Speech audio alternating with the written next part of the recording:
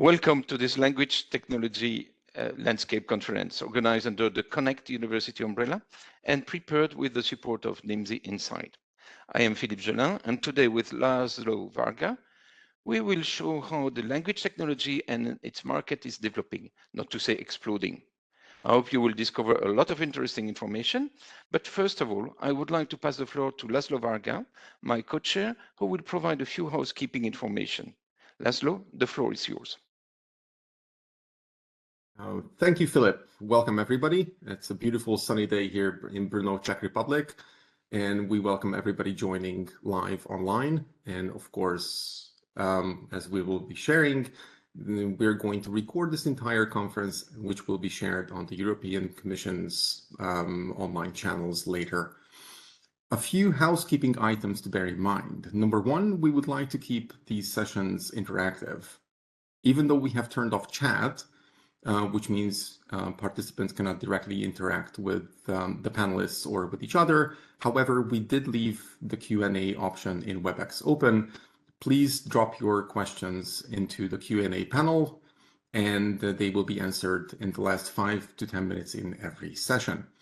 We will also ask questions, specifically polls. We'll use WebEx's polling functionality to ask questions to our attendees, including where you're from, how you're connected to language technologies and similar across the conference sessions.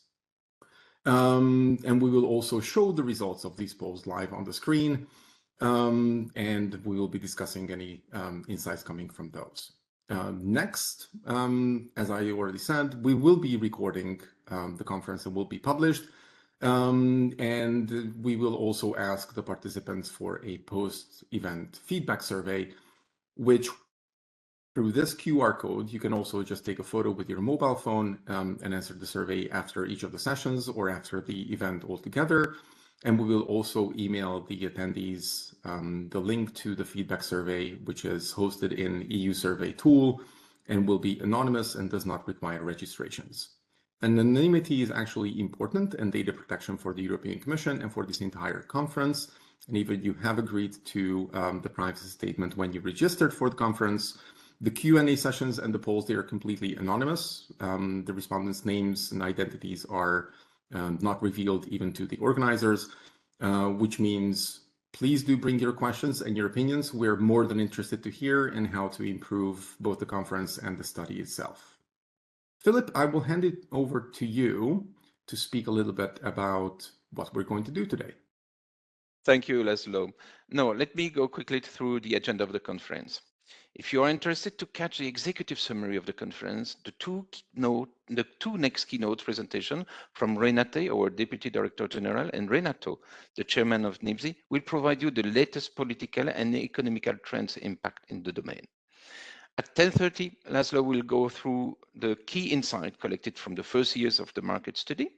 At 11:30, we will present more detailed information related to the translation of website. In the afternoon, we will resume at 1:30, and we will provide the latest information of large language models and how they impact language technologies. At 2:25, we will dig into text-based language technology, looking at technologies such as machine translation, content generation, or OCR. After a short break, we will have our last session on speech-based language technology, taking about chatbot, machine interpreting, and voice cloning. Finally, around 4:30, we will wrap up the session. But from now, let's start. It's my pleasure to introduce our first keynote speaker, Renate Nikolay. Within the European Commission, Renate is our Deputy Director General for Communication, Network, Content and Technology. Her portfolio is impressive and includes the digital decade and connectivity, where you will find topics such as market competition, roaming, radio spectrum, and high-capacity network investment. She's also responsible for the directorate in charge of the policy, strategy, and outreach of the DG.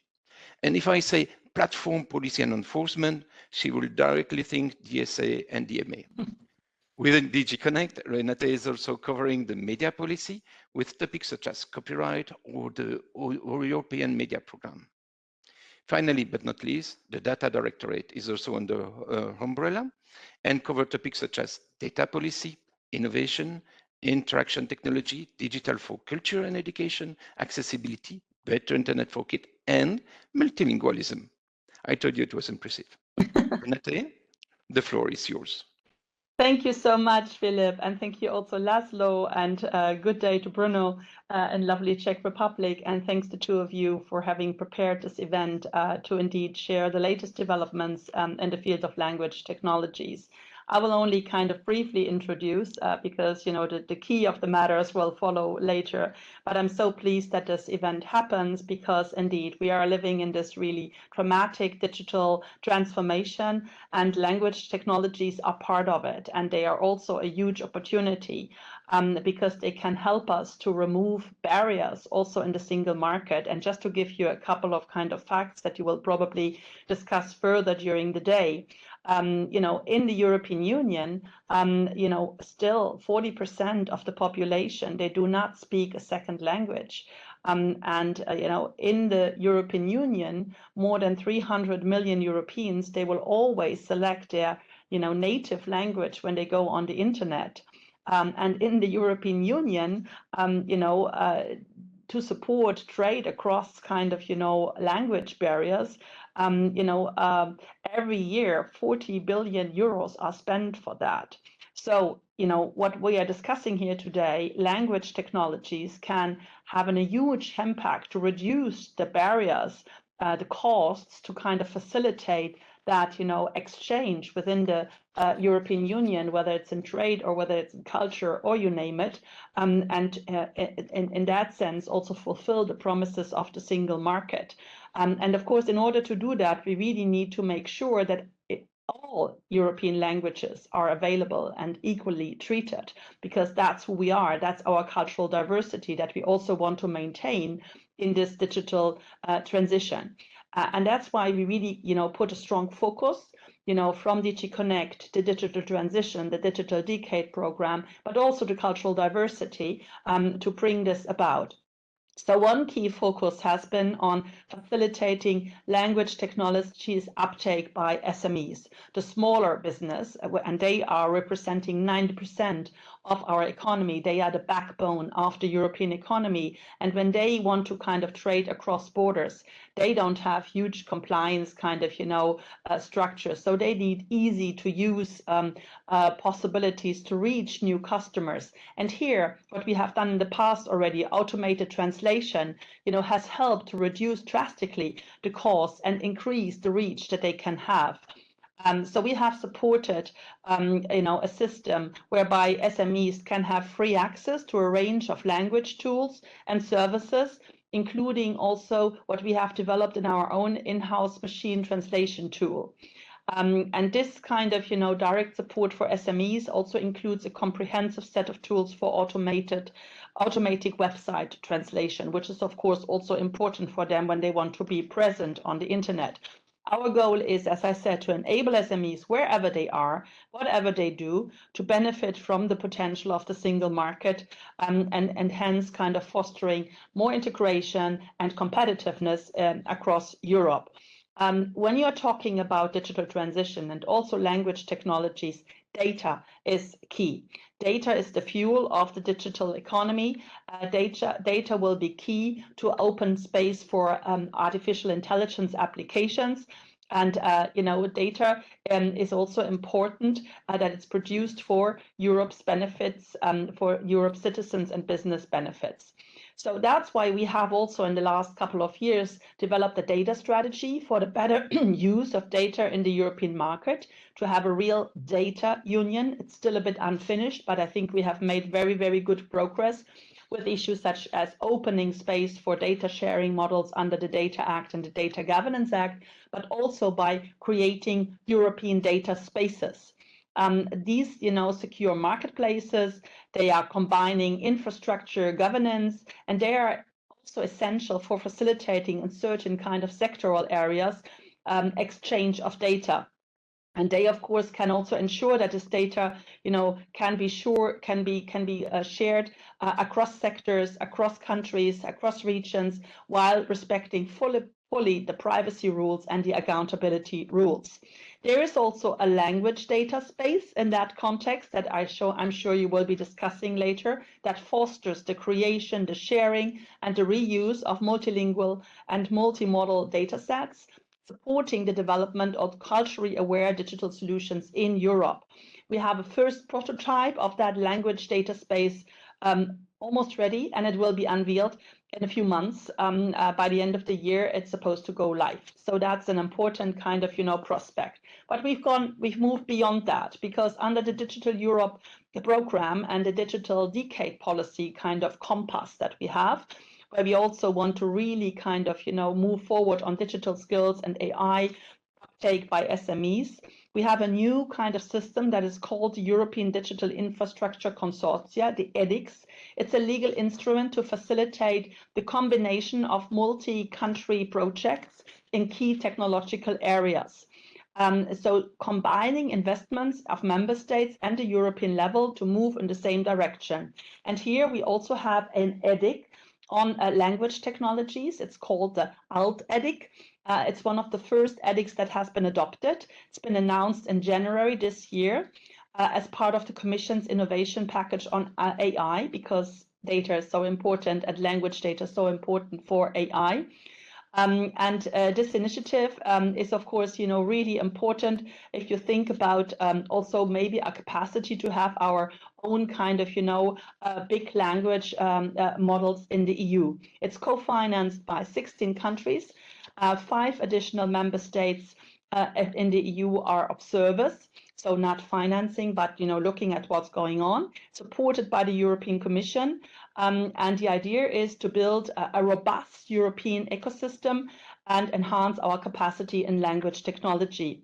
The early kind of, commitment underscores a unified European approach and highlights also the member states' commitment and their strategic interest in developing these kind of critical tools in these areas. So we really hope that that can help us to really develop large language models in Europe and adapt them to the specificities of our markets and languages. So all these efforts are key to help SMEs to reach out and to kind of make our economy fit for the competitiveness challenges, and to be true to ourselves, to kind of, build on the richness of our language and linguistic diversity.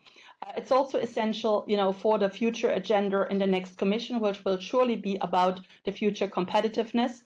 And I'm sure you will be discussing that today. So with that, I want to thank you all for being here. I'm looking forward to receiving from Philippe and the team the insights and the valuable contributions of the exchanges that you will be having today on the future of language technology, which will be key for all of us in our competitiveness in this digital transition. Have a good day, and thank you very much from my side. Okay, thank you very much. This was a very insightful presentation by Renate. I think that the message is very clear, that technology enables growth, productivity, international expansion, competitiveness, a lot of things that, with the support of the European Commission, allow European SMEs to expand in the global market. So this study is based on extensive research project that Nimdzi is carrying with the partners in this project to draft a map of the technology landscape in Europe and around the globe when it comes to language technology. In 1980, I graduated, I got my baccalaureate, European baccalaureate, from the European School in Luxembourg. At that time, the European Union had just onboarded 3 new countries to reach a total of 9 countries for the European Union. England, Denmark, and Ireland had joined the 6 original founders of the European Union. And we had 6 official languages at that time. The vision for Europe in the future, which is today, the future that we're living, seemed very far and complex. And the vision was no borders and a single or a simplified currency system for the single market that was envisioned at the time. Here we are, 2024, and we have 27 countries, 24 official languages plus additional languages, and the complexity has increased, but the vision is coming through in an amazing way, coming from the position that I was in 1980, seeing this as something very distant. Well, so that gives us an idea of the framework from the point of view of complexity and the status quo. But I want to start our presentation looking at this study that we have conducted inside Nimdzi, where we try to look at the history and the development of the language services environment.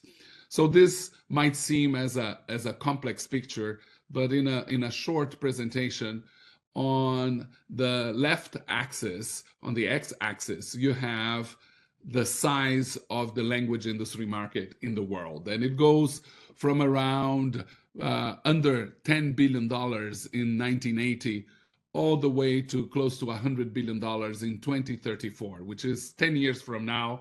That's the framework that we were looking at.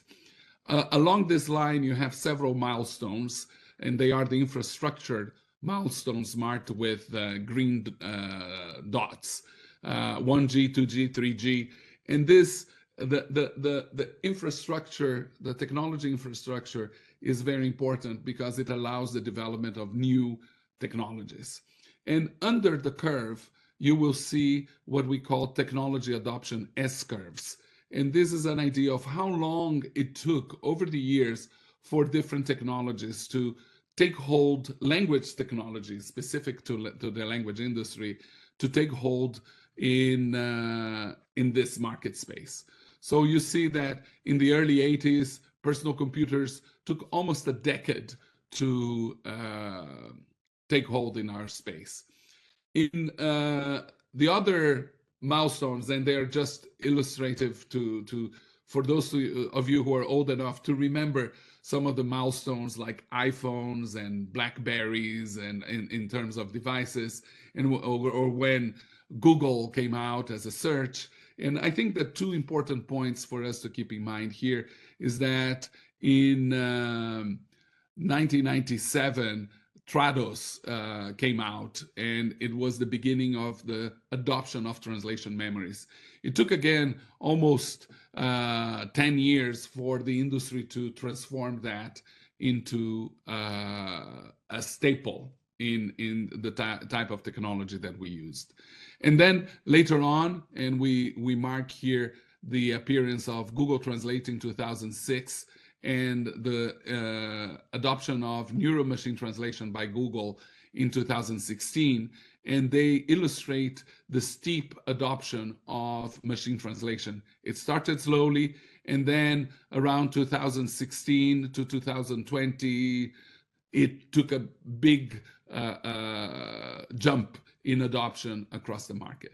What is important for us to see here is that across going from 4G to 5G, which is the last 10, 15 years, there has been an impressive growth in the language industry. And this is driven by language technologies. This is driven by the demand of the market to trade, to communicate. Trade drives communication, drives support, drives growth, right? And this is what has technologies have enabled this kind of thing. And now we're living into the LLM and AI, ChatGPT era, which is also a technology that is widespread in the market, but that originally started with the neuro-machine translation technology developed by Google, and that spurred research and developed what we see today as the chat AI chat enabled technologies, and they have had a steep adoption in the market. So at Nimdzi, what we forecast for the next 10 years is that this industry, with the help of language technology, with the access that the European policies are providing to the market, will drive more growth not only in the language technology space, but more growth in the general market as a whole. I think that it's important for us to understand that language technology doesn't do anything by itself. It is mostly an enabler and a multiplier. It's something that allows other businesses to reach more customers across the market. Renate indicated before that 90% of businesses in the European Union are small and medium enterprises. These are the companies that create employment, that generate trade, that supply, that keep the engine of the European economy going and growing. And the barrier to growth has been traditionally language. Translation used to be something expensive, used to be complex. It required a lot of time, and there was very little automation around it. With the adoption of automation and new technologies, e-commerce, cross-border trade will increase and will be enabled by the ease and ability of implementing multiple languages. And we're going to see later today in our presentations enabling translations of websites, of labels, of products, and trainings, and all kinds of content that allow companies to grow across borders. Laszlo, if we can go to the next slide.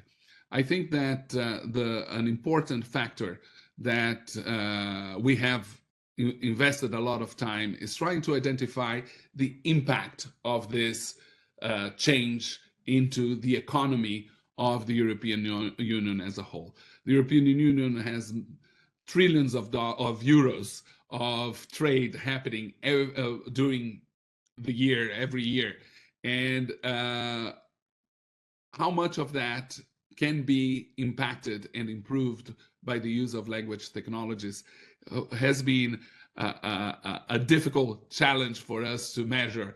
But looking at statistics from multiple sources, European statistics, OECD statistics, our own data about language technologies, we estimate that just by disseminating, implementing, and looking at the technologies that we're going to discuss today, around voice, around content, around video, around written text, about currency conversion, this industry is able to have an impact of approximately 360 billion euros on the economy.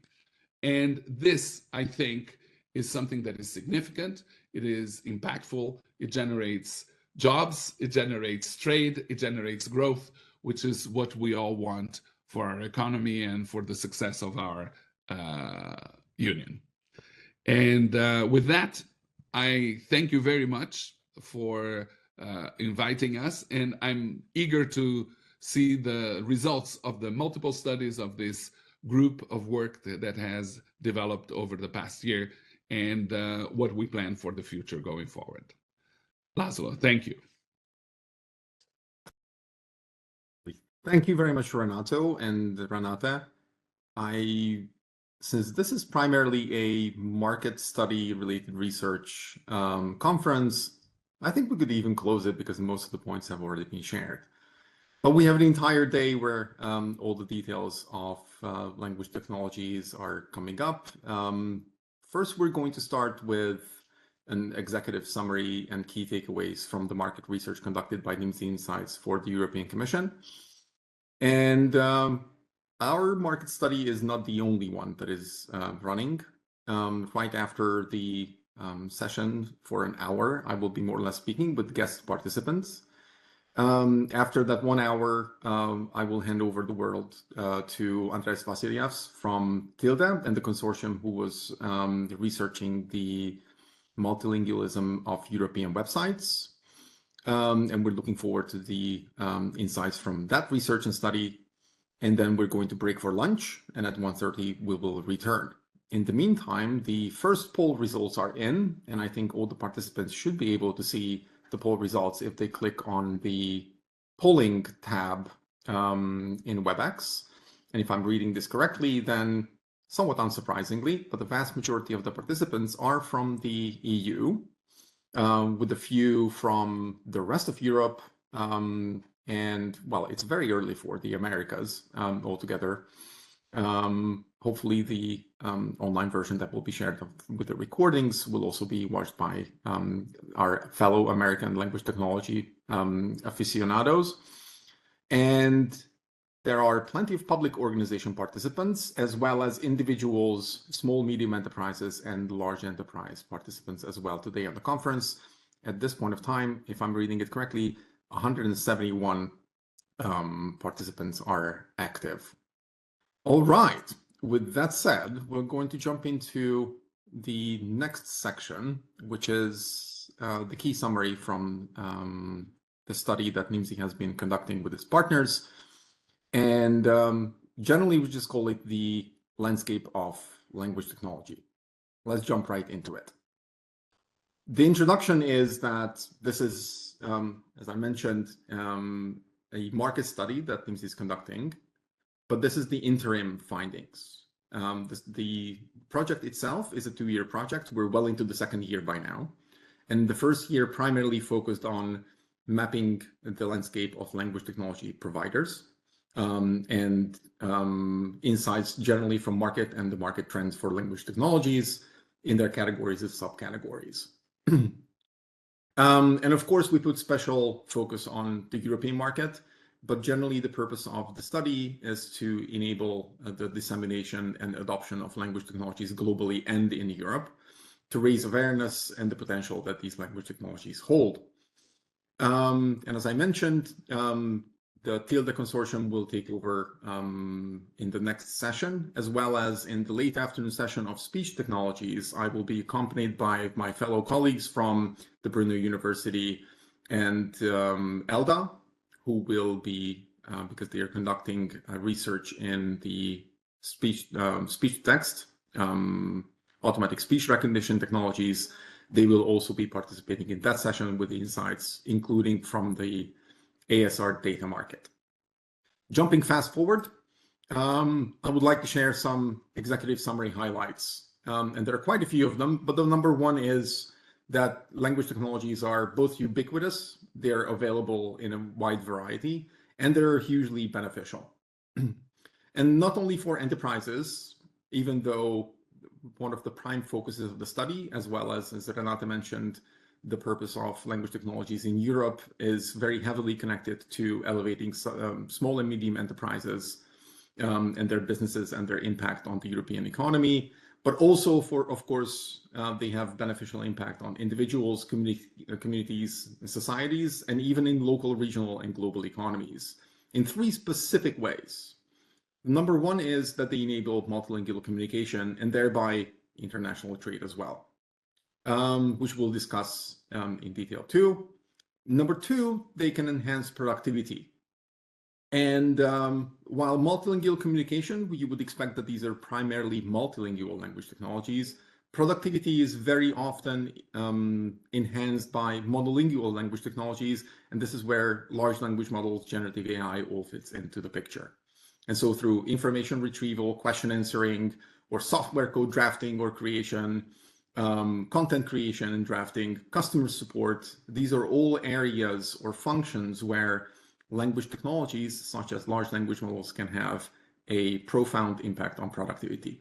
Last but not least, very importantly, not only to Europe, European Union, but also in other regions of the world, for example, the United States, protecting linguistic diversity, as well as language equality and multiculturalism, inclusion are very important principles, and language technologies can certainly help support these notions going forward. As a second insight, executive summary is, as has already been mentioned previously, language data is the new oil.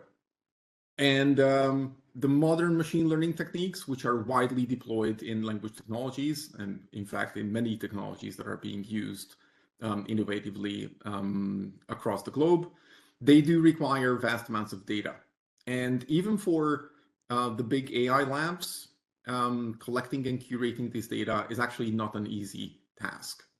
And sure, as we know, or you may have heard, some of these AI labs may be breaking a few glasses along the way, and Europe's mission is to create more legitimate data collection methods and markets for accessible data.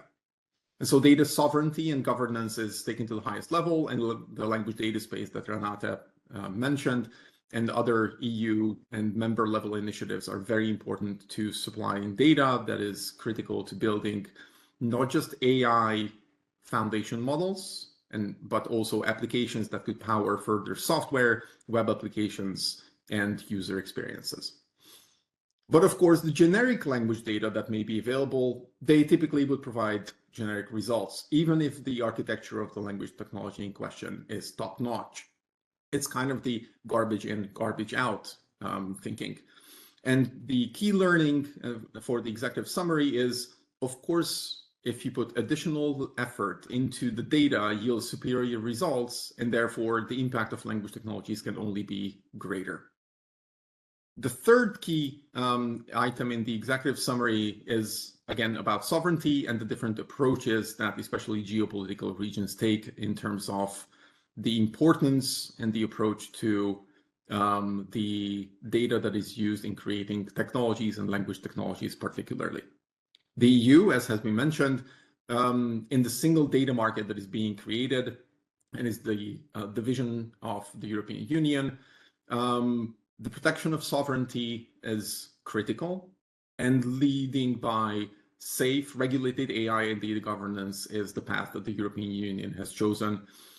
Even though fragmented languages, of course, all the 24 official languages, plus all the other ones that exist in Europe, as well as possibly fragmented policies, even on a national level, or support initiatives, they may hinder this the adoption of language technologies and data sovereignty. But the current efforts, including the language data space or the edicts, they are important milestones in creating a unified approach. In contrast, the United States is, even though more unified in terms of language, albeit not monolingual as initially or naively one may assume, because of a large Spanish population in the United States, as well as a lot of immigrants, of course, who have brought their language and culture into the US. The US is generally free market principled, and they have generally a well-developed big tech cloud companies. And cloud companies particularly because in the age of machine learning and AI tools, cloud computing is a big component to success of language technology development and deployment. They have the ability to innovate as well as not only develop language technologies faster, but also apparently the adoption and dissemination in the US is very rapid. China, as a third example, they go their own way, and they support and control language technology development, even at the highest level of policymaking.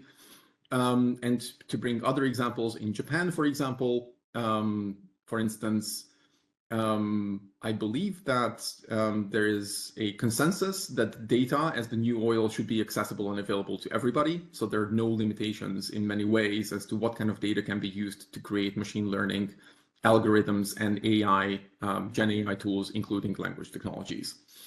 But being in control of the underlying infrastructures and the technology itself, and very important, the data is actually crucial in achieving and maintaining sovereignty. As discussed, language technologies impact trade. And a previous Nimdzi study released earlier this year, we found that roughly 45% of the market for language services and technologies is from North America. And Europe represents roughly 40% of that market. But in reality, about 7 out of 10 users will always select their native language over English in, for example, in e-commerce, which is one of the prime drivers in trade, especially in user interactions in their native language. And so businesses do use language technologies and technology-enabled localization to reach their markets. But localization, as it enables trade, typically, if it's just machine translation, it's, as Renato said, machine translation, for example, is an enabler, or as we like to say, it's an alternative to the no translation paradigm instead of the alternative to human translation. And there are very good examples, even in Europe, where language technologies are used widely, extensively, and very productively in creating localized experiences for their users, would that be Booking, or Zalando, IKEA, or SAP. And I think this may be the right time that I call to our guest speakers to highlight how their organizations and their businesses have been using language technologies. And I hope that they are ready. So I would like to first call Paula Manzur to the stage. Paula, who works for Booking.com, and she's the machine translation leader at Booking.com, the Dutch online travel agent giant. And so I would like to ask Paula to join me on the stage. Hello, I hope you can hear me okay. Fantastic. Paula, let me stop sharing screen so we're better visible. Yes. There we go. And then Okay. I would like to ask a leading question, and it will be probably similar for the other panelists as well. I would like to ask how Booking.com has been using language technologies to support your growth and international expansion. And if any, what kind of impact do you see in the changing landscape of language technologies, specifically to generative AI, large language models, and the improvements of machine translation going down the road? Yeah, sure. Exciting questions. So first, I will briefly introduce myself. My name is Paula Manzur. I'm originally from the Americas, so South America. I'm from Argentina, but I currently work at Booking.com in the global localization team based in Amsterdam. And I've been working in the language industry for 14 years already, but the last 6 focused on language technology. So I work with language technology solutions, designing them, implementing them, including machine translation and the integration of different systems in order to enable translation workflows. So yeah, to go into the questions, within localization, our team's mission, of course, is to make Booking.com locally relevant, right? And that way easier to experience for all of our customers. But it's also very important for us to empower our colleagues, so our internal stakeholders who are creating all this content in English, the source is English UK, to empower them to translate their content efficiently. And of course, that's where technology plays a very crucial role, right? And at Booking.com, 99.5% of the content that we generate is already raw machine translated, leveraging both internally MT developed engines and also external ones like Google Translate. And this includes billions of words across our guest reviews, our property hotel descriptions, Q&As, chatbots, etc.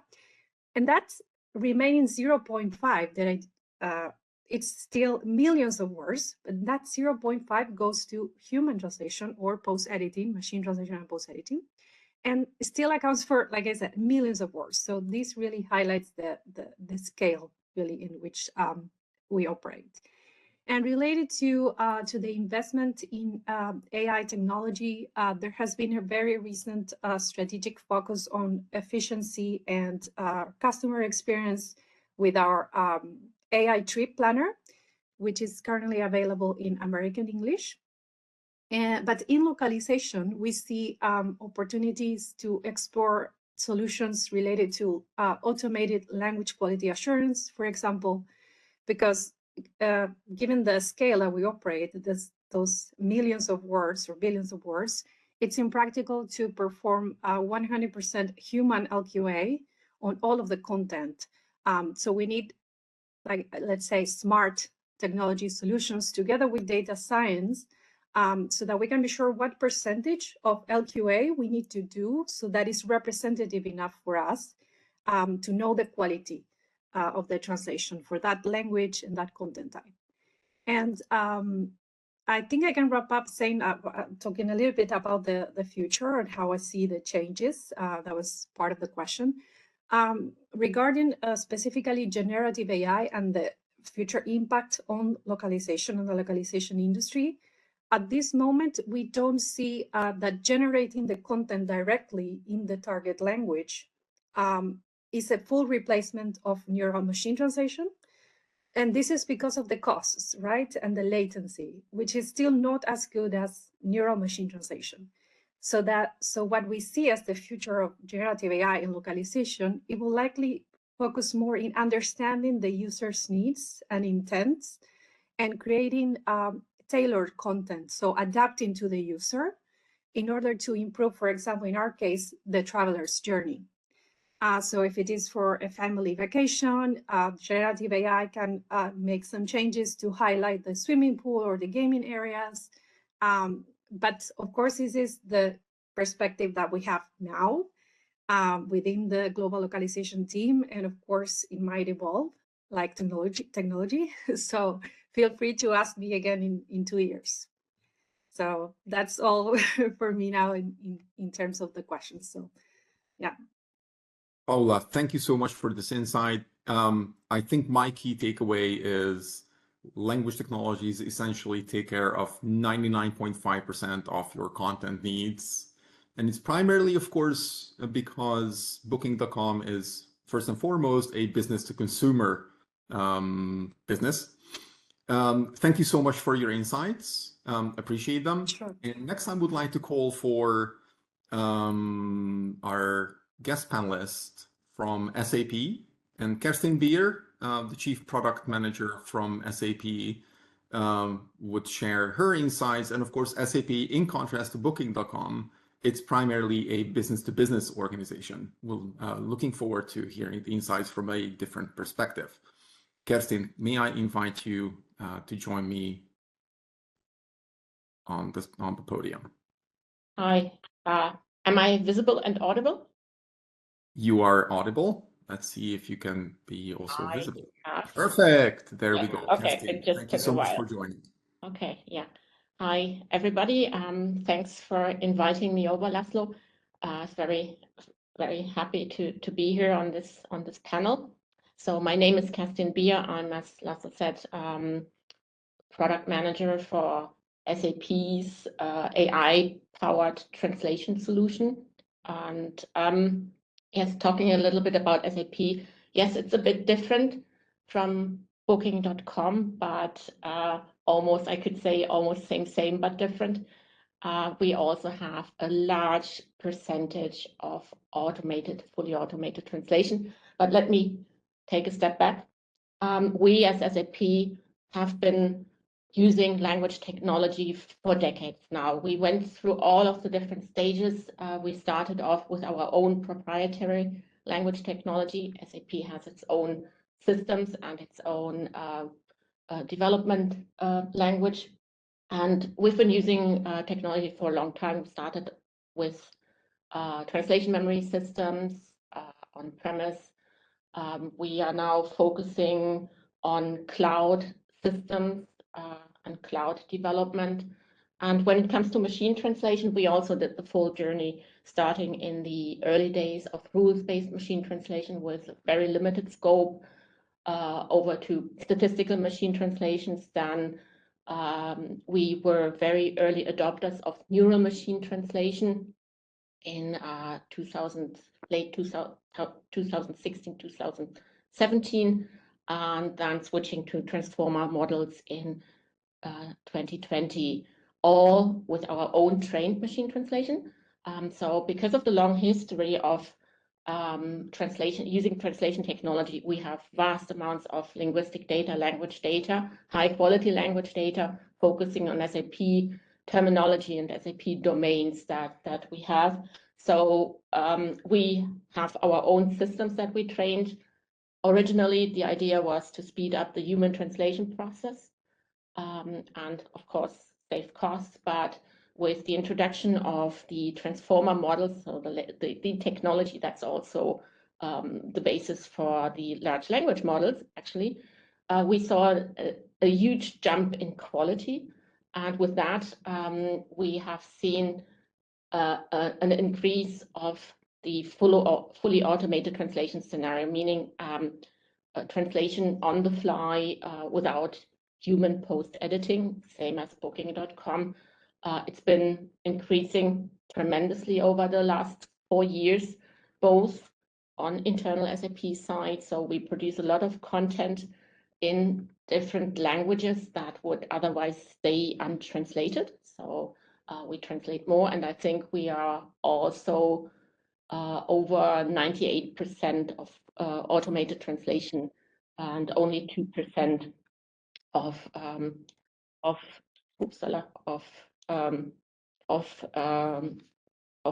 translation with humans in the loop. And sorry, I need to. Yeah, and with the introduction of Gen AI and LLMs and the hype and the around those, and it being a hot topic, we see that both customers and internal teams are even more interested in the topic of fully automated translation. So we expect to see a huge growth over the coming years in terms of offering more content, even more content to our customers, offering more options to our customers to translate content themselves, they produce themselves, as well as new languages. We also see a lot of other use cases for large language models, obviously, but with regards to translation itself, the growth, we see a strong growth path coming ahead of us. So that's, yeah, basically our take on the topic. And yeah, we expect to basically also offer even more, based on to our customers, external customers, not only internal teams here with regards to Gen AI. Thank you so much for sharing these insights. My key takeaway from this, if I may add, is that SAP historically has a large amount of high quality language data. And through utilizing that, you are able to create your own systems that help you with automating multilingual communication or creating efficiencies in doing the same task, even though there's a human in the loop at the end of the line. Thank you so much for sharing these insights. Really appreciating your presence. Love having you here. And last but not least, I would like to call on our representative from the World Health Organization's Academy, Mirko Plitt, who is multilingualism lead. And I would like to invite Mirko to share his and his organization's experience with language technologies. Mirko, could you please join me on the stage? Yeah, do I have to do something? You are online. Can you hear me? Yes, perfectly. Okay, I don't know whether you can see me, but you're not missing much if you don't see me, I guess. Other than the background, of course. So the background is the future building of the World Health Organization's Academy in Lyon, France, so not in Geneva. I'm still based in Switzerland, however. So the Academy, just to give that background, we're part, of course, we're a new division of the World Health Organization, focusing on the lifelong well-being. Basically, we're the lifelong learning center, the future lifelong learning center of the World Health Organization. So with as target audience, mainly the world's health workforce. So it's not an internal training center. It's really aiming at training the health workforce and beyond, even the general public, on public health related topics. Which means that for the Academy, multilingualism is really a mission. It's an essential aspect of being able to reach our objectives. Whereas traditionally, for an organization, an UN agency like the World Health Workforce, the multilingualism is primarily a mandate. There's a political dimension to it. That's kind of secondary to to the academy. For us, it's really a question of mission, which means that we target, for instance, different languages as well. Anyway, enough of that.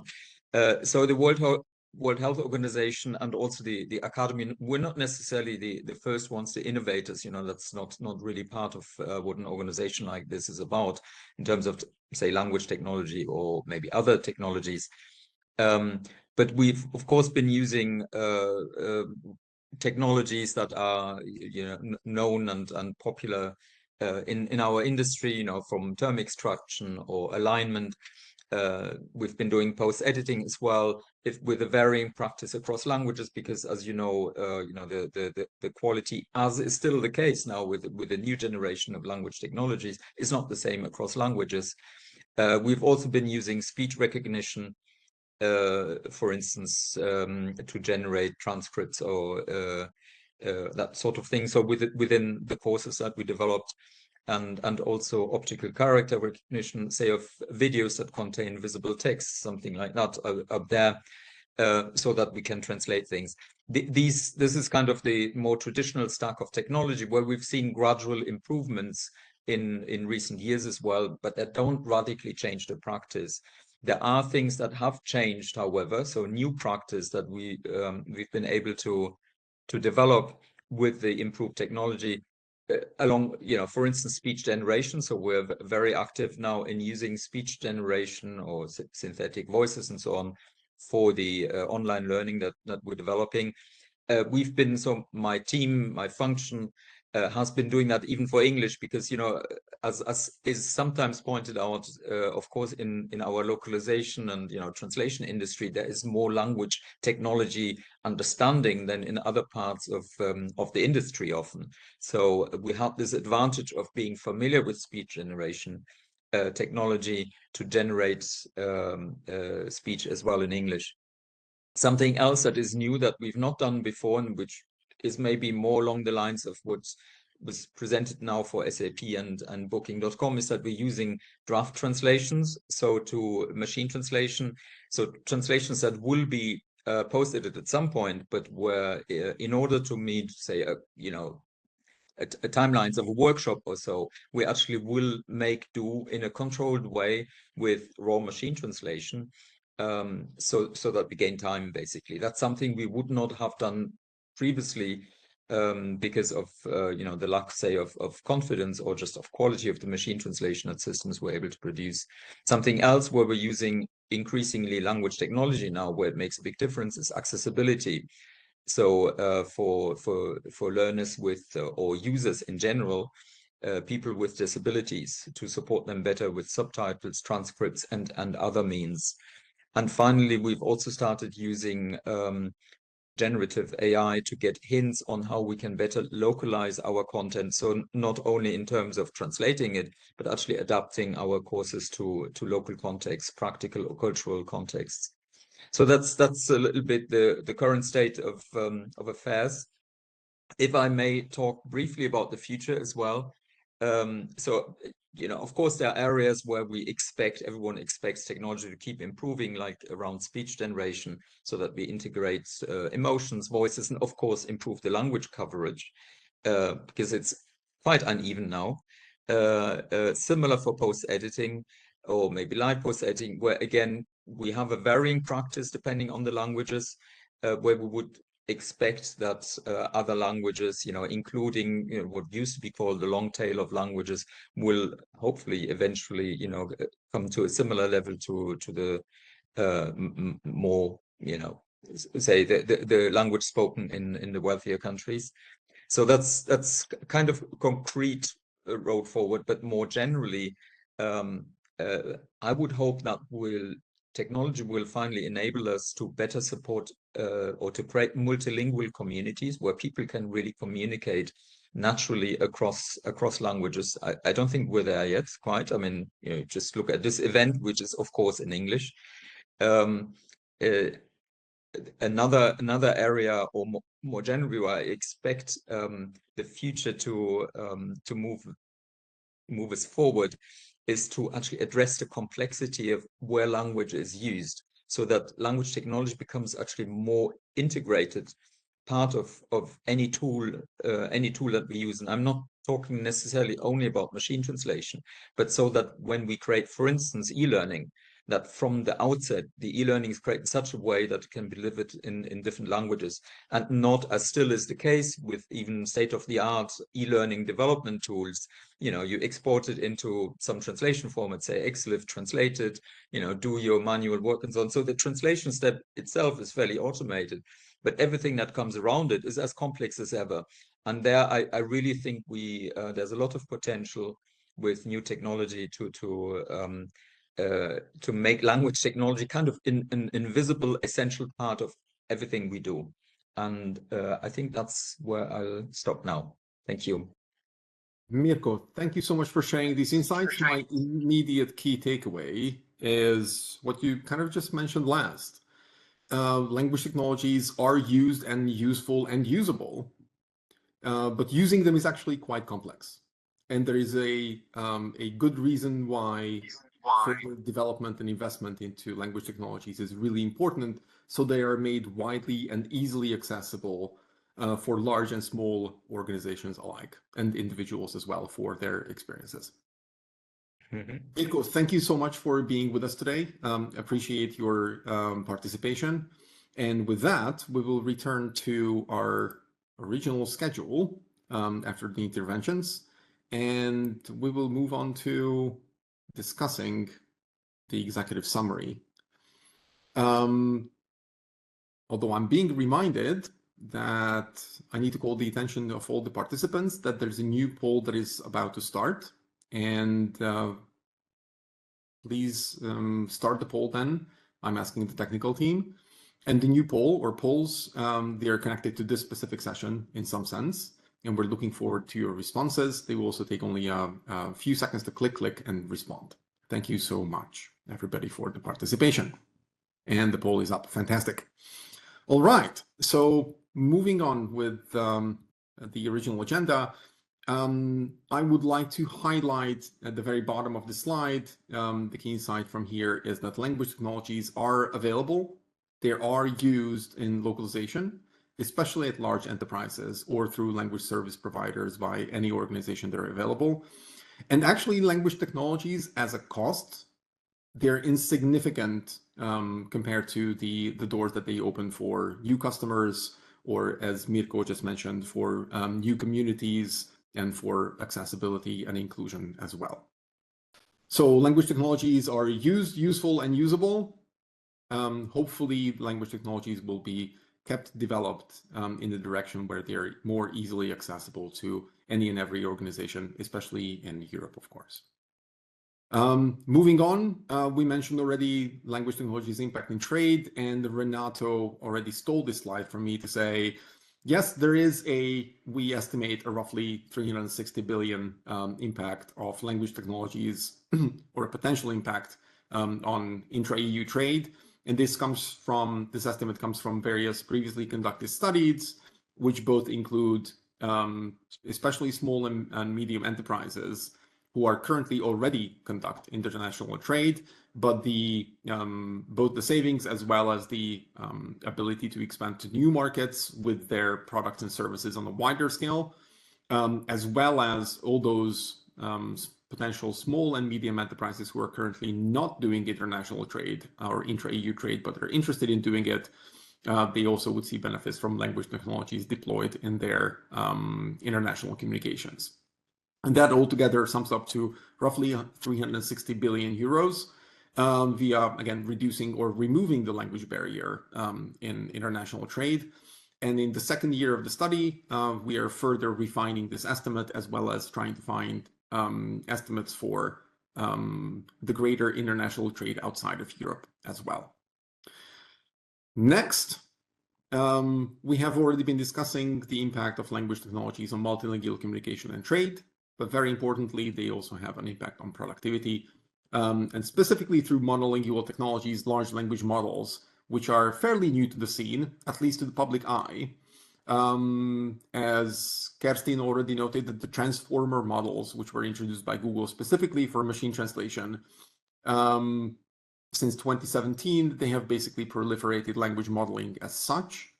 And with the advent of ChatGPT about a year and a half ago, large language models have proven to have a potential. They haven't proven yet necessarily their great economic value compared to the investment.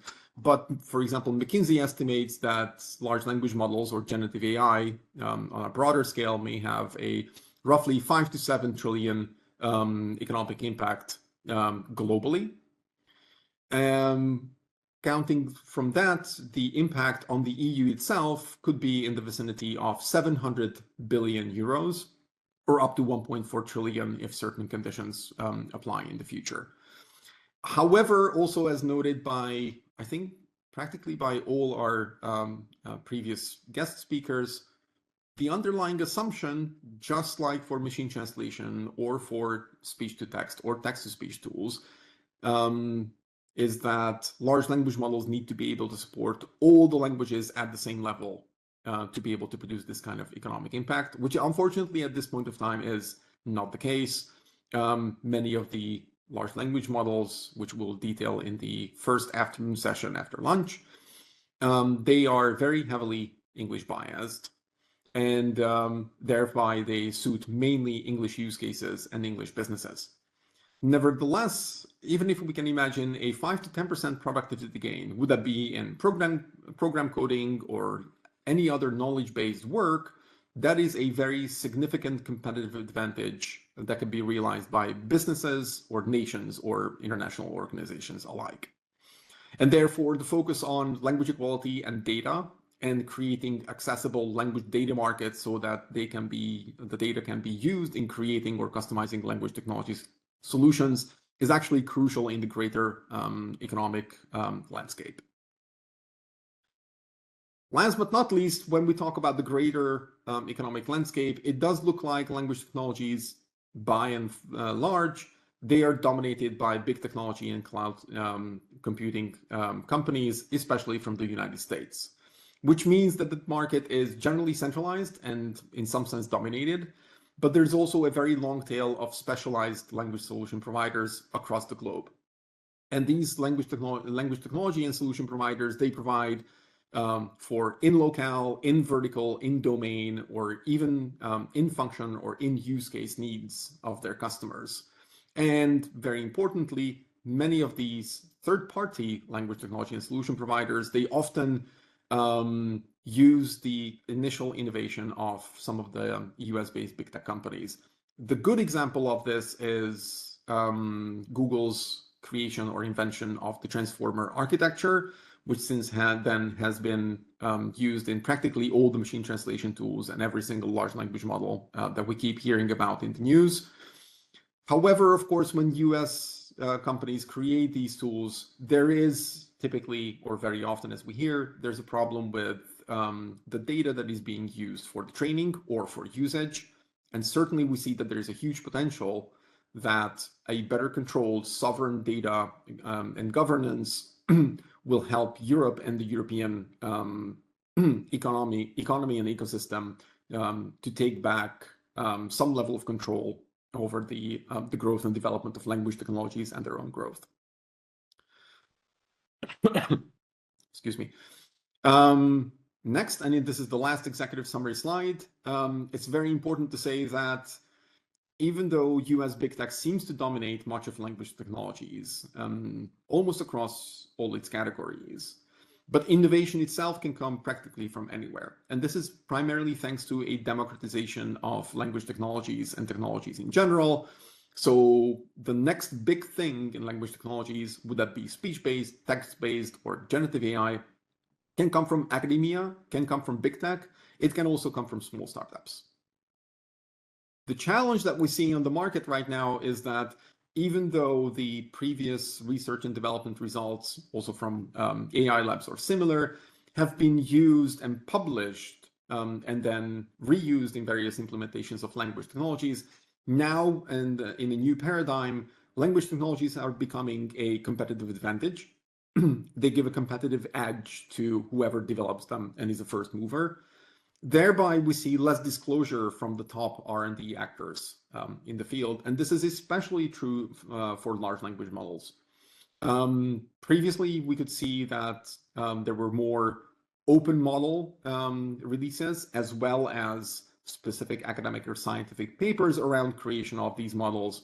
Newly, much of the recipe for creating these models is more hidden, and there are fewer initiatives that actually enable the open and the democratic development of these technologies further down the road. That said, what ChatGPT itself did was, fortunately to the language technologies as well as language services, is that ChatGPT put language technologies in the limelight. Suddenly there is a new wave of investment into language technologies, especially because many of these technologies are machine learning or AI based. And the startup scene is really booming because of this. At the same time, on the buyer side, there is a huge interest because the attention of C-level executives, CEOs, technology officers, even in finance, they find language technologies can provide a new way of working, a new level of productivity gains, and a huge competitive factor, which means there is a big appetite for incorporating language technologies, not just large language models, into operations on a wider scale. It was, and I forget the name of the company, but it was the CEO of a well-known American technology company who just recently said, oh, I'm looking at all this generative AI and large language model thing, and I'm being told that we have been using it all this time with machine translation, language technologies and language AI. And this is true. Innovation can come from anywhere, and language data is very important in creating the new sets of innovations. Now, last but not least, what we also observe on the market is that if a language technology company achieves success in a business to consumer setting, that is easier to transfer to a business to business setting than the other way around. The example, of course, is Google Translate itself. In the past 7 years or so, Google Translate, and even previously, has proliferated the market and is a widely known and used translation tool, but is also widely used as an enterprise solution or small and medium business solution for machine translation needs. Similarly to that, OpenAI's ChatGPT had a huge success in getting customers onto their platform. It was the fastest application to reach 100 million users in its time. And that noise and hype was also used to create a business-to-business visibility and exposure as well. And this kind of recipe has been followed even by European actors, for example, DeepL or Translated. However, on the reverse, there are also companies who start in the B2B space, and for them, it may be harder to expand into the business to consumer space. Examples, for example, in the large language model space, Aleph Alpha, Mistral, or Silo, they may have a harder time to find the exposure. They rely mainly on the kind of traditional business-to-business sales cycles. And of course, one of the key reasons why it's important to have exposure is because the early movers always have some level of advantage in the visibility and participating in RFPs and winning new businesses and new customers and new users for their products. That said, at the end of the executive summary, it's very important that we talk about, well, how big is the language technology market in the first place? And the first year of the study estimates that altogether, language technologies in all their categories, they are estimated to be somewhere between 19 and 33 billion euros in 2023, counting from primarily this is a bottom-up estimate, so looking at the individual language technology developers and actors, revenues and activities, adding them up with a certain model that we have created for the estimation. We also recognize that this number could actually be double if we counted in also much of the professional services that many of the language technology providers, especially third-party ones, not the big tech ones, that they create in customizing and deploying their language technologies to their corporate buyers. And what we also anticipate is that in 2024, which is this year, we're already almost halfway through the year, that language technology market in general will grow to somewhere around 30 to 50 billion, which is a very big if we're looking at it, it's up to a 50% increase compared to 2023.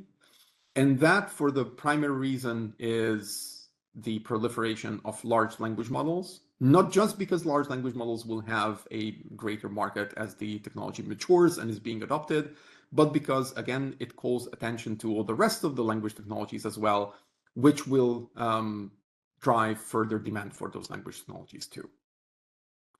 Next, a breakdown. At some point of time, these slides and the recording will be shared. So there's no need to read the fine print in every single one of these slides.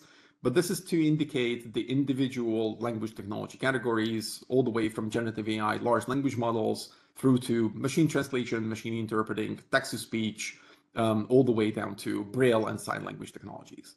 Each of them were created as, for each of them, we have created a market size estimate, growth potential, as well as we assess the level of investment that is going into these technologies. And we also put a label to their to the level of adoption of AI or the level of disruption that AI is bringing to each of these language technologies next to their maturity level. With that said, I have, I think, about 10 minutes left, so I will jump into the key takeaways. As already said, language technology is ubiquitous. It's also rapidly and ever developing. And as previously said, language technologies can solve human communication challenges. At the same time, of course, we know that, as we observe them in the market, the volume of text and speech that is being created or could be translated or localized and processed by technologies is increasing exponentially. And of course, humans alone can't process all of this. The examples of Booking.com or SAP saying that about 0.5% or 2% of the content that gets translated is what gets touched by a human. That's very indicative of how important language technologies are in actually being used as a substitute to no translation, which is, again, it's a lot of content that otherwise, if language technologies did not exist, would never have been translated or processed otherwise. Next, of course, we say that language technologies can help achieve a new level of productivity. However, there is always such a thing as a need for growth and a new competitive edge, which means there is never such a thing as good enough. We have achieved at the next level of productivity. There will always be a need for a new innovation, which will be creating a new S-curve, taking it from Renato's presentation, which again underlines how ever-developing language technologies are and must be for the future as well. And unfortunately, we do know that while language technologies can create the foundation for language equality and equity, we also know that there is a very strong asymmetry between how language technologies in their different categories perform across languages. And there is such a term as high resource and low resource language. Unfortunately, describes the problem very well. High resource languages also get a high level of support, typically with language technologies, and low resource languages, unfortunately, at this point of time, it looks like they're still being left behind, not necessarily just because there is less data, but also because they represent a smaller business opportunity market.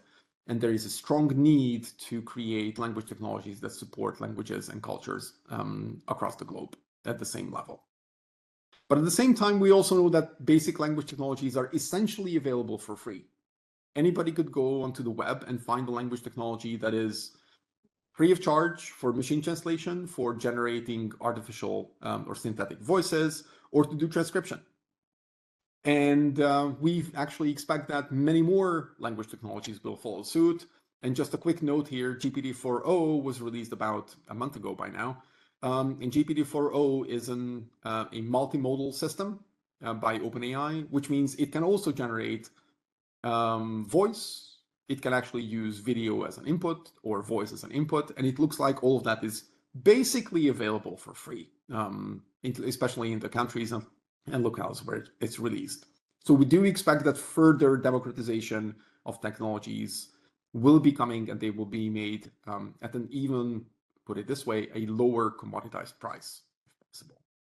But if that is true, that language technologies are becoming free or almost free, why is there a language technology market in the first place? And there are two key arguments. One of them is that especially enterprises, small, medium, or large, they have mission or business critical use cases where the generic solutions will not be able to actually solve the language problem. So when it comes to specialized, confidential, top quality, or revenue, profit, brand image impacting tasks, the generic solutions typically do not solve the problem on their own. And so further development is needed, further customization is needed, or a human intervention is needed at the end of the loop. And of course, there is the niche argument as well, which says generic solutions will offer solutions for generic problems. And so if these generic solutions do not solve the specific case, yes, there is a level of customization that is needed for a domain, for a language, for a function, for a use case. And this is typically not solved by the technology players that offer the generic solutions, but the third-party language technology providers. And of course, many of the organizations that use language technologies, for them, language technology or language as such is not one of their core focus. So outsourcing language services and language technologies is what we observe across the market. Also, very importantly, as we said, sure, businesses are looking for new customers, and language technologies can help enable this. There's a very strong correlation. Without language technologies, it's much harder, but language technologies on their own will not solve the problem. In other words, in a business-to-business setting, 80% or 95% that language technologies may be able to provide, that doesn't necessarily get you there. You still need a human in the loop service, as well as the quality angle that is provided both as human in the loop or the initial training, data vetting, and curation is what drives the revenues on the language technology market in general. And when we talk about language technologies, we often talk about them as language technology as such. But in fact, language technology has a wide variety of categorizations, but also at the same time, they have various levels of applicability. We typically talk about foundation models, then we talk about tasks and applications.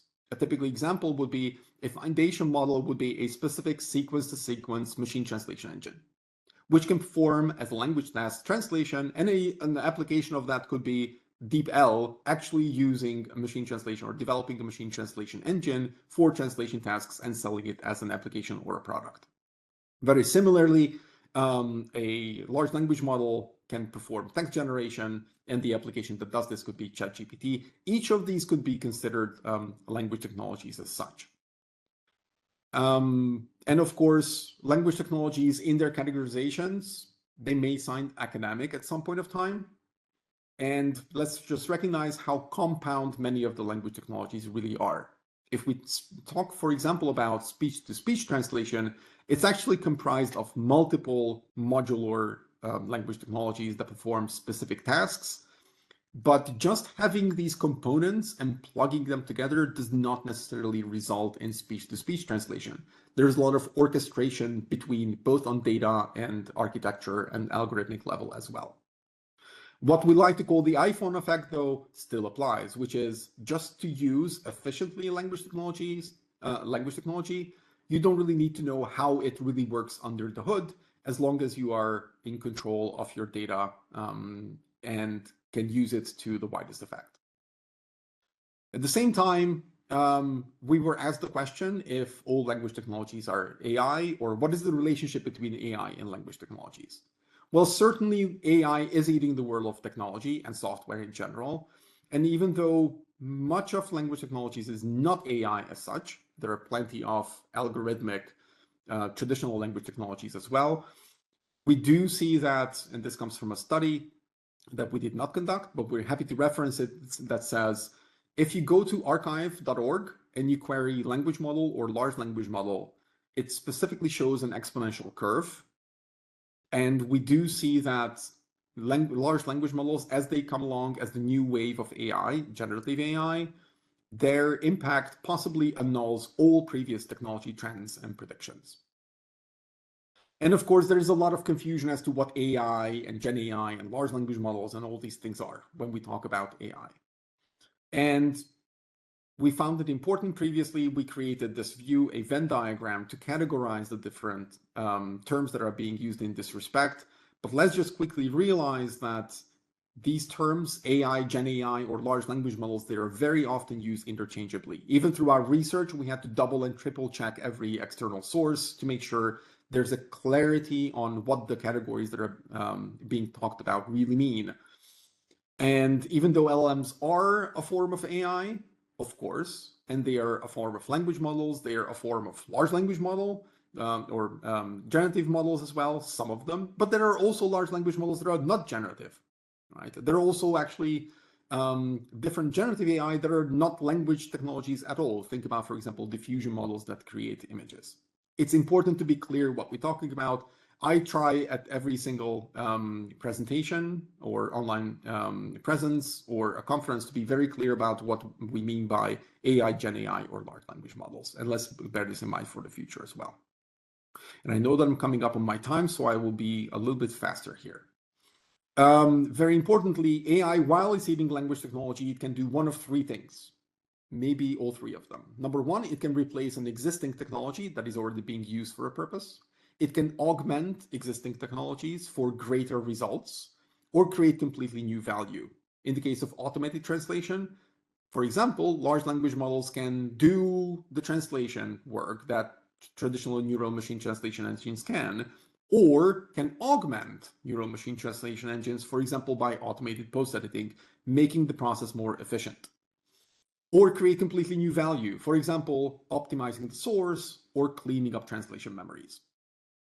And what we realize is, even though these three options exist, harvesting the benefits of large language models is actually more challenging than anticipated. And Gartner just released their new hype curve for AI. And actually, generative AI by now is entering the trough of disillusionment, which means most of the companies that are implementing large language models, they are being more scrutinizing about their implementations and trying to figure out what the real return on investment, ROI, is, because the limitations are not yet understood, even though the promises are great. Very importantly, there are three key things that drive language technology creation and development. Computational resources, where cloud computing companies from the US, they're leading. And the European high-performance computing is hopefully catching up in this respect. Next, talent, where it seems Europe is in a very good place, I believe, and the research finds so, even to the extent that, for example, even US AI labs or big tech companies are creating European AI labs and utilizing the European talent for creating many of the very impactful language technologies. At the same time, talent and talent cost is a major differentiator on the language technology market. Last but not least, data, which we will keep talking about throughout the conference. While EU aims to lead in quality over quantity when it comes to the data that is used for creating language technologies, other regions may not follow a similar rule. So in our assessment, data quality and availability makes a huge difference in making the language technologies not just performant, but also accessible and available for all languages and cultures.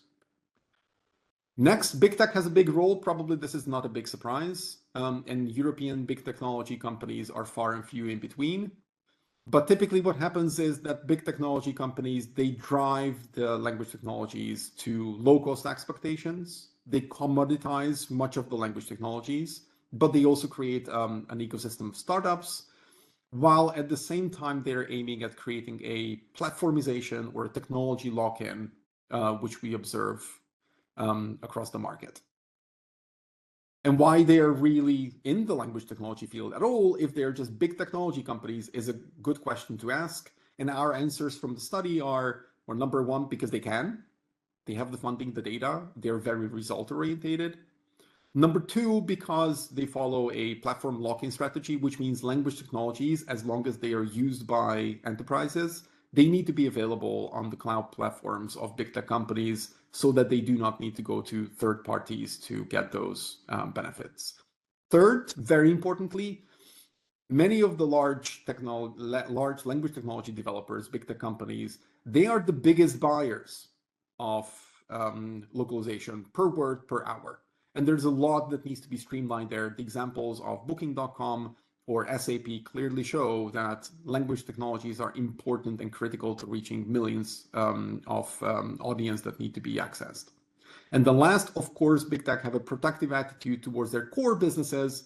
Would that be YouTube that gets transcribed with Google tools, or Facebook that uses its own AI-based chatbots, or Microsoft Office that is stacked with language technologies from transcription to by now with Copilot as well. All right.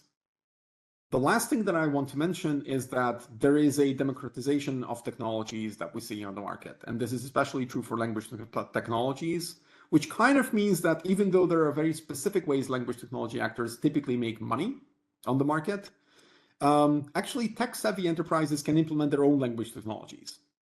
The key ingredient, again, is the expertise with language data. Just because an enterprise has a machine learning or an AI hub, they are not necessarily well equipped for the expertise that is needed for actual multilingual and language-related tasks. This is where language technology companies are often called in by even the big tech companies to support them in their initiatives, as well as they help solve problems for enterprises that are less tech-savvy themselves. That about concludes the executive summary and this session. I'm curious if there are any questions, being aware that we are short on time. So I'm going to try and find out if there are questions. Can somebody from the technology team perhaps help me with that?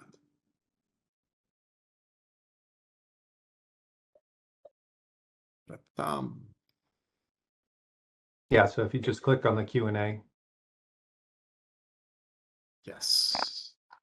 Is there a distinction made in the games if we separate spoken language versus written form? That is a very good question. The reason why we also have separately a text-based and a speech-based section later in the afternoon is very important. Some of these technologies are really ubiquitous.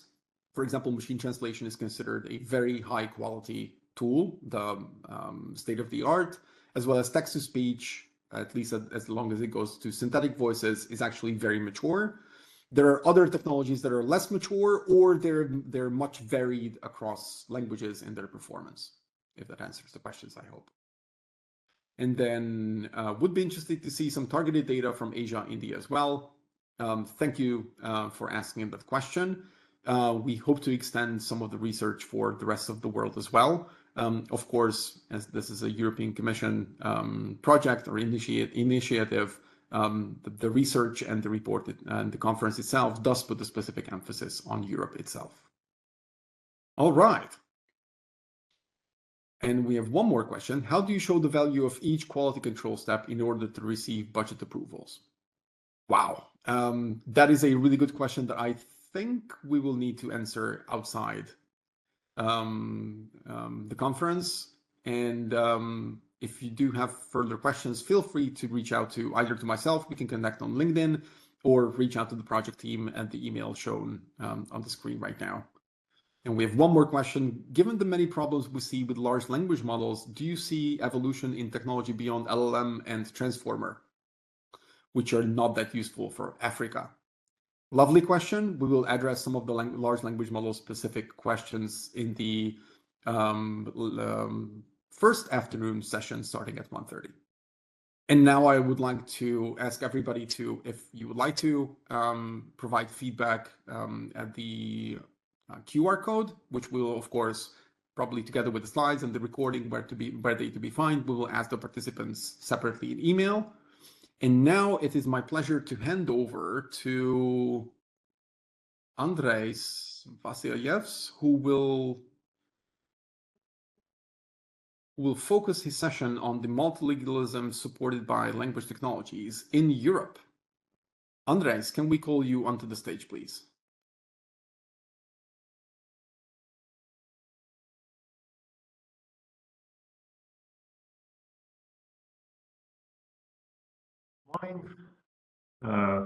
Good morning or good afternoon.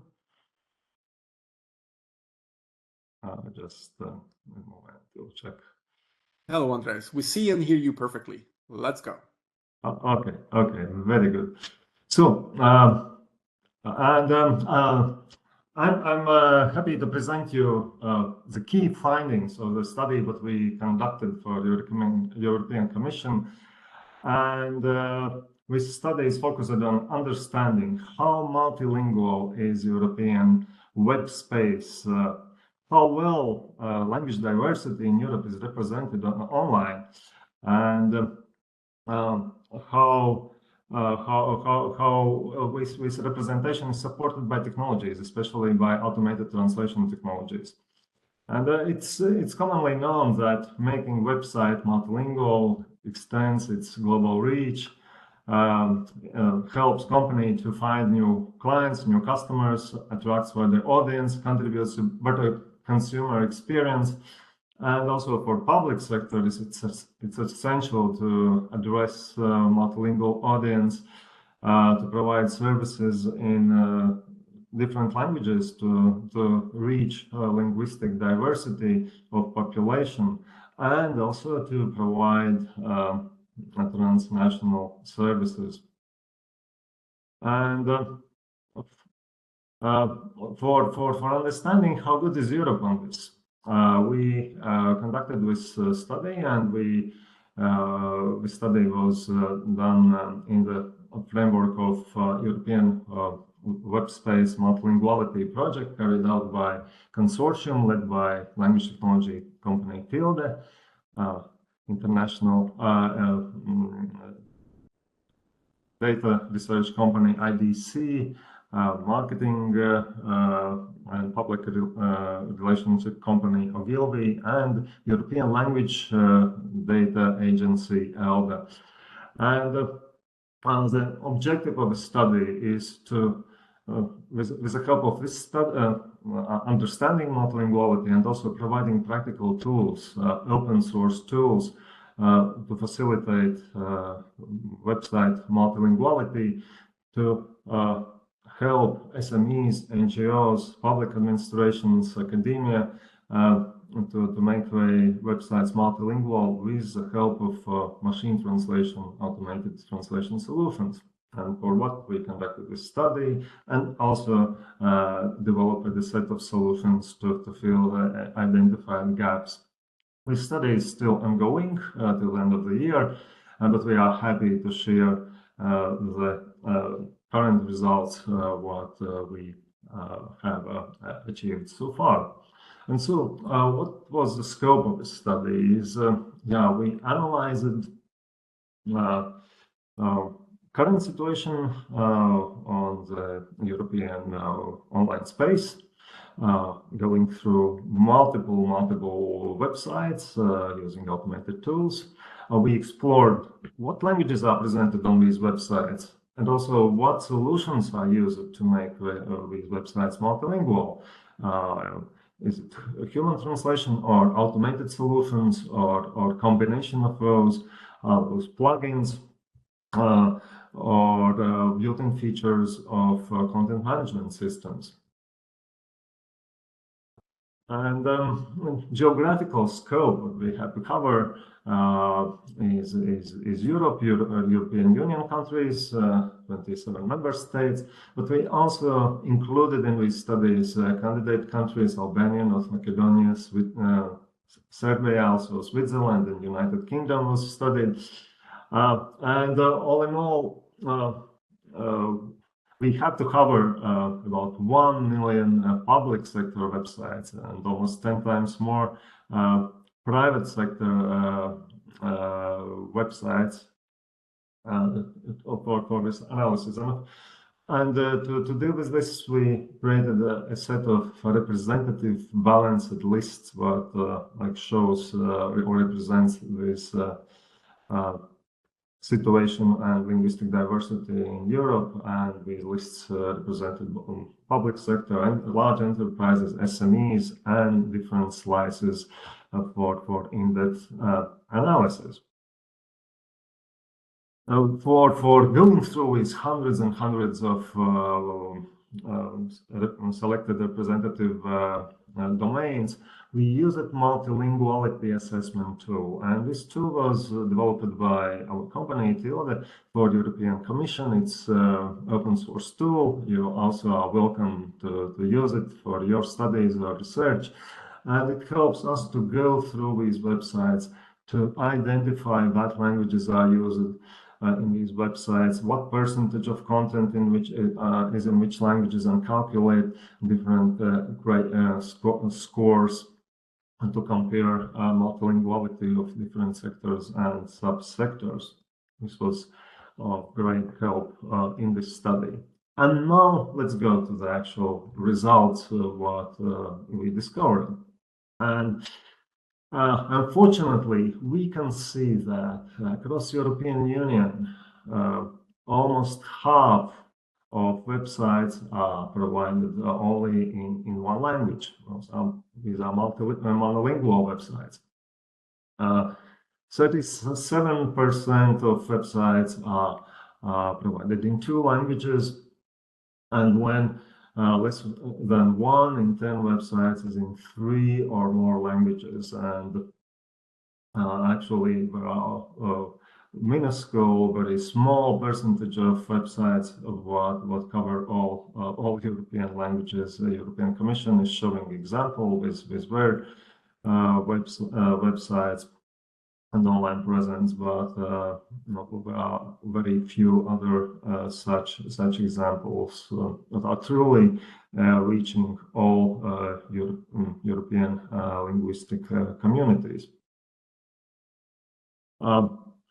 When we go by countries, and we also look deeper into the websites by EU member states, candidate countries, and other European countries, we can see that on the top of multilinguality, Estonia, 64% of websites in Estonian public sector, and here we analyze it specifically, public sector are provided in several languages, and Estonian, English, and Russian, and because there's a significant Russians minority in Estonia are prevalent, but also French, German, and Spanish are represented on Estonian public sector websites.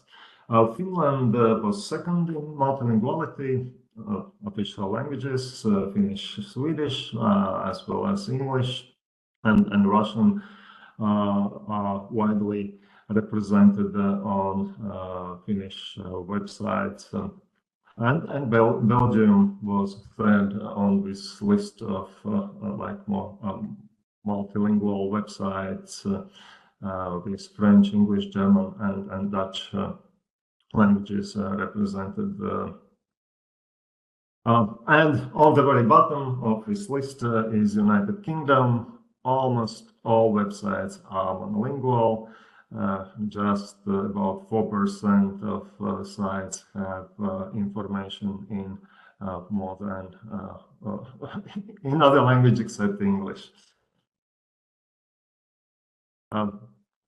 When we wanted to go deeper by sectors, by public sector sectors, subsectors, and when we looked at the traffic, how popular are these websites, how much traffic they generate, and we analyzed it by these traffic categories, and identified that like the top most popular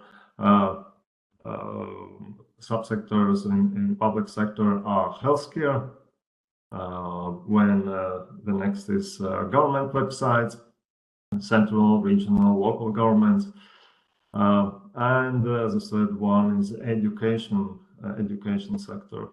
And transnational sites are also attracting high traffic, because they are covering broader geographies.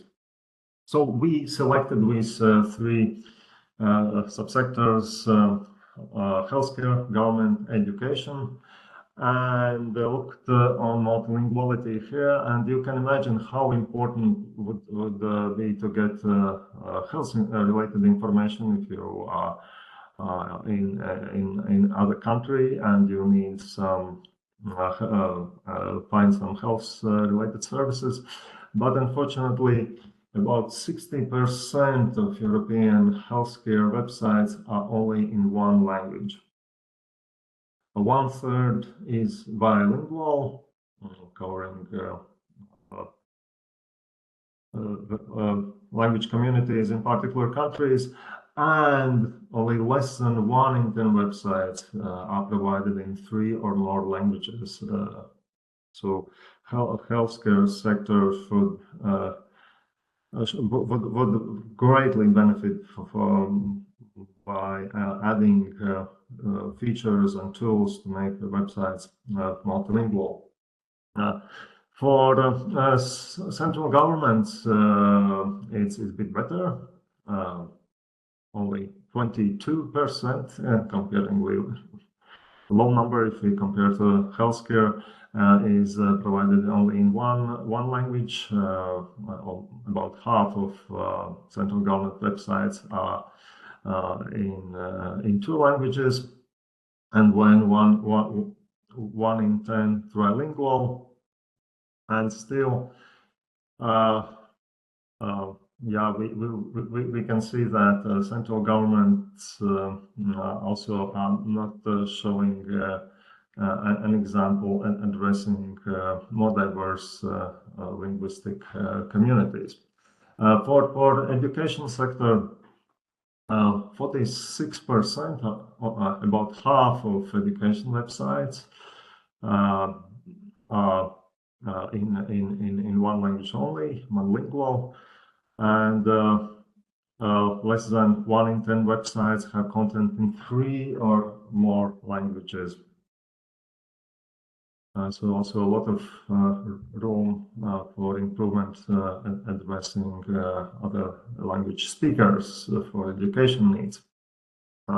So that was the situation in public sector. We looked also to private sector specifically, and the situation is more or less similar in if you look on monolingual websites, 45 and 47%, slightly less bilingual sites in private sector, but significantly more websites covering 4 and more languages. About 15% of private sector websites have for content in 4 or more languages.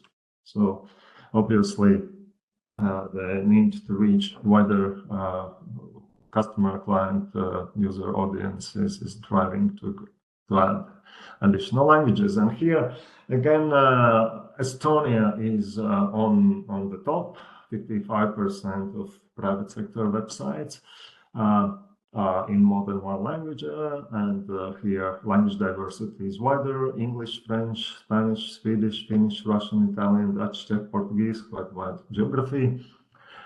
Greece is following, close to half of the websites are in more than 1 language, and when besides Greek, it's English, German, Russian, and Italian prominently represented, and close to 40% of German private sector websites are in other languages, and here English obviously, and French, as well as Dutch, Spanish, Italian, Portuguese, but also Czech and Swedish were prominent in this list. And the situation with multilinguality for United Kingdom websites, for private sector, it's better. About 80% of websites are in English only, but a bit more than 20 provide content in other languages as well. It's comparing to 96% English only sites, it's a better situation. And with website multilingualism is enabled by an ecosystem of solutions that complement, integrate, complete to deliver and to provide content of the website in different languages than the language of originally created content. And automation simplifies, facilitates this process, helps reduce the cost and supports speed of making these sites multilingual. So this ecosystem is diverse, consists of solutions that includes website builders, content management systems, machine translation services, systems to manage translation workflows, translation plugins that integrate MT services into websites and on content management systems, and also facilitates the work of human translators for translating, post-editing, or reviewing automatically translated content. For website builders, we see that WordPress, Drupal, Joomla, and other content management systems are widely used. WordPress and Drupal are on the top of this chart. But there are also blooming e-commerce field in Europe, and there are many platforms for e-commerce solutions like Shopify, WooCommerce, Wixstore, and others, and both with content management systems and e-commerce platforms provide some features that help to automate translation of these websites, delivering content in the multiple languages, and also involvement of human translators for quality assurance. And here you can see the top content management platforms that are used in private sector. WordPress is the most popular one. Then solutions by Adobe, Magento is part of that, is the next one, and Drupal is also widely used, but in public sector it's more widely used than in private sector. And we hope also that these results can drive the efforts of solution developers, automated translation solution developers, where to focus their efforts to reach the main audience, largest number of websites. If you look at the public sector, you can see a diversity of solutions used in central, regional, local governments, education, healthcare sectors, transnational sectors, but Drupal and WordPress are kind of two equally widely used content management platforms. And these platforms have also a variety of translation facilities built in. For translation solutions with CMS plugins, website extensions that automate translation, the Google solutions have a prominent place. Google Translation widget, 33%, 1/3 of solutions, and Google Mail Translate 22%. So you see Google Translate IO also as well. So Google has this currently dominating position, and then there are other solutions as well by European players and also players from other continents that integrate different machine translation services, machine translation providers in their solutions. And so this is like a bit complicated graph, but it represents the interplay between these components and solutions.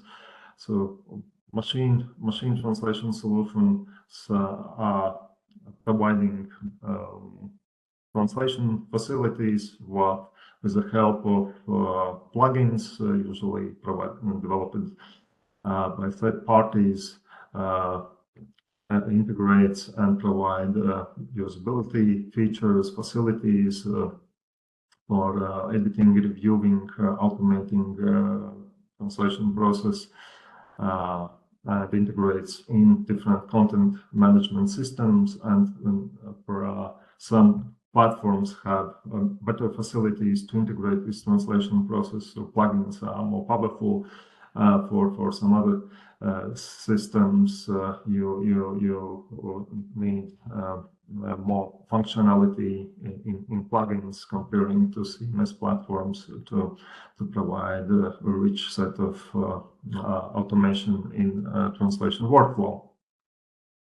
And yeah, this process is enabled by APIs that help to integrate different machine translation engines into various plugins, translation solutions. And among these engines, European players also are addressing a significant size of websites, and e-translation, the translation service by European Commission, is increasingly used by public sector and also reaching private sector as well. When we asked users in interviews, telephone interviews, and surveys about what do they value most in these automated translation solutions, multilingual plugins, we focus mostly to these solutions that are easy to use and integrate, and plugins are the easiest way how to do that. And ease of use, of course, was, as expected, the most important aspect. What users do not want to deal with complexities of integrating and technical work, and we want to make sure that the solution can translate all the aspects of content and also deal with search engine optimization aspect of the website, that use automated indexing, that of URLs, so URLs are also adapted for SEO's purposes, that pricing policies are clear and transparent, no hidden costs involved. And actually, cost factor was one of those what were discussed and highlighted by a number of users, especially by smaller SMEs. And then when we analyzed the reasons why especially SMEs and private sector representatives use machine translation solutions and other automated translation solutions for multilinguality, their answer was also as expected to reach new markets. Almost 80% of them mentioned this. Customer service was the next one. Reason how to address customer needs, communicate with customers, 45%. And when also for regulated industries, compliance with regulations was also mentioned, 30% of those. And when these challenges, what we do see still, machine translation, as we know, is providing amazingly good results, but it's still not perfect. So concerns about accuracy, especially about special terms or in company-specific style in translation is important for a number of users. Cost, as I mentioned, is a factor of concern, and again, still not all the solutions what are used are easy enough to use, and complications with where maintenance were mentioned in this user survey. So the full survey results and the full results of all the study is much more information available, and different slices of multilingual aspects and technology solutions will be published and by the end of this year. So you are welcome also to return back. And we have also published automation solutions for website translation, integrating European MT provider solutions and the European Commission e-translation solution. It's also open source plugins for leading platforms. So you are welcome to go to this website and use automated translation features to make your website multilingual and address all European linguistic communities. Thank you. Thank you so much for presenting the session. I think there is at least one Q&A question for your attention, maybe two even. I'm going to find Q&A. Yes, yeah. Oops. Could you please share the percentage of adoption of the ECE translation tool by EU member states public administration? Actually, we are still conducting the in-depth study of public administration tools used, especially e-translation use. So we do not have, I do not have these results yet to share, but you are welcome to look for final study at the end of the year or beginning of the next year. And there is one more question above that. A challenge I can see is that, etc. Okay, is that the challenge is that in some countries like Spain, we might translate something to co-regional languages like Catalan or Galician, but they are not for non-Spanish residents. Therefore, if a Polish friend comes, it might be multilingual, but still useless for them. Have you considered this in your research? Yeah, I fully share your view that regional languages are also very important in the countries like Spain and also in other countries. Still, we have to go step by step, and the first priority is to analyze and address the need to cover all EU official languages, but there are strong developments in automated translation services, machine translation services for regional languages as well. I know great translation engines for Catalan, Galician, and other languages. And you can add these engines to these plugin solutions, what I presented, but it's just a bit more complicated. I do not have actual percentage of coverage of these languages on European websites, especially Spanish websites, but I think that's the next phase to when official languages will be covered to provide better coverage of regional languages as well. Thank you, Andrejs. And with that, I would like to thank you everybody for participating in this morning's sessions, both the panelists, speakers, as well as the attendees online. And now we're going to break for an hour and a half for lunch, and we will reconvene at 1:30 Central European Summer Time, which is where we're located at the official time zone of the conference.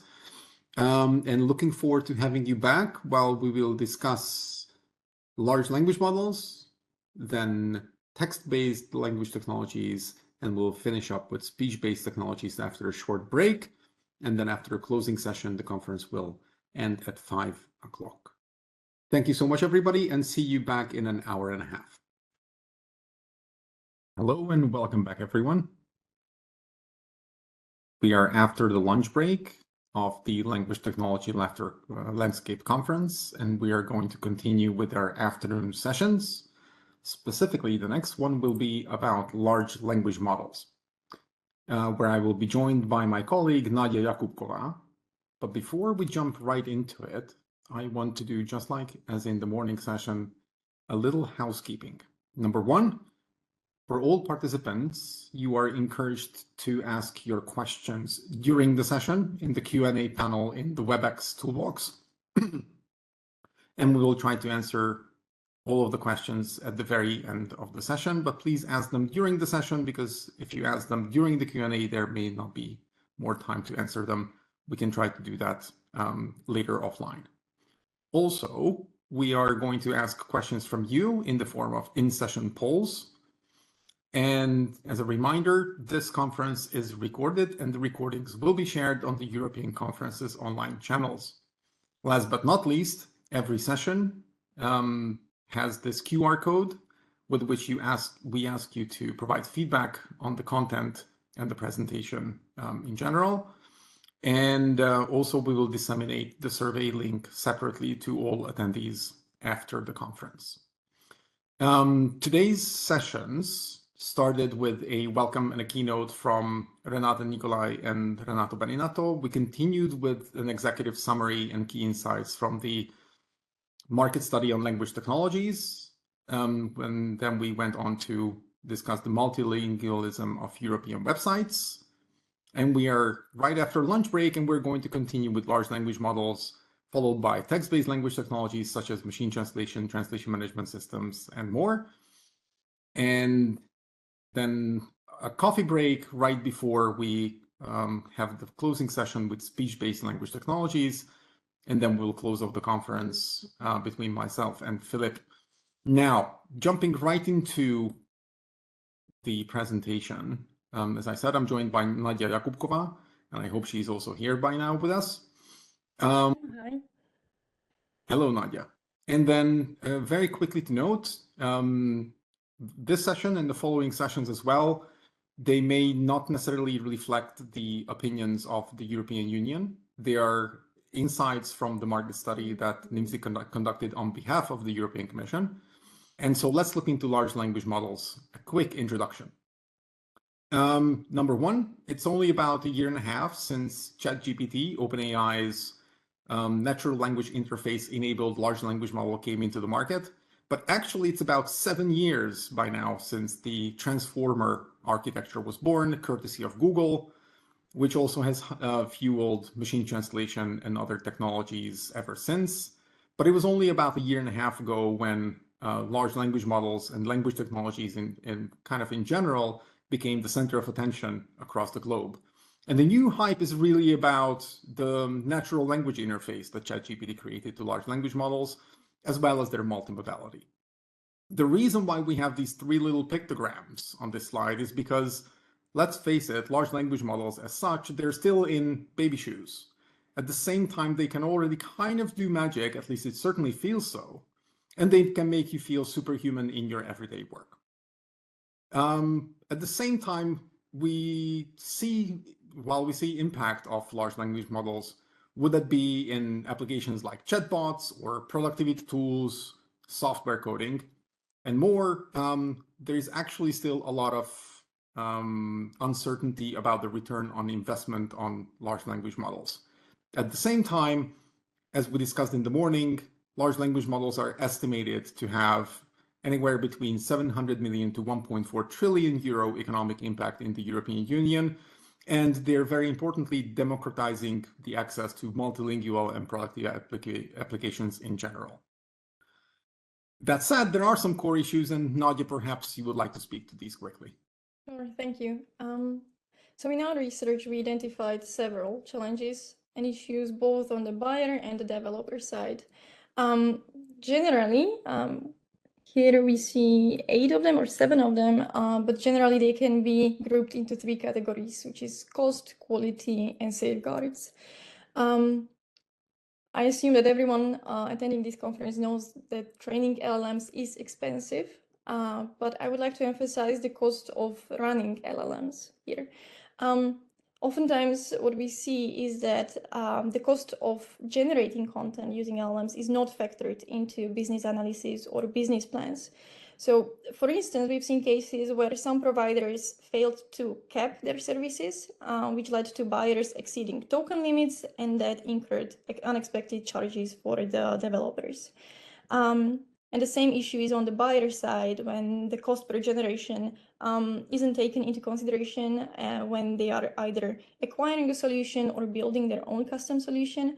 And then the overall use of the LLM tool or a tool that is built using LLMs is more expensive than expected. Then this cost ties in nicely with ROI. As Laszlo mentioned, the ROI with LLMs is still a hazy area when we are not sure about the overall ROI. So, for example, with non-licensed solutions, the cost for tokens can fluctuate depending on the use per user and per month. So there is a nice example by Microsoft where their GitHub Copilot person license cost around $10 per month, but the actual cost that Microsoft has to pay is much higher, sometimes double, but for certain groups, it's actually around $80 per month.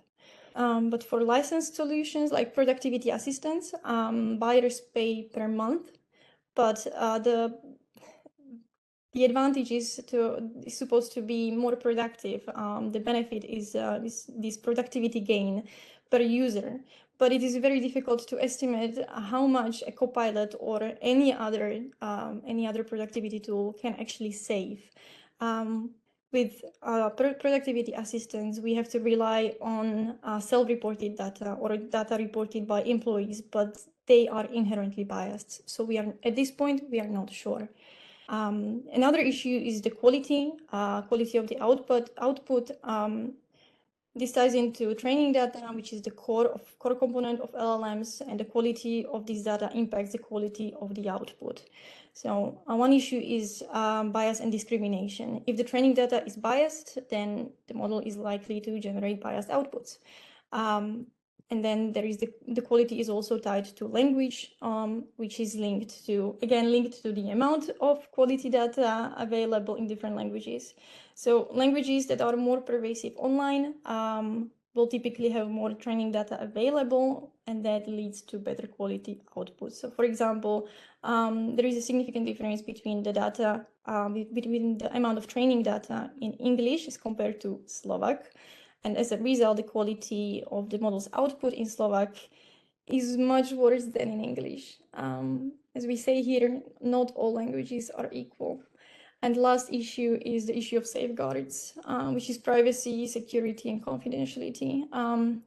All of these areas are interconnected, and they are crucial for both buyers and developers. A security breach or a privacy issue could be very damaging to any organization, and it can result in financial losses, legal repercussions, but most importantly, when it comes to LLMs, reputational damage. Therefore, buyers need to be confident that the LLMs they use are secure and they protect their data privacy. And then developers, on the other side, need to ensure that their LLMs are built to minimize any security risks or privacy concerns. Even though there are these core issues, organizations still adopt LLMs. One reason is innovation signaling. This is a way for organizations to communicate to the market that they are at the forefront of any innovation. A clear example is the consulting industry. Firms like PricewaterhouseCoopers, Deloitte, KPMG, and EY are all partnering with AI hubs, and they are building their own solutions. For these companies, the benefit is twofold. First, by adopting LLMs very early, these firms gain insight, they gain experience and expertise. So building in-house and adopting early allows them to learn, improve their capabilities, and then they can go to the market and offer their advice and other value-added services. The second reason why being early adopter is beneficial to them is to attract top talent in the job market. By using LLMs, they market themselves as the forward-thinking companies that embrace new technologies, and in this manner they signal that you should be the one person, you should be the tech person that wants to work with them. Another reason why companies tend to adopt LLMs, even though there are these issues, is the fear of missing out. This is a major driver. The reason is that there is a constant barrage of information from conferences, blog posts, social media posts, all this content. It creates this sense of urgency that that compels organizations to invest money into searching for the best possible use case, but oftentimes they are perfectly fine. These companies are perfectly fine with just good enough use case, just so they can market as this innovative company. Lastly, organizations adopt LLMs because of the notion that if they don't adapt now, they will face stronger resistance in the future. We see this with productivity assistants. They are not perfect. Sometimes, some of them can barely create a slide deck, but organizations adopt because they feel as if once these tools are too good, then people will be too afraid, too resistant to use them. That said, it all sounds like large language models are a done thing. And of course, they're not. It's probably the fastest developing area of language technologies currently. And this slide is just highlighting some of the recent developments, including on an application level, where big tech companies or AI labs are integrating and productizing large language models further. Just thinking about GPT-4o or Microsoft Copilot PCs or Apple Intelligence just recently announced. And the highlight is the image is for the Google AI overviews, where it also has been inserted into search experience, although with somewhat dubious results here and there. Also, applications extend to more comprehensive solutions, or even maybe more fringe solutions. For example, at the AI for Good Summit, I believe organized by the United Nations, Unbabel, an originally Portuguese language technology provider, they created Unbabel Halo, which actually allowed, with the use of GPT-4 under the hood, to communicate with a person with severe ALS syndrome. It's a fantastic experience. I recommend watching that video on YouTube, as well as actually also by Unbabel. Tower LLM, for example, was created specific for language and translation purposes, not just machine translation, but also adjacent pieces. On the foundation level, the transformer model that fuels large language models is not really being challenged. However, there is an architecture that may be already applied and is actually rolled out by AI21, an AI lab from Israel, and they call it Jamba. We're looking forward to what kind of results those kind of models can bring to the table. And additionally, there are also a lot of risks that are being mitigated or exacerbated by AI acts. A few of these, one of them comes from California. Of course, the EU with the AI acts and the establishment of the AI office is spearheading this. But at the same time, we already see some adverse effects of large language models being publicly released, not just by seeing that there was an OpenAI case where a Chinese big tech company used GPT-4 to generate data that was used to train their large language model that they were developing, but also that LLMs are misused by various accounts to create misinformation and similar adverse content, and only $20 a month. So there are specific risks that are surfacing also because of the emergent capabilities of some of these models, but that does not stop investment into the field. And Nadia, perhaps you want to dive into what's happening in the AI investment space, large language model investment. So the first thing I would like you to look at on this slide is the graph. It shows the private investment, level of private investment in generative AI for two areas, for two geographical areas. The blue represents Europe, and the orange represents, or sort of orange, represents US. And you can clearly see a huge difference, especially for the year 2023. In numbers, for US, we see $22.146 billion, and then in Europe, $0.74 billion being invested in Gen AI. This seems like all the action is happening in the US. That's not 100% true. Significant portion of this investment actually went to AI hubs like OpenAI or Anthropic, and companies like that. And these companies received the largest shares from organizations like Microsoft, Google, AWS, or even consultancy firms. I mentioned that it's not completely true that all the action is in the US, and that is because many of these AI hubs and these big tech companies have European AI labs. This means that they use and leverage high-skilled Europeans and European talent for their development. We see this trend in companies like Google, like Microsoft, with their European hubs. But so this means that a huge portion of the US money, or the money that was invested in the US, is actually flowing to the Europe. From the talent perspective, this is not so great because European talent is being absorbed by US companies. So the talent remains here in Europe geographically, but the brain drain is happening. So the intellectual contributions benefit really the US companies.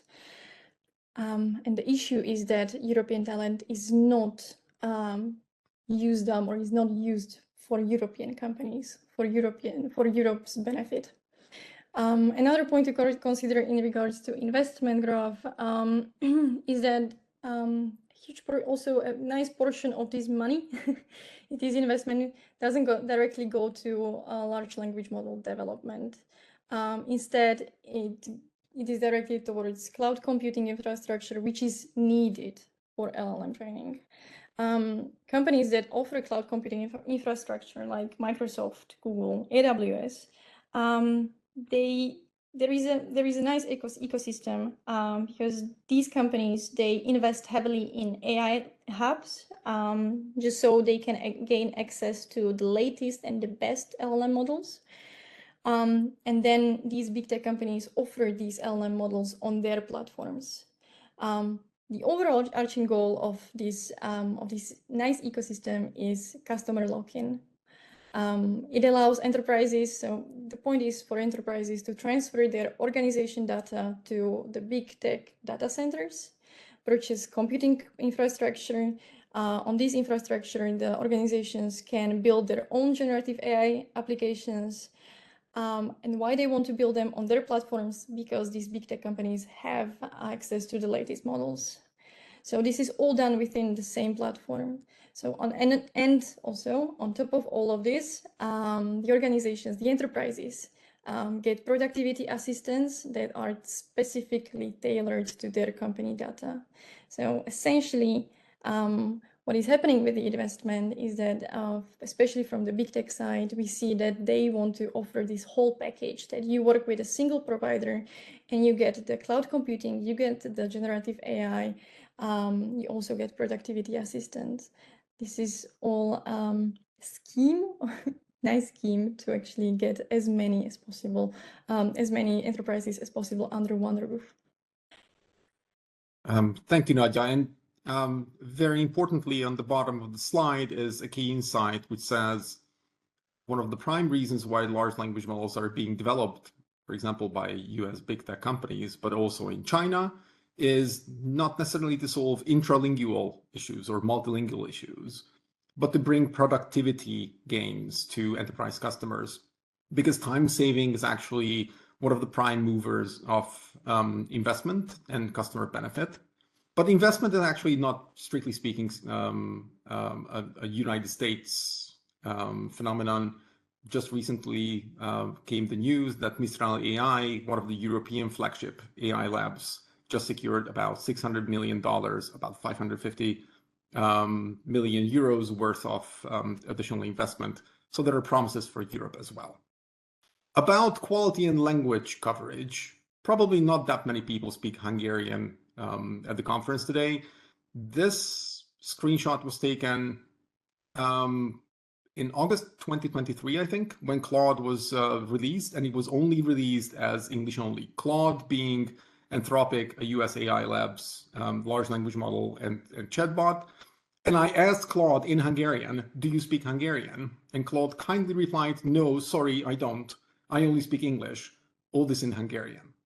So while typically we will talk about how language is unequal within large language models, there are capabilities that often the labs, AI labs, do not put forth because they do not have the level of confidence in their support. And so we get to quality and language coverage in general, and we know that many of the models are skewed or biased towards English. This is Llama 2's training data, which was released.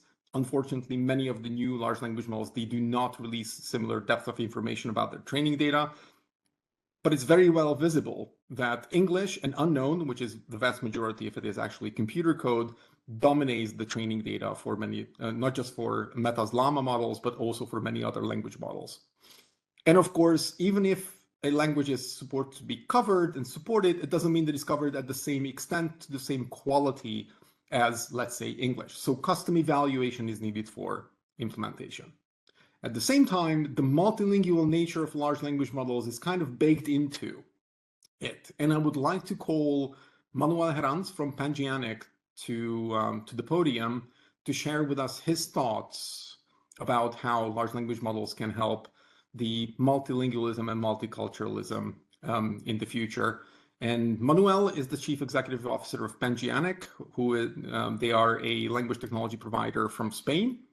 And they have a wide range of NLP solutions under the Echo platform, including Echo GPT, a chatbot. Can we have Manuel, please, on the stage to share his thoughts? Hi, Laszlo, can you hear me? Yes, absolutely. Okay, thank you. Thank you for the introduction. So yes, Pangeanic is an NLP company, and we've been working on natural language processing / AI for a number of years with an accent on machine translation and other technologies. It's very interesting what you showed there, the training data used for Llama. I believe that is Llama 2. But Llama is very, very well known for having a huge bias towards English. And this not only reflects in the language coverage and the possibility to translate, for example, but also express itself in other languages. Let's say that foreign language data or non-English data is used in these models to basically understand the prompts that people are typing, but not to generate. And even if they did, the language cover is so small that basically you would get a translation of the patterns found in the training data, i.e. in English. That is one of the major criticisms against technologies such as ChatGPT. By not combining language data from other languages, basically you are reflecting the depth and the insights of one language. So, and that is of course not relevant to many cultures. And it is a stumbling block in the development. Now, what can we do about this? Because everybody wants to have everybody that speaks a language wants to have an LLM and wants the LLM to be representative of his or her culture. It is a reflection of the culture. Ilya Sutskever from OpenAI was pointing to the fact that LLMs have sparks of reasoning. I don't think they have sparks of reasoning. Reasoning is a different thing. Basically, what they do is reflect the depth of the data that you have included in the training. So, for example, if you add the great collection of philosophers in English or French, the model will learn how to, what was Socrates' answer to X, Y, and Z, where was Nietzsche's stand on X, Y, and Z, or how would Kant or Wittgenstein think about a given subject, and even compare them. But you have taught this in English, not in Hungarian. The same amount of that data being fed to a machine in Hungarian, in Polish, in Portuguese, or in Maltese would help understand the language model, the patterns that are reflected on that culture. It would help to provide the same experience, the same sparks of reasoning from that language. So here's a very interesting element that I think, and a challenge that we have ahead of us with regards to data collection and particularly in Europe, low resource language data collection for LLM training to make them relevant to the speakers. So you can use LLMs not just as a translation of a dominant, i.e. English, French, Spanish, or German, of a dominant culture, but as an expression of what people do. True, there are languages, Maltese, Gaelic, Catalan, for example, that are quite low resourced, but even by including small, relatively small amounts of data in the LLMs, you can use those LLMs to generate data at a much higher speed than humans, of course, and you can use them, for example, as chatbots. We do so at Pangianic, that can interface with people and can bring about language experiences in those cultures as well. Thank you, Manuel. These are very good points. At the same time, there's also the key question under research, right? Whether large language models are the way to go, or is it going to be the smaller language models trained specifically per language or for a group of languages that will be supportive more of multiculturalism and all that? No. You need to put them all together.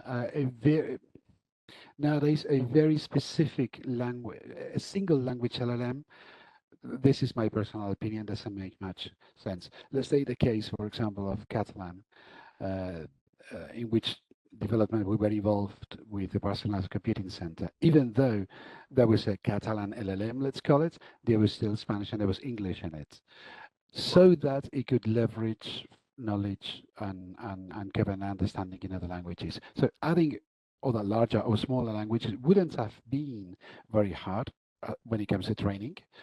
Okay, there's a little bit more of engineering in the process. But then we see efforts like Silo, for example, in Finland, they started with a single model. Manuel, I may have to stop you there because Okay. Silo is going to be the next guest speaker, and would love to hear about so I won't speak on their behalf. Okay, but there is a European project, I believe, for Germanic languages. It makes sense to have them as, if not fully multilingual in 100 languages, at least to leverage the cover from your language family or related languages. Very well. Manuel, thank you so much for your time with us here at the conference. Really appreciate it.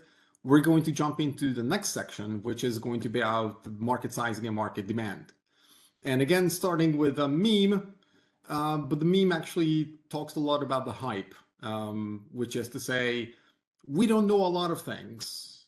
We only know that we want it. The underlying truth behind it is that there is a lot of demand. It's very high in demand and interest as well, not only in investment, but also in adoption. And it's only going to keep increasing, even though just yesterday or today, Gartner released their hype cycle for AI and emerging technologies, and generative AI, including large language models, is, according to their assessment, is already going towards the trough of disillusionment. But what that really means is there's a lot of investment, there's a lot of interest, there's a lot of hype. But as far as we can tell, the revenues of large language model developers is actually lagging. So currently the market size for large language models in 2023, more precisely, was probably less than 2 billion euros.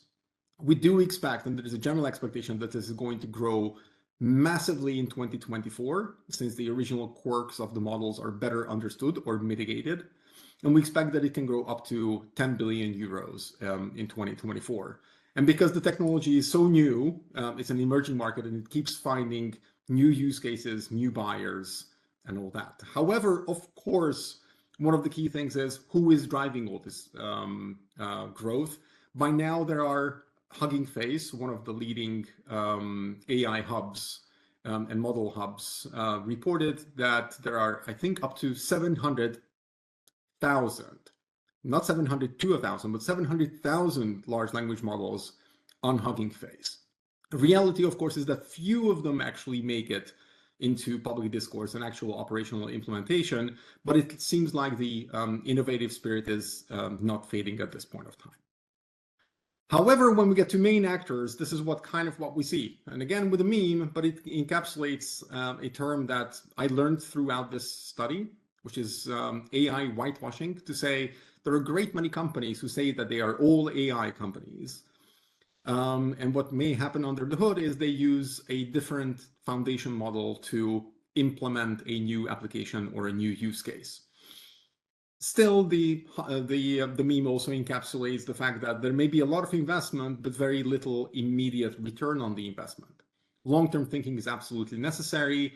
And when we get to the real main actors, what we see is it's primarily dominated by US. There are plenty of Chinese actors as well. And there are a lot of open models out there too. And I think this is the right time when we highlight not just Mistral, previously mentioned, but also Silo, another European AI lab, as well as Aleph Alpha. And I'm going to call onto the stage Patrik from Silo AI to tell us about what Silo is or has been doing, as well as what maybe they will be coming up, especially because of their open source initiatives. They have recently released Poro and Viking, two models specifically targeted at a group of languages. And we would love to hear how Silo's initiatives, partially supported by the European Union, how they create Europe-focused large language models, and how they cope with low-resource languages, a topic we just discussed with Manuel as well. Patrik, are you here with us? Could you please join us on the podium? Hi, Laszlo. Can you hear me? Yes, perfectly. Perfect. So thanks so much, and thanks for giving me the opportunity to speak at your conference. I've been very keenly following the discussion here previously, and I also want to thank Manuel for the kind shout out already that he mentioned Silo. So indeed, I represent Silo AI, a Finnish-born company, the largest private AI lab in Europe at this point. We're about 300 people, over half of whom have PhDs. So we have a very close tie into the research and the academic community, and take very much sort of pride in the fact that our work is cutting edge, and we're really working with not just Finnish universities, but as you mentioned, as part of different EU consortia.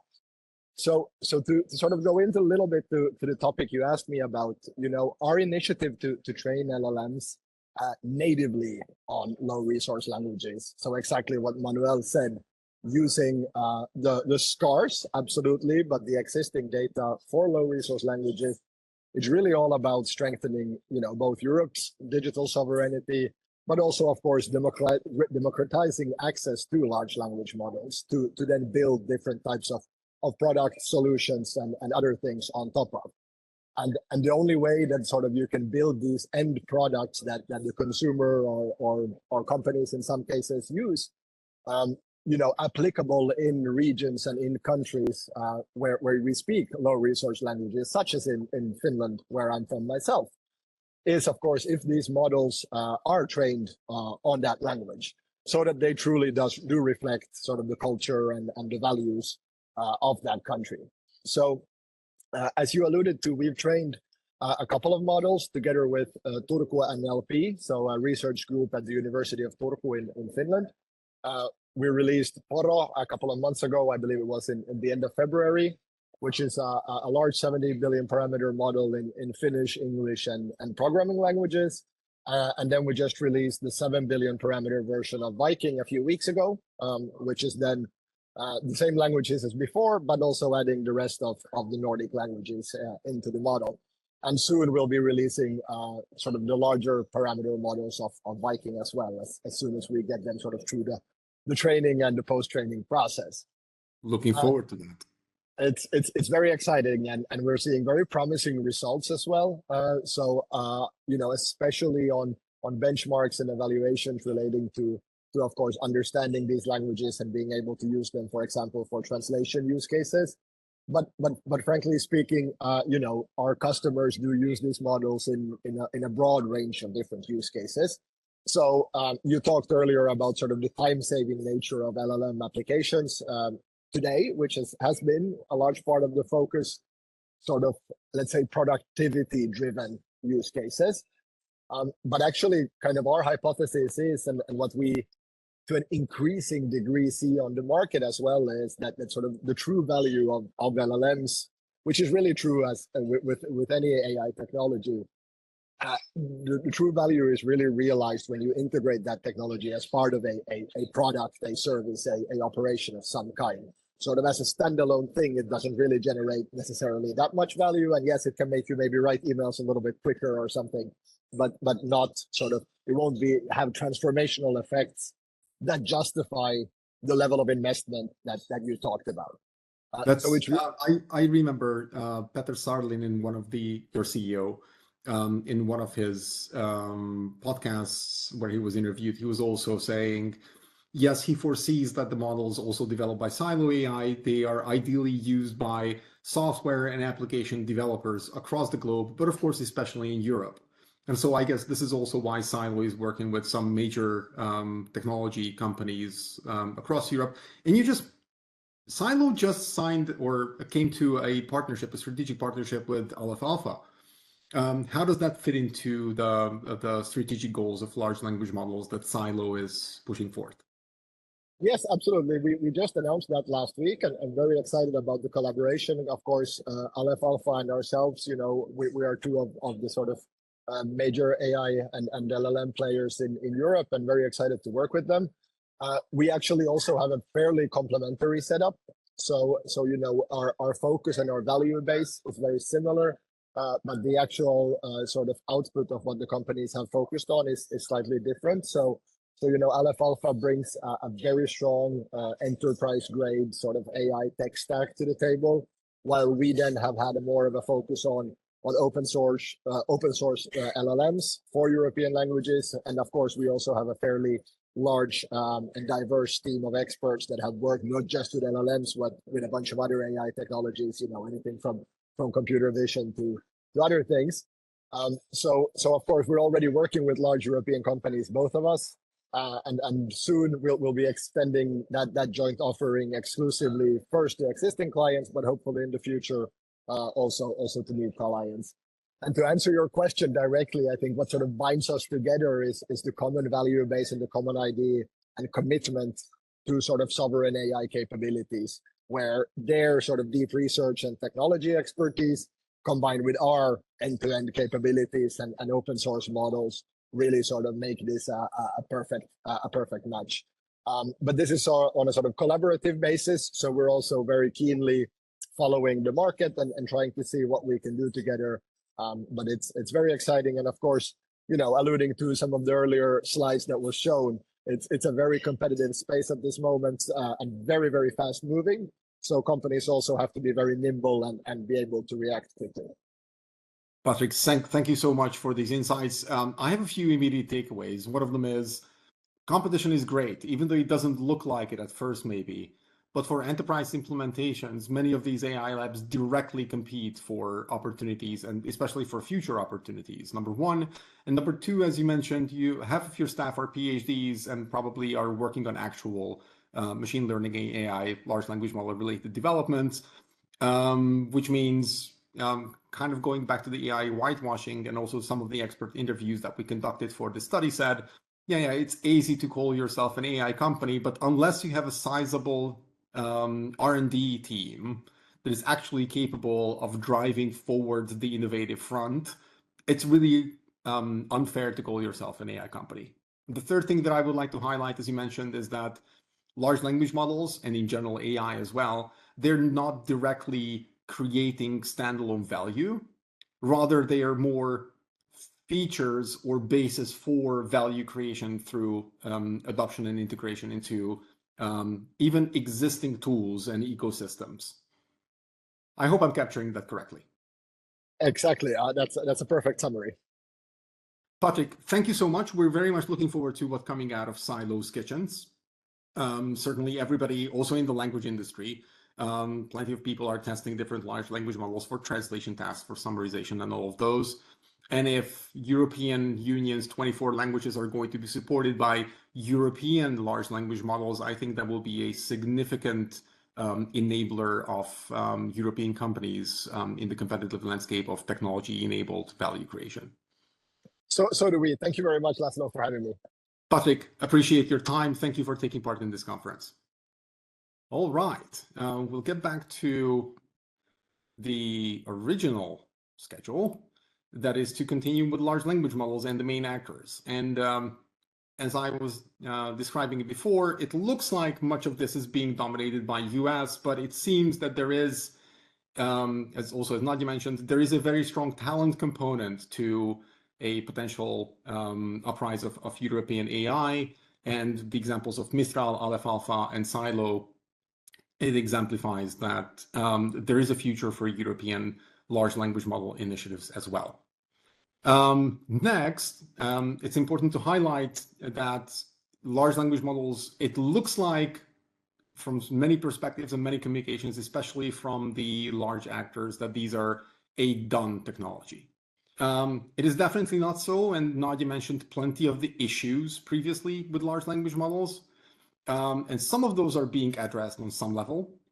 And we also briefly touched on small language models, such as even smaller than, for example, Silos, or even smaller than Mistral's small models. 1 billion or 3 billion parameters, if that's meaningful to the audience. The parameter size basically describes how much data is compressed into the model.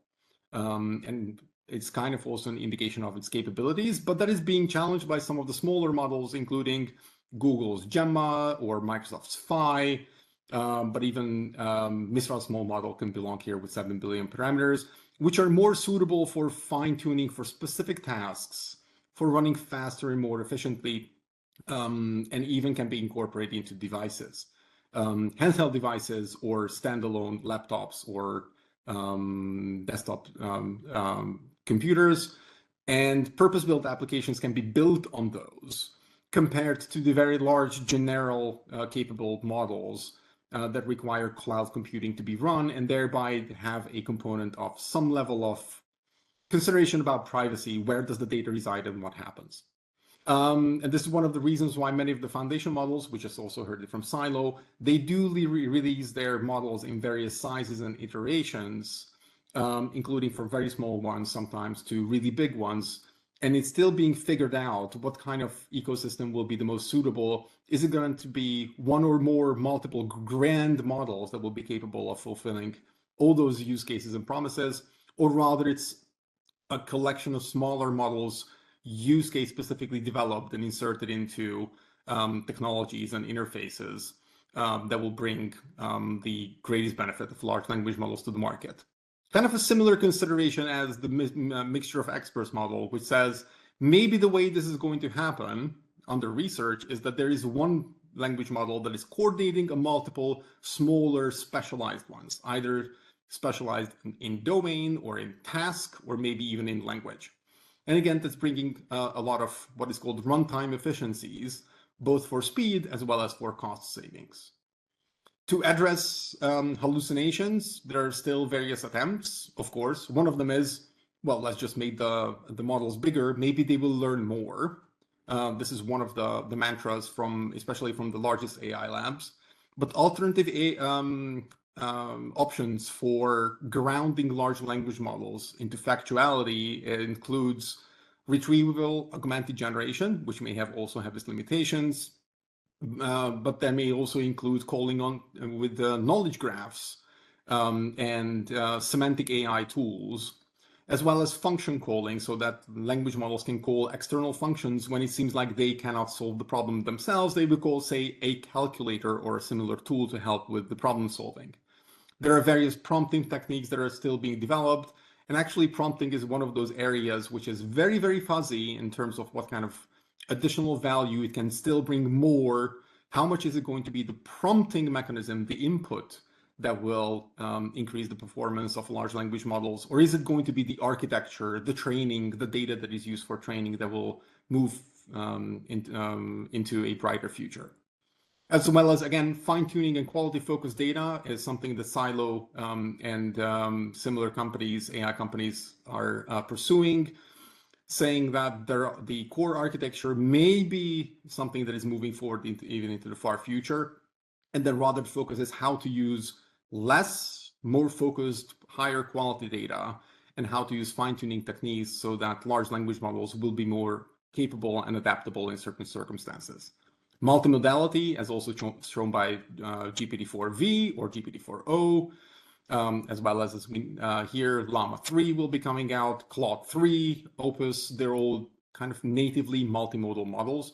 What it probably really means is that different language technologies, the ASR, the text-to-speech, they're stitched in to the models, even through some common embedding or different ways and methods. But the promises are great because the ability to speak or to insert an image and be able to converse with the model provides an even greater natural interface. At the same time, of course, speaking to a large language model implies that it's audible and it's not just the speaker and the large language model who can hear that, but also others around it. Further privacy issues may be raised.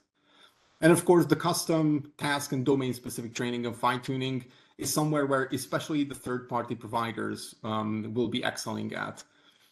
Picking up the threads of what SAP also mentioned earlier today, large corporations especially, they have their own custom data, language data, or just single language data, multilingual data or single language data that can be used for domain-specific training or fine-tuning of these models, which is more helpful in enterprise sovereign implementations probably than more generic models. We'll see where all this research is heading.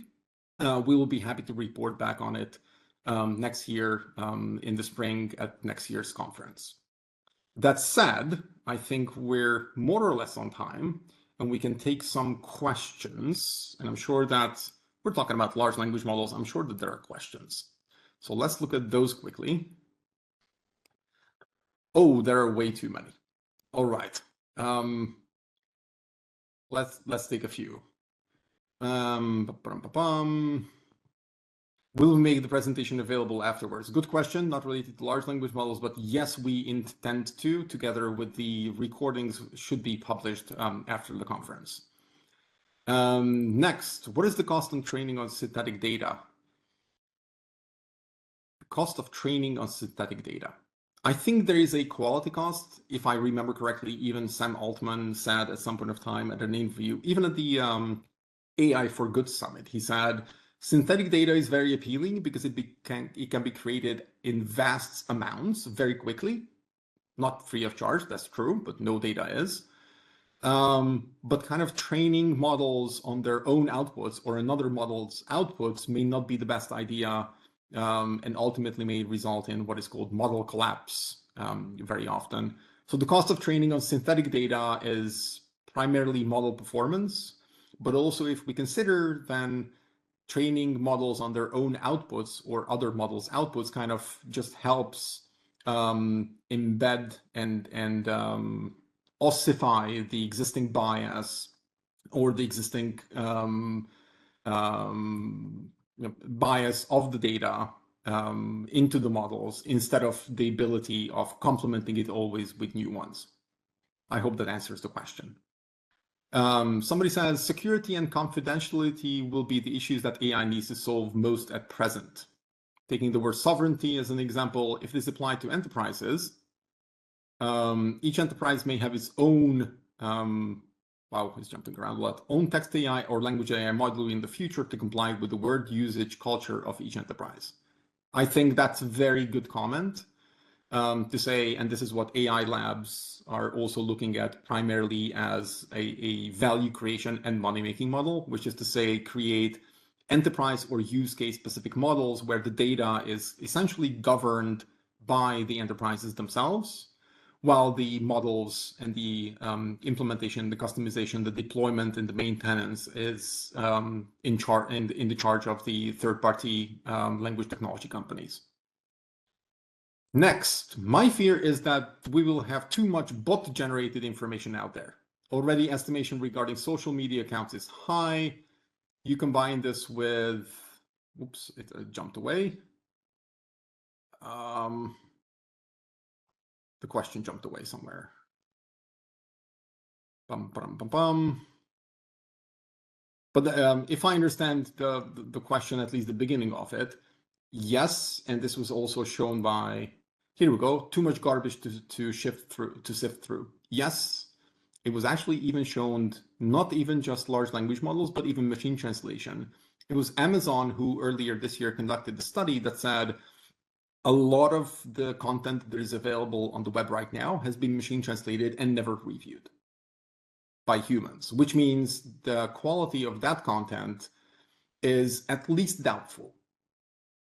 And then further scraping the web for new content from now on is more likely to contain AI generated or AI translated, machine translated content, which is not necessarily the best for training models because it essentially goes back to synthetic data and using synthetic data for model training.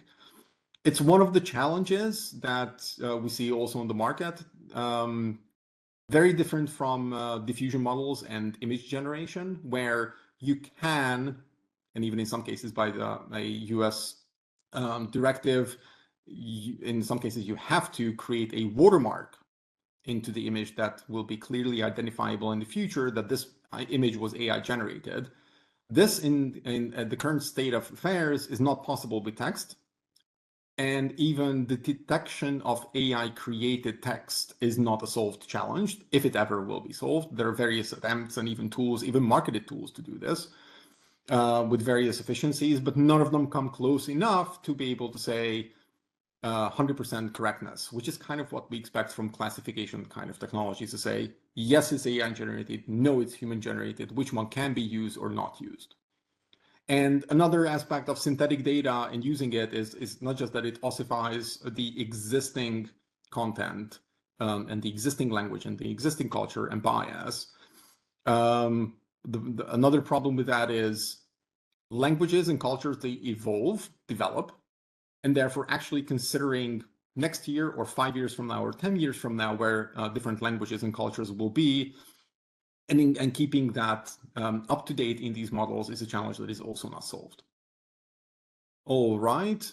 Any other questions? Due to the regulations, even my EU located friends are considering to relocate to Abu Dhabi. Do you think the regulations that we're creating are useful?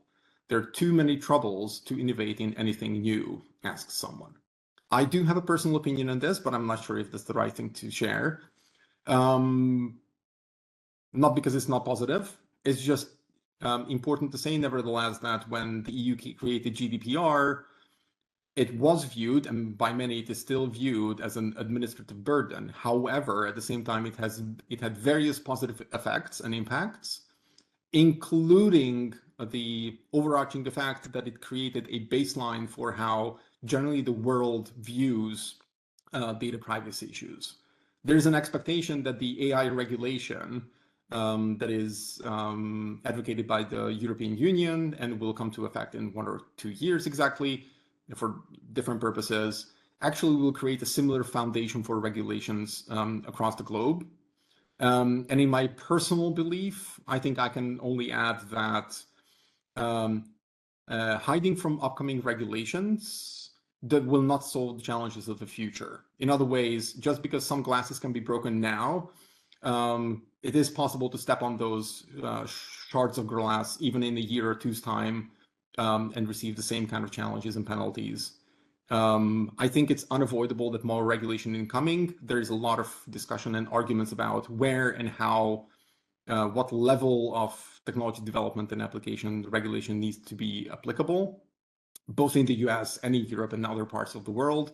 We're also curious to find out how this will be evolving in the next half a year, 1 year, and report back in at the next conference. And I hope I'm answering all the questions by now.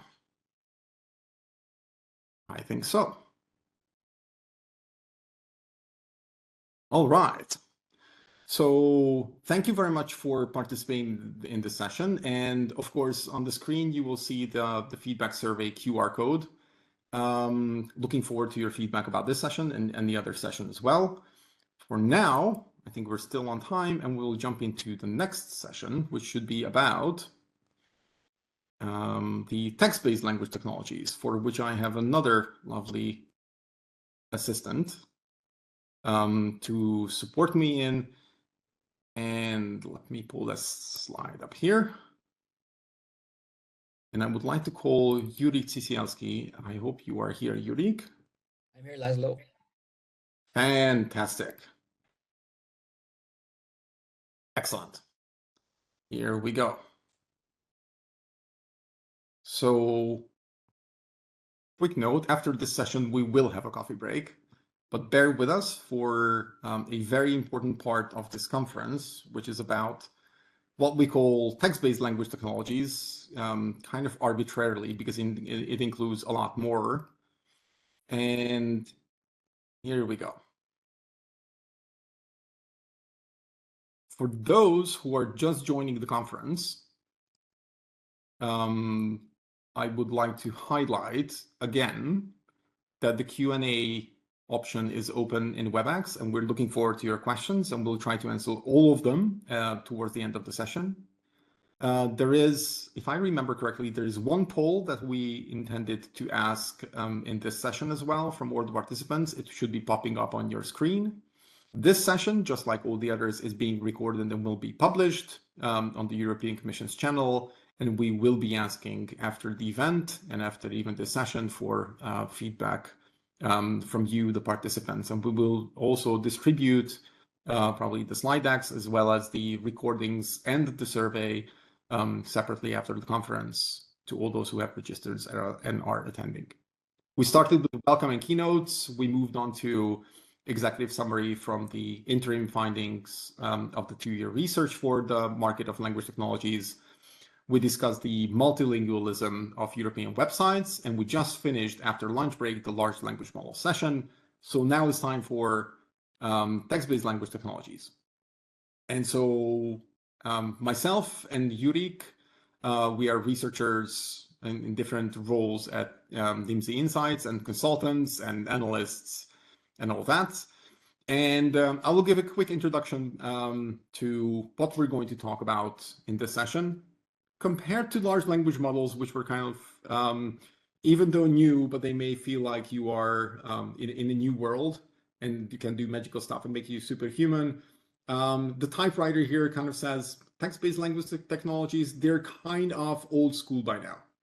I prefer to call them traditional because they're very well established and many of them are well developed. Today, we're going to talk about machine translation, translation management systems, QA tools, as well as optical character recognition, including handwriting, and alternative input language technologies. Hopefully, we'll still get the time to do that. And we will also have interventions or guest speakers in this session as well. So I will start quickly by introducing machine translation.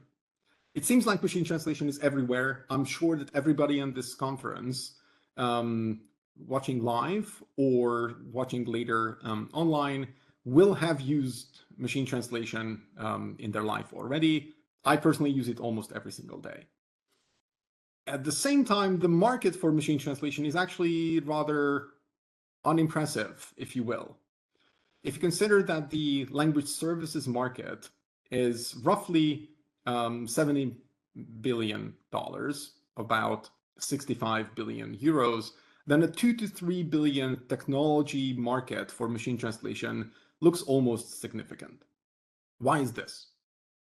And the real answer is machine translation is cheap. It's not just that there are free alternatives out there, and many of them, including Google Translate and similar ones, but even enterprise level machine translation tools, the usage of them is very cheap. It's just simply low cost. Say about $20 for 1 million characters is a typical price for machine translation. Now, if we consider how much that million characters would cost with human translation, that's magnitudes of orders more expensive. That said, the market does have a growth potential, and partially because of large language models that we just discussed, there is a new level of innovation in machine translation technologies, both in terms of enhancing the existing models or existing architectures, as well as complementing them with new capabilities. But of course, machine translation as such is both produces end products, which is words that can be read and consumed by humans, consumers, users, enterprises, and the like.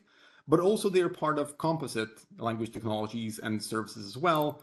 So machine translation provides the source for text-to-speech or for various natural language processing technologies, or even chatbots. So while LLM adoption is ongoing, the market is still dominated by big technology companies in the first place. But there are a great many actors, and I would like to call Jourik to talk to a little bit about the main actors who are present, because there are a lot of them. Sure, thank you, Laszlo. So yeah, as you mentioned, a lot of names on this slide, and we need to make some kind of categorization out of them. I've made a personal categorization, and I've come to 3 categories. Number 1, big technology. You mentioned them already. Number 2, the tech-enabled language service providers, so the companies in professional language services. And number 3, the specialized machine translation companies. And I saw that Manuel is here today, so they are well represented in this conference. I must add that there is one company, one European player, which is a little bit difficult to categorize. It's DeepL, right? And I will tell you why. DeepL has become the most obvious solution for machine translation purposes. They actually replaced Google Translate as the most popular tool for executing machine translation. They recently raised more than 250 million euros in funding. They reached a $2 billion evaluation. And apart from excellent baseline quality, they do not have very obvious differentiators compared to other solutions. So I don't know how to categorize them. To me, they are some kind of outlaw in the machine translation market. That being said, I want to come back to my categorization: big tech, tech-enabled LSPs, and specialized companies. The most common names in the big tech category, they do not need an introduction anymore. We're talking about the Amazons and the Googles and the Microsofts and the IBMs. And of course, as you mentioned, Laszlo, they have commoditized MT.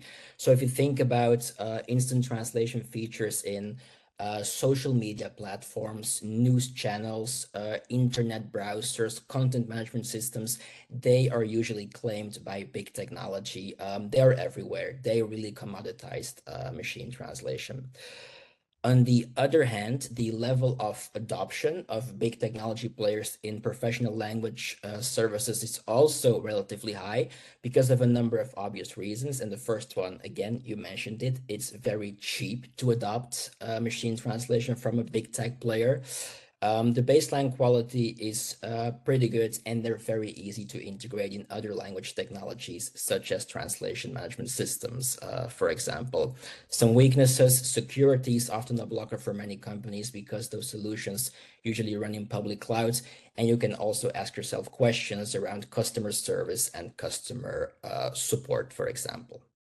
That being said, category number 2, the tech-enabled LSPs, typically the super agencies, the super translation agencies in our industry. A lot of them have proprietary machine translation products, but they do not sell them directly, right? So they kind of sell them as one component in a bigger language services package. So the client actually pays for project management language services, but also for machine translation usage.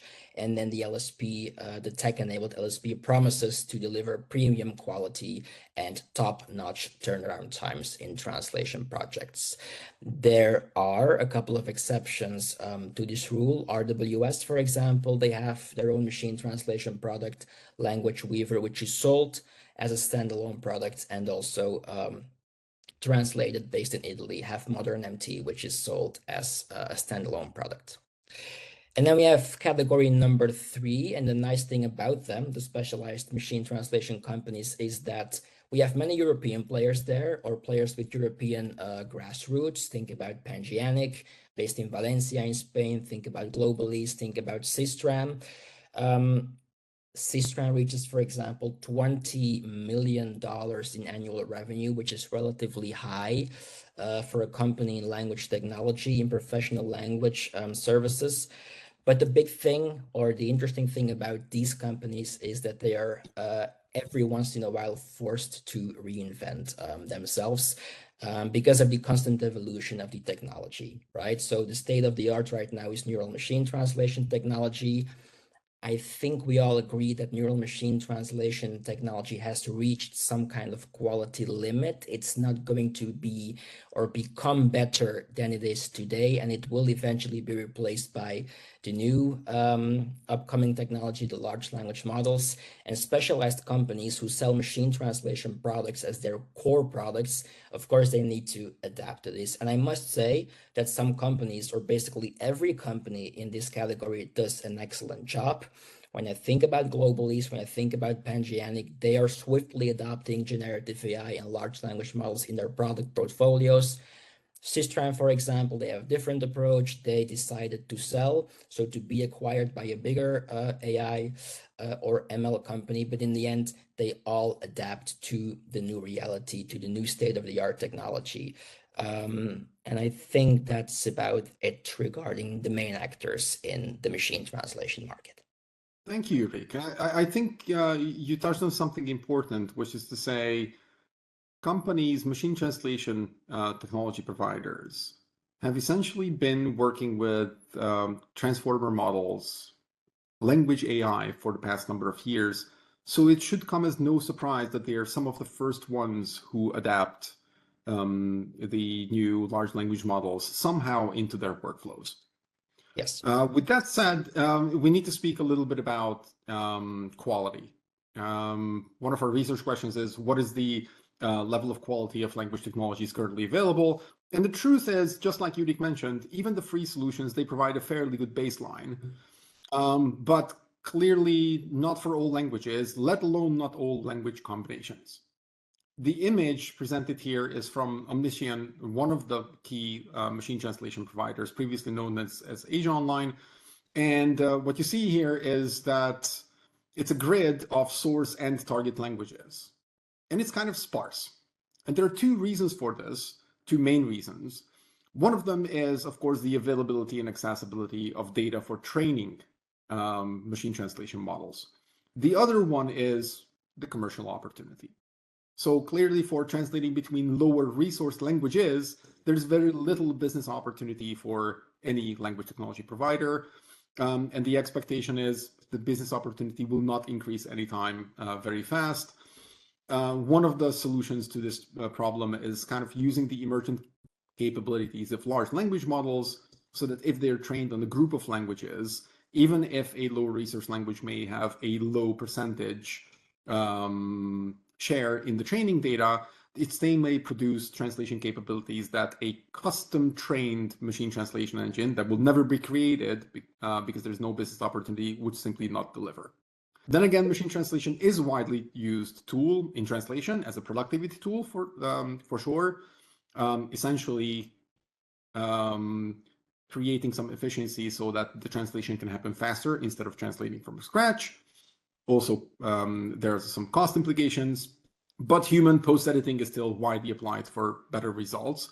Widely is a good question, just as we heard in the morning from Booking.com or from SAP. There are companies who translate their content 99% with machine and leave it as raw machine translated content. because the quality is good enough if it's just user-generated content or similar. High impact content, however, will get a human post-editing and review. And so raw empty may be used in low risk, high velocity scenarios, but for special domain coverage, revenue impacting content, brand engagement kind of content, human in the loop is still used widely. And next, a little bit of technology outlook. And I would like to call, well, first, let me talk to this slide for a moment. And I would like to call, we have 3 guest speakers for this section. I will introduce them one by one. But as Jourik already mentioned, large language models are essentially becoming an alternative to the traditional neural machine translation solutions. Alternative in the sense that the machine translation solution providers, they are incorporating large language models into their offerings. And of course, there is a new frontier, which is to say machine translation traditionally has been what is called a sequence-to-sequence task. It takes one segment, say a sentence, and translates it into another sentence. What is lost here is context, because content as such typically doesn't come sentence by sentence, but it comes in paragraphs or chapters or entire documents. Large language models actually in many ways offer this kind of contextuality that sequence-to-sequence neural machine translation models don't, or don't directly do, as well as the adaptive nature of machine translation is a new frontier. And this is, I guess, where I will call in our first guest speaker, who is John Tinsley from Translated. John, are you here with us? I think so. And John, I think so too. So you are the VP of AI at Translated, an Italian company. You're probably in Dublin, maybe in Italy. I'm actually in Rome. I'm in Rome at the moment. You are in Rome right now. And you are known for your adaptive machine translation solution, Modern MT. And I would like to ask the question of, well, especially going into the future, say in the next 1 to 3 years, I know it's a long time scale. What do you see the next level of evolution? What kind of challenges do you see solved that is valued by clients? And what kind of impact do you see of that? So it's funny, we used to always say in the past that it's very dangerous to make time predictions because you can be made a fool of if you say this is going to happen in the next 5 years. And as we've seen with machine translation in the past, oh, this will be solved in 10 years time. And 60 years later, we're still here. But actually, I think the opposite is the case here. Without being hyperbolic about it, the pace of development here around language AI is as fast as it's ever been. So even to say what the case might be in 1 to 3 years is like potentially very far in the future. It's nearly a case of what will we see in the next 1 to 2 quarters. And so you made some really good points there earlier on about this kind of blur between machine translation and AI, right? Actually, the terms are almost being used interchangeably today. And as you said, right, like machine translation, as you said, it is AI. It's one way of doing AI with, encoder, decoder, transformer models. And now we're talking about generative models and things like that. And I think in terms of how the technology is going to work in the background, that's going to continue to be a blurry line. You're going to use an automated translation solution, and you might not necessarily know as an end user whether that translation is being produced by a neural model or whether it's being produced by a large language model. And maybe you don't care. But I think fundamentally, in terms of impact, and we're already starting to see it, the biggest impact is going to be around the quality of the translations that are being produced. We always used to ask the question, what do you do if suddenly machine translation is extremely good and it requires very little to no edits? It completely, without getting existential about it, completely changes the localization, globalization landscape. I would say we're not there yet. So while, yes, we have a lot of people using large language models for translation, I would say at enterprise scale, it's not happening a lot yet due to issues that have probably been mentioned already around latency, around cost. But like I said, that's a blurry line already. And as we start to have the first generation of task-specific large language models that are built specifically for translation, that's going to be a step change. And it's no longer going to be a case of machine translation being used in low risk or high velocity scenarios.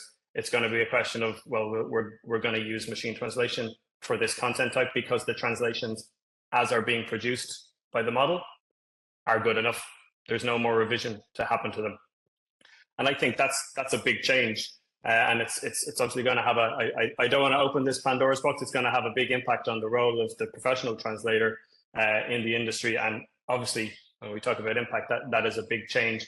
But what it's going to do is going to allow companies to do a lot more, because there's a huge latent demand for translation today. People don't translate typically because it would be too expensive or too slow. What happens now when it's fast and not expensive? There's going to be a lot more content translated, which I guess is a good thing. It's going, there's going to be more information available to people in more languages. But the caveat that I put on that is that this pace of change, this development is not, as we've seen already in the past, it's not equal across all languages. If you use large language models for translation today, you're going to see that the quality is particularly good for our high resource languages that have a lot of data available for training, and the quality definitely tapers off as we get to lower resource languages. And particularly, translation quality is a lot better into English because of the proliferation of English data that's available versus going the other way. So short term, I think there's going to be a huge impact, like I said, as we see these first wave of task-specific translation models. But it's not all going to happen overnight. So there's going to be this blurry line as we transition from neural models to generative models for some languages, and then for more languages and more content gets automatically processed. But for sure, I think it's probably the biggest step change that we're seeing from a technology perspective in this industry. John, thank you so much for these insights. My key takeaway, what you said was, machine translation will keep improving, and ultimately we need to get to a point where users will not need to know what's running under the hood. That's not what's important for users, for readers, even for enterprises, except that it needs to be AI, otherwise nobody will be interested in it.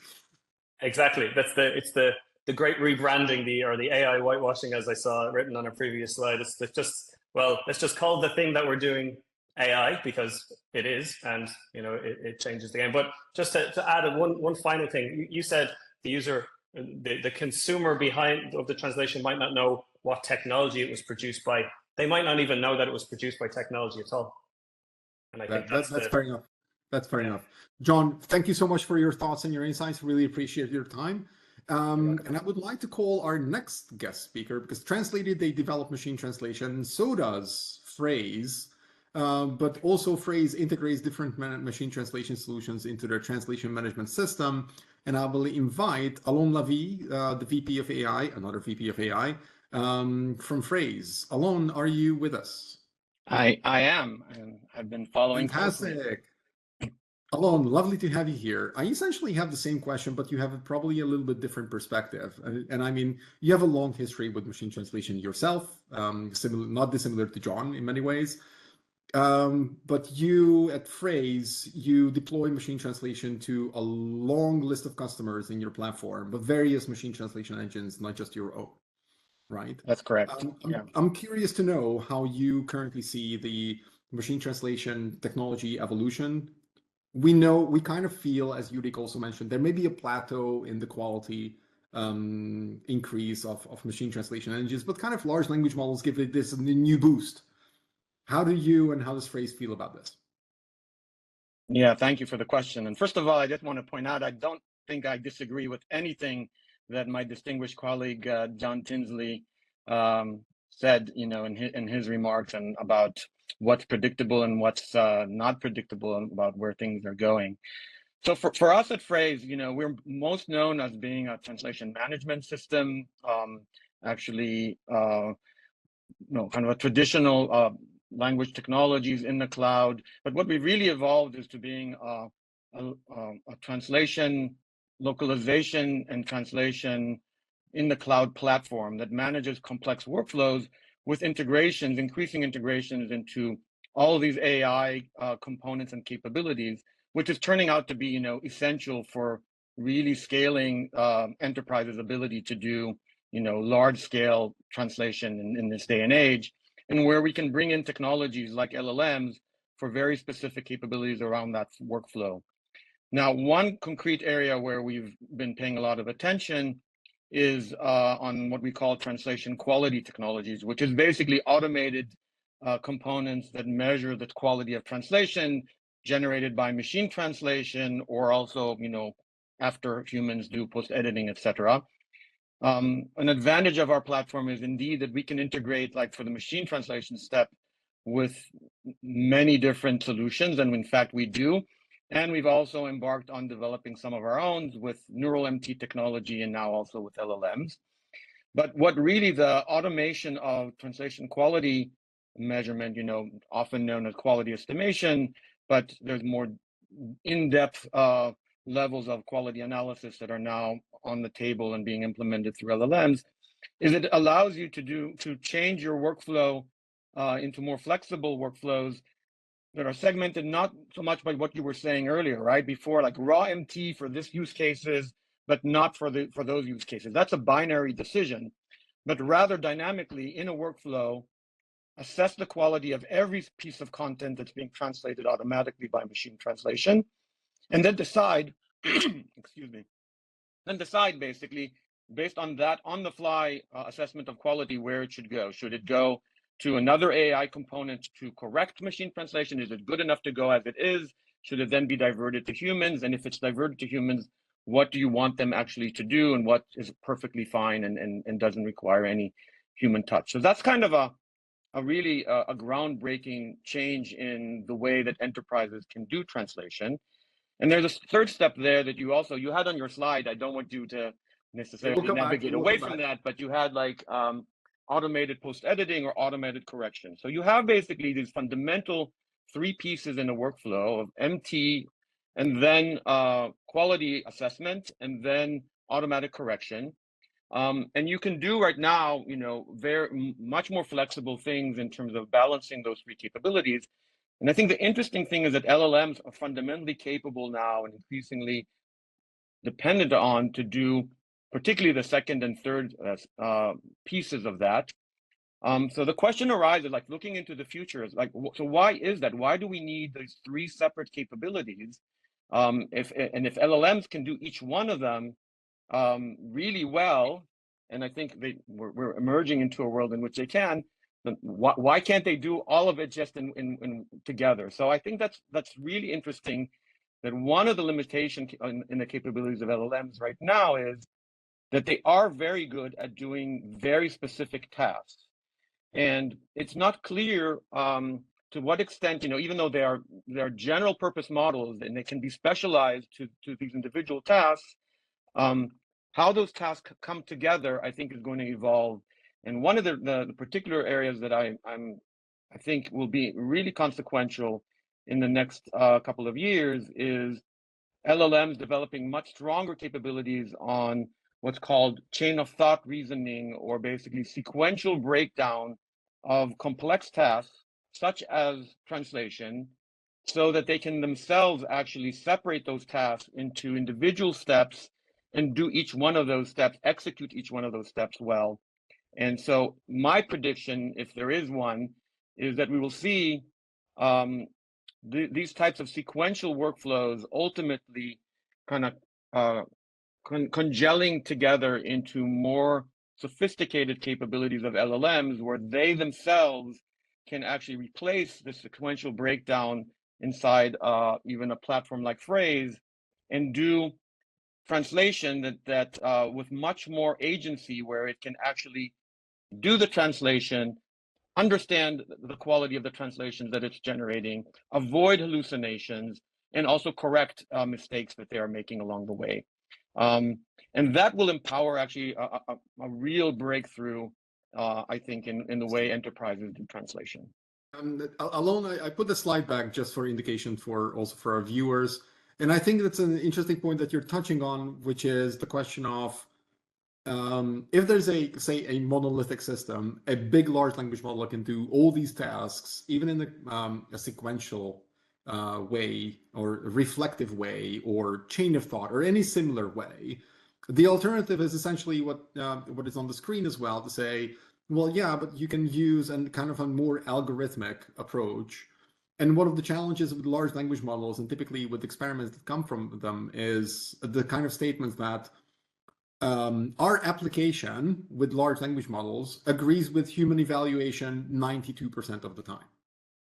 And you can argue that humans are also not 100% correct in their assessment, That's even correct. translation or review, right? But then which is the 8% where the large language model gets it wrong? Is it where there are critical errors? Can you make sure at least that the critical errors get caught by large language models, or are those also included in 8%? These are the challenges that come from using a monolithic model where you can't introspect really what's happening inside, whereas a modular model or architecture is probably easier to monitor and fix, and we like sticking to it. It gives us a feeling of control. I think you're making arguments that I would completely agree with. And we're, by the way, that's why we're not betting on this collapse necessarily. We're looking at this unification of tasks as a direction. But one of the main advantages of our flexible, platform is the fact that you have control over these individual steps, and you can make algorithmic decisions about how you want to route content, plus have the flexibility of integrating with, for these individual steps with technologies as they emerge, right? So we're developing some of these capabilities internally based on LLMs, and we continue to be agnostic because we are not also a service provider. We're a pure technology software provider. So we're agnostic, and we're happy to also integrate and aggregate and help you select the best technologies for your use case. And so maybe I'll stop there. Alon, thank you so much for your thoughts and insights. Really appreciate it. So we heard so far from a European player who develops their own machine translation technology and uses it predominantly. We heard from a European player who kind of uses all sorts of solutions, but also developed it internally. Now we come to a third one, specifically on Babel, and I hope to be able to invite Joao Graca to the podium, who is the Chief Technology Officer of Unbabel. And Unbabel is a really interesting player in the field because they just released Tower LLM, which is a large language model fine-tuned specifically for translation and translation-related tasks. Joao, are you with us today? Yes, I'm here. Fantastic. Now let me stop the screen sharing so we can see you full screen. And I essentially, well, having seen both the shared slide and the discussions previously with John and Alon, curious to hear how you what Unbabel's thoughts are and what the benefits of large language models are in your context and your experience, your development expertise. Yeah, so I mean, I think that customers want to use AI solutions whenever they can. And so you see a massive adoption of machine translation technologies. And one of the reasons why it's not being more adopted is because of quality constraints. And I think neural MT is kind of reaching the plateau of what it can do. And mainly there's like a couple of points. One is like context, as was already mentioned by you. The other one is actually personalization. And we're used to use terminology, and even that is hard for neural MT to incorporate. But actually there's a lot of information from the customer that comes in the form of a style guide, which is just like declarative information, which is very hard to put on the model. And that's why I think that large language models are the next frontier, because not only are they currently comparative of better than traditional neural MT on just a normal sentence by sentence translation, but now we can actually pass declarative information to the large language model. We can say, here's the previous paragraph, or here's the previous context. And by the way, obey by these style guides, and you write the style guides and use these terms, and the language model obeys to that information. So now you can actually get a much better information. So I think the use of large language model will increase the quality that's produced significantly in unlocking other use cases for just machine translation. Moreover, I mean, before this, what we did was like using quality estimation to route content. I mean, Unbabel has been doing that for 10 years, but this actually now opens a door to something even more interesting, which is saying, well, what if we run machine translation and then we run quality estimation, and then we tell the model, by the way, this is where you've done the mistakes, so go fix them. And it turns out this actually works very well. So this kind of like automatic post editing informed by quality estimation, I think is going to be part of any sequence of AI-based translation, because again, we agree that AI-based translation is much more than machine translation. And so I think we're seeing like this piece of technology develop a lot. And I think at the end, what we're going to start seeing, instead of like a really large language model, is basically a set of agents that communicate with each other. One translates, the other one does linguistic quality estimation. The other one actually goes and follows European Union guidelines for pharmaceutical and goes there and say, okay, this is actually bad translation because of this. And then they ask them all to translate again. And you have this interaction that will going to break down the process and produce much better results. So I think like in 2 years, the amount of content that is not going to require humans on the delivery stage is going to increase massively.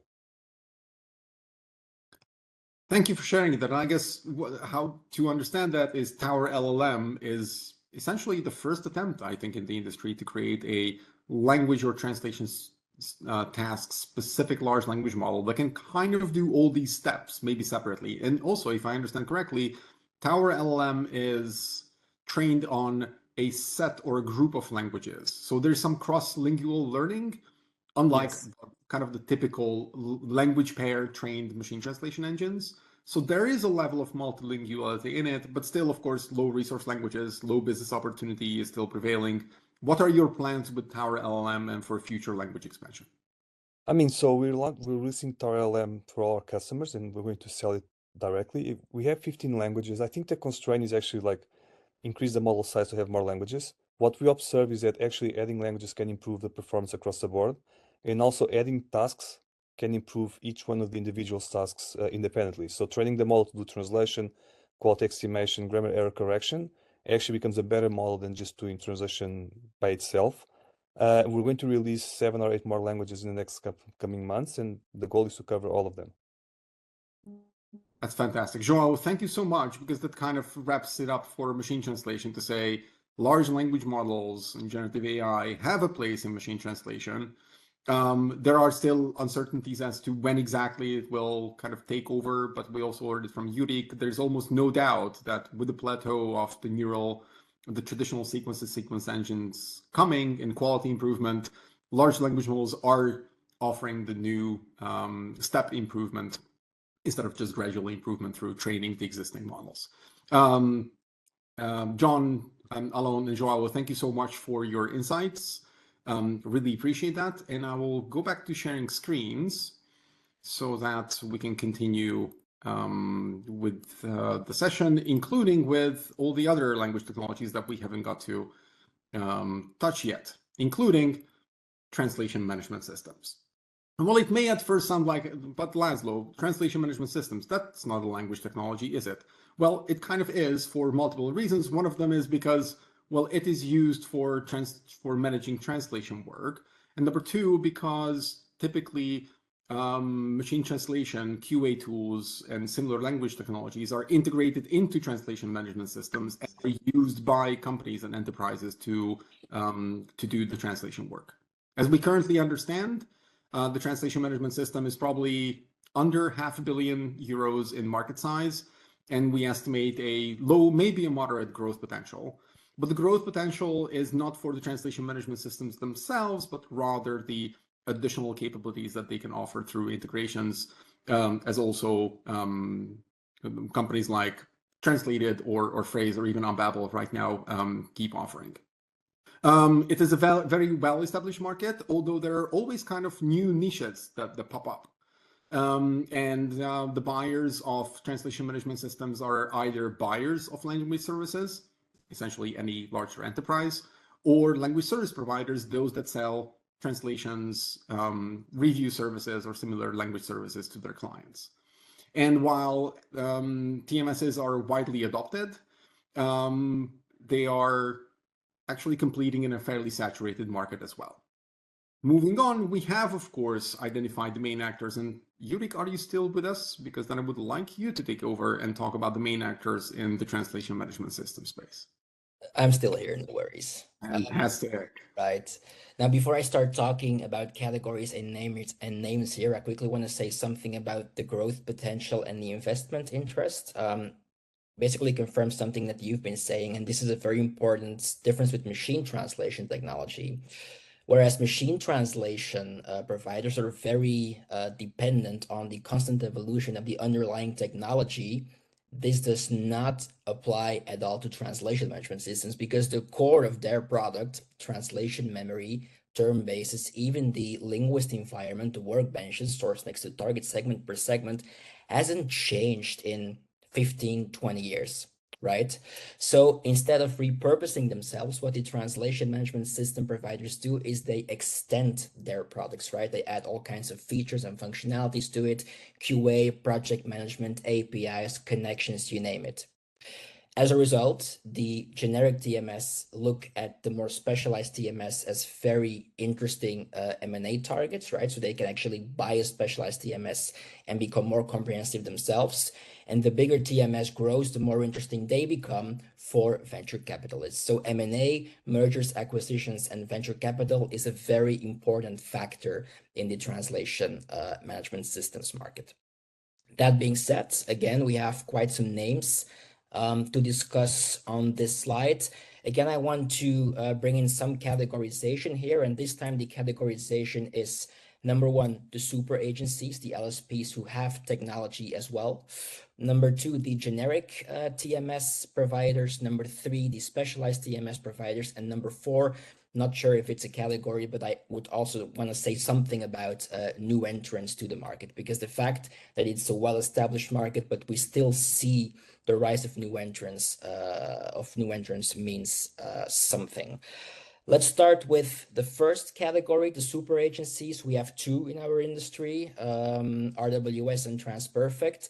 They are the biggest LSPs in our industry, but they are also the biggest sellers of technology solutions. We estimate that the total technology revenue of TransPerfect is around 90 million on a yearly basis, and 50% of it comes from TMS and integrated machine translation.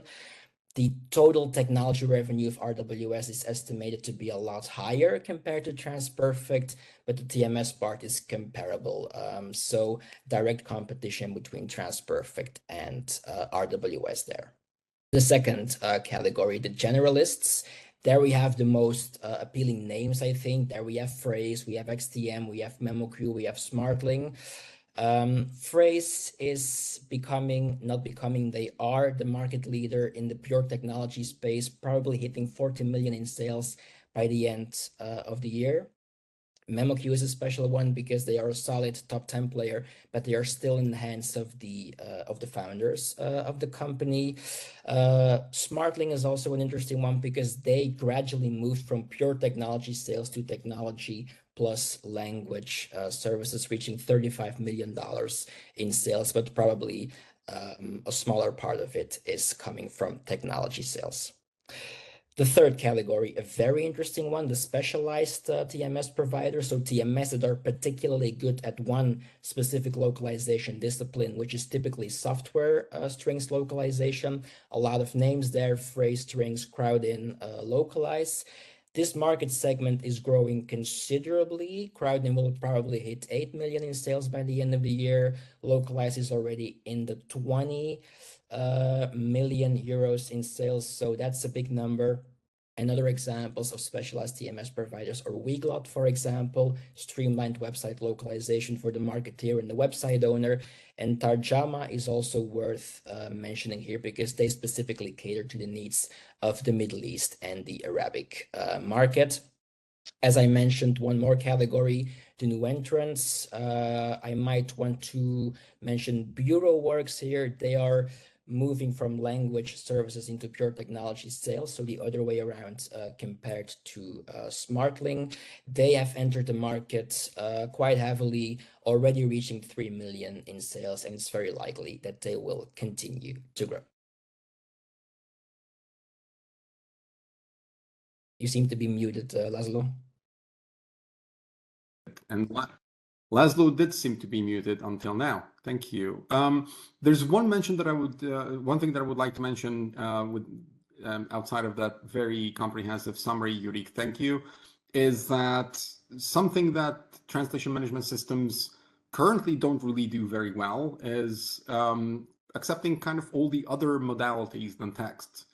We hope to see soon enough that all the additional modalities of audio and video, they will be incorporated soon enough, even though that's typically a a different group of buyers that would be looking for those kind of services.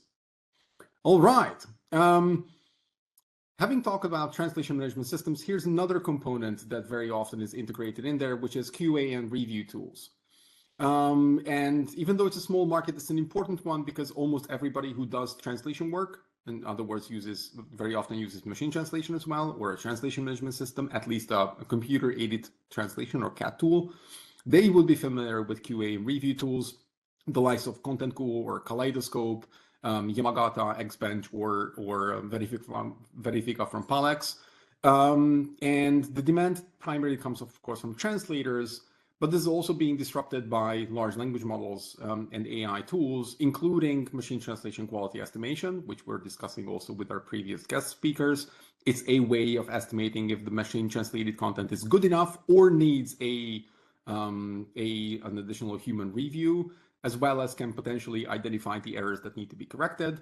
And then there is automatic LQA, where an actual LQA, say, sorry for the abbreviations, a DQF, MQM kind of LQA report, language quality assessment report, can be generated using such a model.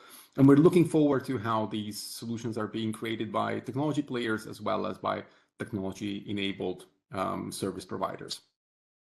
Next, very quickly, I guess, we're running out of time shortly, to talk about OCR, optical character recognition, and handwriting. And the reason why this is also important, because when it comes to producing or processing text, well, sometimes the text doesn't exist in extractable format, but is, say, a photograph or a non-editable PDF.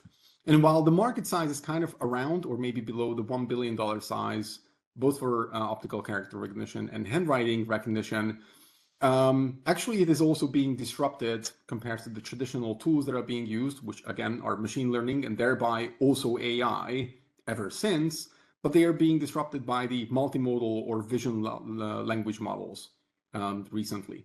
What we see is, of course, OCR is widely used across different businesses, including healthcare or transportation, legal, insurance, especially also in government and public administration, where kind of the cloud-based OCR or language model solutions may not be immediately adopted because of the privacy and security concerns that kind of go around them in the first place. Talk a little about the main actors. Very briefly, is that the majority of the optical character recognition main actors, they're actually not just simply optical character recognition technology providers. In fact, optical character recognition is most often embedded into what is called intelligent document management systems. Even though there are standalone solutions for OCR, most usually they are just part of a bigger platform that does document management as such. And then again, for the quality outlook, making sure that the new wave of technologies touch this one as well. They are also large language models. They're customized specifically for managing documents, for example, by JP Morgan's Doc LLM, or a very interesting model from the Czech Republic is Rossum's Aurora models, which kind of, they're dubbed as optical character recognition free document understanding. What it really means is, yes, there is optical character recognition, but it's built into the model. It's not a separate application or tool. And if we move on to handwriting, then we see it's also the handwriting recognition is built into a lot of the intelligent document management systems themselves. But there are some outlier companies that are important to mention. For example, NanoNet or MyScript or Transcribus. MyScript, specifically a French company, their handwriting to text solution was built into the highly advertised Remarkable 2 paper tablet. And it looks like a very, well, to be honest, I have used it briefly, but some of my colleagues use it extensively, and they absolutely adore the technology and the ease of use of the technology. But of course, it's not just the live handwriting transcription, which is kind of also available in touchscreen devices. Your mobile phone or your touchscreen enabled laptop are the applications handwriting to text, but also, for example, old text, historical text, and there's this consortium of almost 20 countries based out of Austria Transcribus that, with the help of an EU Horizon program, they created customizable handwriting to text solutions, very fascinating technologies that are acting in the background. An important mention, last but not least, is that AI models are getting so good at generating not just text, and we will talk about voice generation in our next session after the coffee break, but also they are very good at, actually, apparently, creating handwriting, cloning specifically handwriting, with very impressive and even alarming results, with very similar concerns, privacy, security, and ethical concerns as some of the large language model use cases, or some of the voice generation, synthetic voice technologies that we'll talk about next. There are two more technologies, or three more actually, that would be good to touch on. One of them is, two of them are inclusivity and accessibility related. One of them is Braille technologies, which is a relatively small market, but just as important because there are about 6 million people worldwide who use the Braille alphabet. And the good news about Braille is that essentially there is only one Braille alphabet.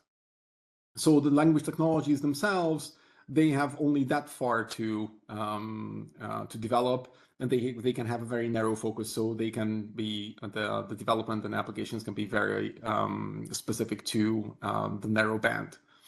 And even though the Braille devices themselves are rather expensive in many ways, that's primarily because the demand is, well, it is compartmentalized, which is people who do not have a physiological need to use the Braille alphabet, blind and low vision individuals, they will probably not be using the Braille. Therefore, demand in the market for Braille technologies is somewhat limited. In many ways, unlike sign technologies, which are not tactile, like Braille, but they're based on gestures and movements. And it's a fascinating field, and it was one of the most interesting ones that I also got to research with my colleagues throughout this study. There are more than 400 million people in the world who are affected by hearing loss.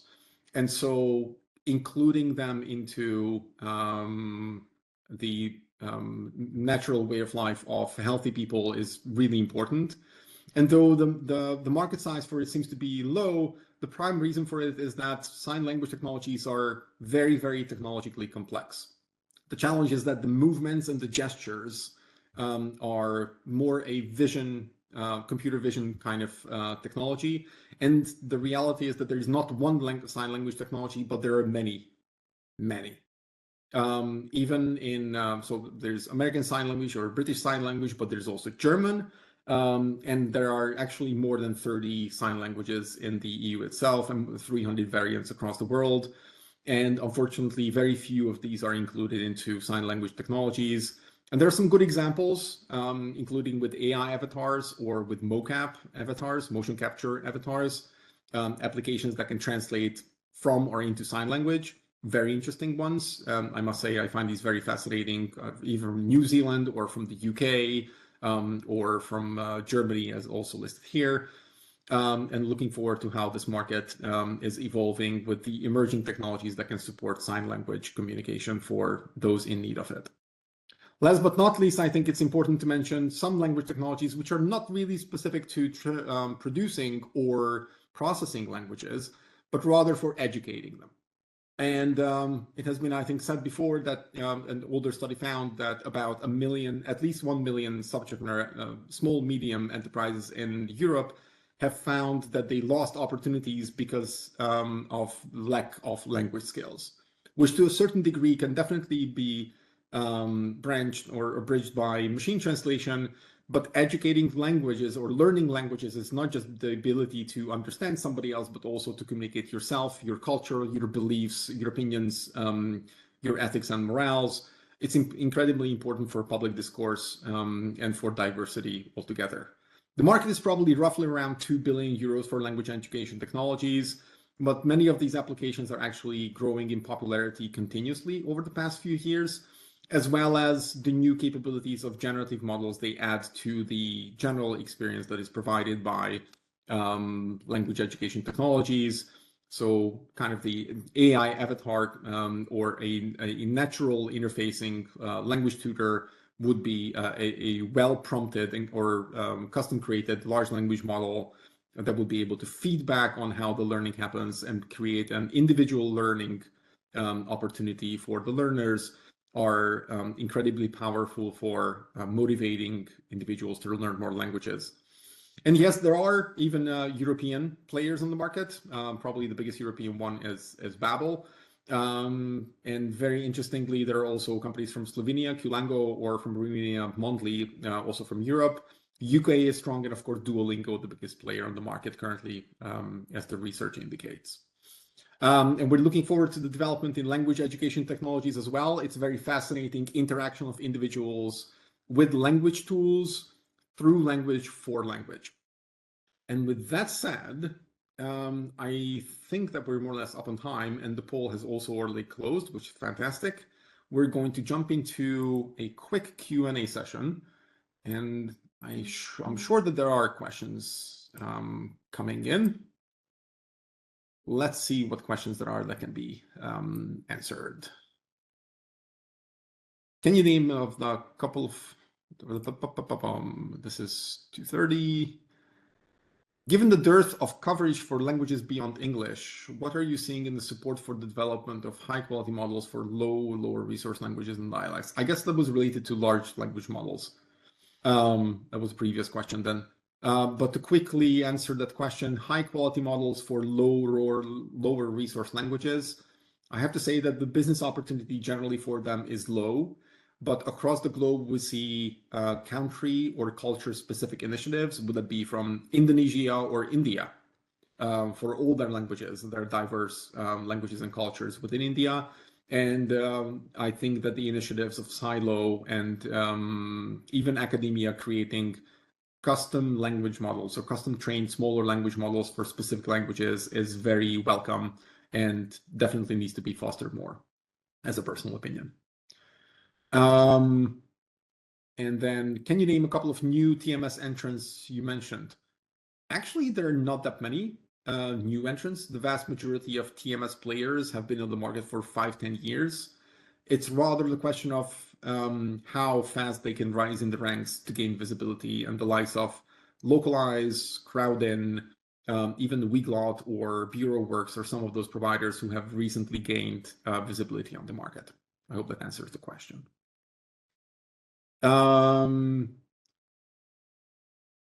Is there any effort made in reducing the environmental impact that all this huge data processing and its exponential growth may have? Is this cost taken into account by big tech and not only companies? I guess that's a large language model related question. And the answer is no. There is not much effort being made to reducing the environmental impact. The initiatives, I think, of the European Commission for the high performance computing centers is essentially to say, by centralizing some of these compute capabilities and then lending them out essentially for users, kind of like, of course, cloud computing, is a way of ensuring that to a certain degree the impacts are minimized. If everybody had to run a mini nuclear reactor at home to run ChatGPT at home, that would be absolutely disastrous. At the same time, there are ongoing efforts, and the research also indicates, though we didn't put it here because it's not language technology as such, but related, is that there is a lot of development that is going into AI chips, the microchips that are used for training and running AI models, large language models specifically, and not just for compute capabilities, higher performance with higher energy consumption, but also for lower energy consumption at the same time. And there's a lot of investment interest into that. All right. There's one last question probably to answer. Given the exciting outlooks discussed, any of the speakers have any thoughts about where this leaves the human in the loop translator in terms of new competencies that will be required by the market? Yes, get technology savvy is the first recommendation, because human in the loop, or at least the human expertise for vetting end of pipeline outputs, will still be needed for those high impact outputs in our estimation.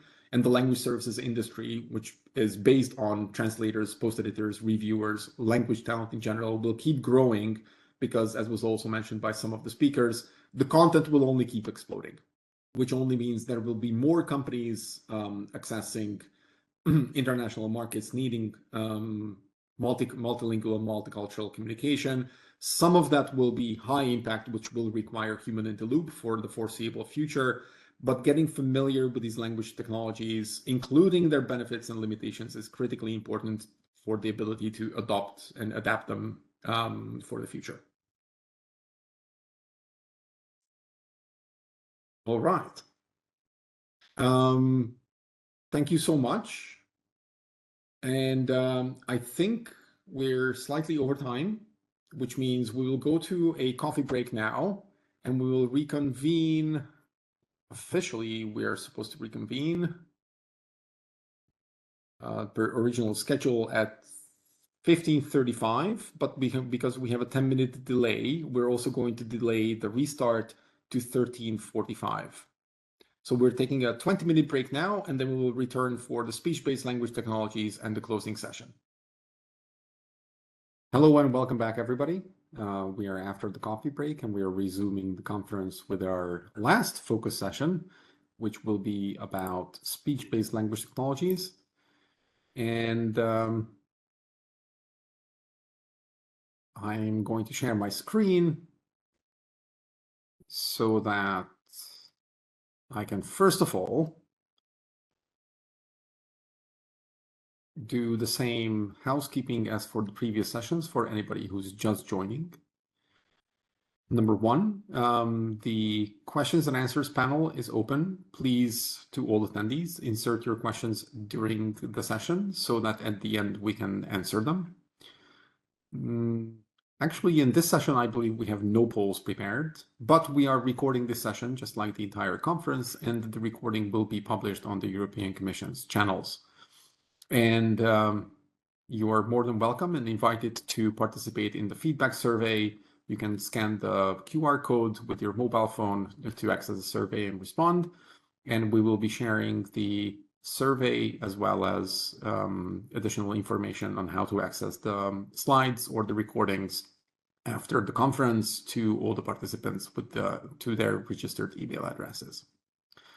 That said, today we've already been through quite a bit, including keynotes from Renate and Nikolay from the European Commission and Renato Beninatto from Nimdzi Insights, a executive summary and key insights from the market study on language technologies, as well as multilingualism on European websites. And after the lunch break, we continued with large language models, text-based language technologies, and now we're after the coffee break, we're going to get into speech-based language technologies. And today I am accompanied by Igor Söke from the Brno University of Technology and Khalid Chokri, the CEO of ELDA, the Evaluations on Language Resources Distribution Agency. I will start the session. And again, please do ask your questions alongside the presentation. We are 10 minutes delayed in starting this session, but we will also probably finish 10 minutes late because we have a lot of ground to cover, even though speech-based language technologies at first may not seem very complex, but actually they are, as a meta-coded category, they are very wide because language is not just textual, but also spoken. And the multimodal world that we live in, the digital life that we lead, especially in the modern Western world, audio and video communication are very ubiquitous. Think about social media, online meetings, conferences, podcasts, entertainment, and we only expect the audio-visual content to increase both as a source and as an output of language technologies. And this session will also include a section from Khalid Chokri about the automated speech recognition data market research that they have been conducted inside the consortium. But to start off, we're going to start with text-to-speech, which we in this presentation will use as synonymous with ASR, which is automated speech recognition. We'll continue with text-to-speech with the guest speaker, and then we'll discuss machine interpreting and speech-to-speech translation, which are kind of sister technologies, rather, and finish off with chatbots and voice bots and voice assistants. Jumping right into it, For the automated speech recognition market, we currently estimate very simply the market size, the technology-only market, to be roughly around 3 to 5 billion euros, which is actually a significant portion of the entire language technology market size. Quickly noting that because of the data requirements of speech recognition, together with the customization, deployment, maintenance, and all that, we estimate that the market size, including professional services, could be much larger than that. And the growth potential, unlike, for example, for machine translation, where it's rather moderate, we believe that the growth potential is very high. The disruption level or the AI adoption level is actually fundamental to speech recognition. It is based on AI models. And Igor will speak at the level of detail about the technology development of ASR recently. What we see is that both the technological advancements, which improve quality, as well as the increasing adoption into devices, would that be mobile phones, virtual assistant devices, but even cars or other natural interfaces, the demand for speech recognition will keep increasing, also because of accessibility and diversity, equality, and inclusion principles that are heralded by the European Union, but also by the United States. What we see is that there are a great many actors in the space, but it is mainly big tech dominated, at least the core of speech recognition. There are a lot of open source models that can be used for creating and fine-tuning speech recognition applications. But the core technology is typically big tech dominated and commoditized. At the same time, there are plenty of long tail suppliers who are catering to the needs of specific domains, verticals, languages, accents that service to enterprise needs. Igor and Khalid, in their consortium, they also already looked into the demand for ASR and tried to categorize it specifically. And so it's visible that the demand for speech recognition varies greatly by the languages that are demanded and offered, by use case, as well as the distinction between generic models and specific and niche models. What we mean by that is, especially the big tech companies, would that be Google or Microsoft, they do have generic speech recognition solutions, even connected with some natural language processing features. At the same time, many or most of the enterprise or government and public administration clients, they look for specific solutions that may even be secure, that are created based on data that is under their control, and thereby require third-party specialist providers to be able to cater to the niche demand of these. And also, speech-to-text is not only used as, simply put, the simplest application of speech-to-text is transcription. But as you can see, there is transcription on the right side in the chart. There is transcription, sales call transcription, medical notes transcription, or other meeting transcription. But actually, oftentimes where speech-to-text is used is for voice-based AI, for example, virtual assistants, call analytics. So the transcription is then fed into a natural language processing pipeline, as well as directly for captioning, not just transcribing for later purposes, for later reading, but in actual live captioning, just like right now is usable in this WebEx tool that we use to host the conference in. Next, to speak about some of the main actors.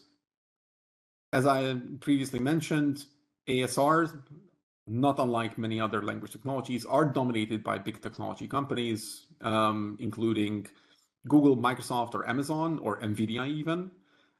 Also, of course, Chinese big tech companies, the Baidus, the Alibabas. And their solutions are typically, just like machine translation, they are used through APIs, application programming interfaces, which means one piece of technology talks to another piece of technology and sends back and forth the original audio and sends the original audio, gets the text back, which gets later processed in a separate system. But of course, ASR or speech recognition tools are available also online for consumer use cases as well. Because it's the commoditization of this technology also means that most of the solutions that are available by big tech are really low price per minute of audio, for example. But there are plenty of challengers who make essentially a large chunk of the market. Would that be AppTech or Assembly, DeepGram, Phonexia, Verbit, and others who use speech recognition tools and offer additional services next to it, and they are a big part of the market. Now, of course, there is a newcomer in some sense, which is OpenAI, the creators of the GPT models and ChatGPT. They also have the Whisper model, which is a speech recognition tool, as well as they also created text-to-speech and similar tools. And the next slide will actually speak a little bit about that. When it comes to the quality of speech recognition, it's typically evaluated by machines. Of course, when you're training a model, and Khalid will speak to this later in his section, when you train a model or when any technology provider trains models, then they use actual transcribers or humans to verify that the transcribed piece is correct, so it can be used for the training of the ASR models. But typically the assessment of performance happens by machines and what is called word error rate, WER. And that benchmarking is typically, just like with large language models or with machine translation, has all the issues that come with benchmarking, which means what is the accent that is being used, what is the noise level in the original source, has the model in the training seen the actual test cases, there's a typical cherry picking in benchmarking, which is part of the game with many language technology providers. That said, many of these providers provide many languages as well, and some of them even provide EU24. Very specifically, Microsoft, they very often pride themselves for providing support for all EU24 languages. What that support really means is highlighted by this slide. That just means, again, that not all languages are equal. This screenshot is taken from OpenAI's GitHub page, and it looks like a tree chart, and that's exactly what it is. It looks like a Christmas tree cut in half, and the simplest thing to observe here is the top represents the best performant languages in the OpenAI's Whisper automated speech recognition tool, and the languages on the bottom, they are performing much worse. How much worse? It's very small print, but for example, the top level, Dutch on the left-hand side is 4.3. It's weighted error rate, word error rate, but the bottom is Albanian at 55, which is basically unusable for further processing. Just to highlight though, even if you look at reasonably high resource languages, one could argue, for example, Albanian is a low resource language. Even if you look at high resource languages, there can be massive differences between the performance and the quality of the output of speech recognition engines. These examples, Dutch or Spanish seem to be very well supported by this specific tool, whereas Danish may be lagging far behind. And this is true essentially for every single speech recognition solution. So oftentimes when benchmarks are shown and said, we have the best ASR tool, those are aggregated or average numbers, and it's sometimes really hard to find out the details for the specific language, for the specific use case, how well the tool will perform. Therefore, individual testing or even customization of the models is critical to achieving success when implementing these tools. I think this is the place where I hand it over to Igor. Igor, would you like to join me on the stage? Because Igor will speak to the technology evolution and market evolution of ASR. Igor, are you? Yes, I'm here. Thank you, Laszlo. Good afternoon, ladies and gentlemen. Well, I am in the R&D for the ASR automatic speech recognition for about 15 years.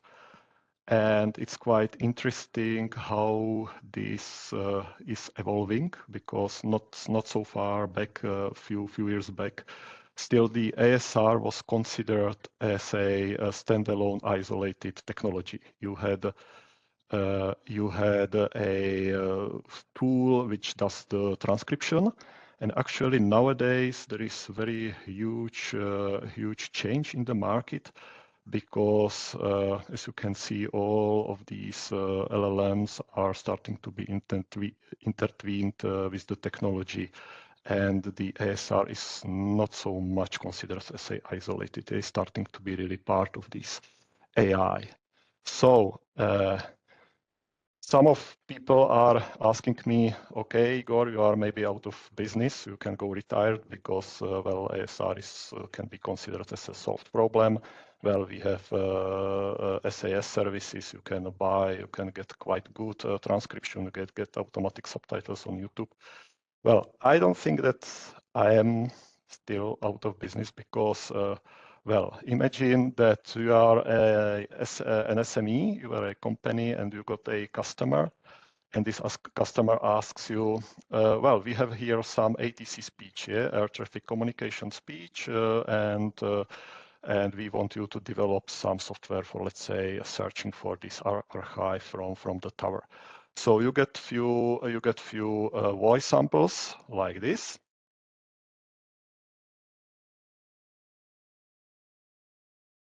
And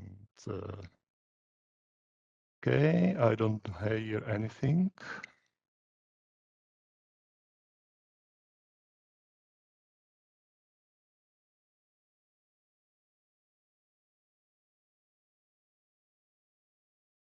So I'm not sure how, Laszlo, if you share the sound. Try to. Ryder 4 Zulu, central altitude 4,000 feet, QNH 1008. 4,000 feet, QNH 1008, Ryder 4 Zulu. And I'm passing back control, Igor. Okay. T1 Hotel, ground taxiway Echo 7, cross runway 16, taxiway Lima to hold short runway 10. I have to say, I barely understood what was said whatsoever. Yeah, so you get samples like this, yeah, and what you do, okay, let's grab what's on the market for free, yeah, so you grab the Whisper Large model and pass the data through it, and what you get is this. So what you can see is, I will play the first sample again. Ryder 4 Zulu, descent to altitude 4,000 feet, QNH 1008. 4,000 feet, QNH 1008, Ryder 4 Zulu. So as you can see, well, the Whisper does quite good for the ATCO, for the controller, because it transcribes very well, even it gets right the call sign. On the other hand, when the data goes a little bit more noisy, it transcribes like ATC talking to the radio. So, which is absolutely correct, yeah, because it's kind of communication for the air traffic control. But it's absolute nonsense, right? Because it's just telling you, okay, how this sounds like, and why this happens. This happens because the Whisper is trained on the very large amount of data and movies and subtitles, and this type of speech is usually used as a background noise or background, this background audio, and in the subtitle is transcribed like ATC is talking to the radio, and the general model is really pretty well recognize it as ATC is talking to the radio. So this model is kind of not very well usable for you. And what you need to do, you need to adapt this model. You need to do some fine tuning. And this is what I think is still will be very, very needed in the future, and I think even in the decade, is to adapt these generic models, these foundational models to the niche. And the niche can be whatever. It can be dialect, it can be language, channel, topic, application, technology integration, whatever. So these things are really starting to be very important. And I think it's a big market there, yeah, because as the market is growing, also this niche applications is growing, and there is where the money is.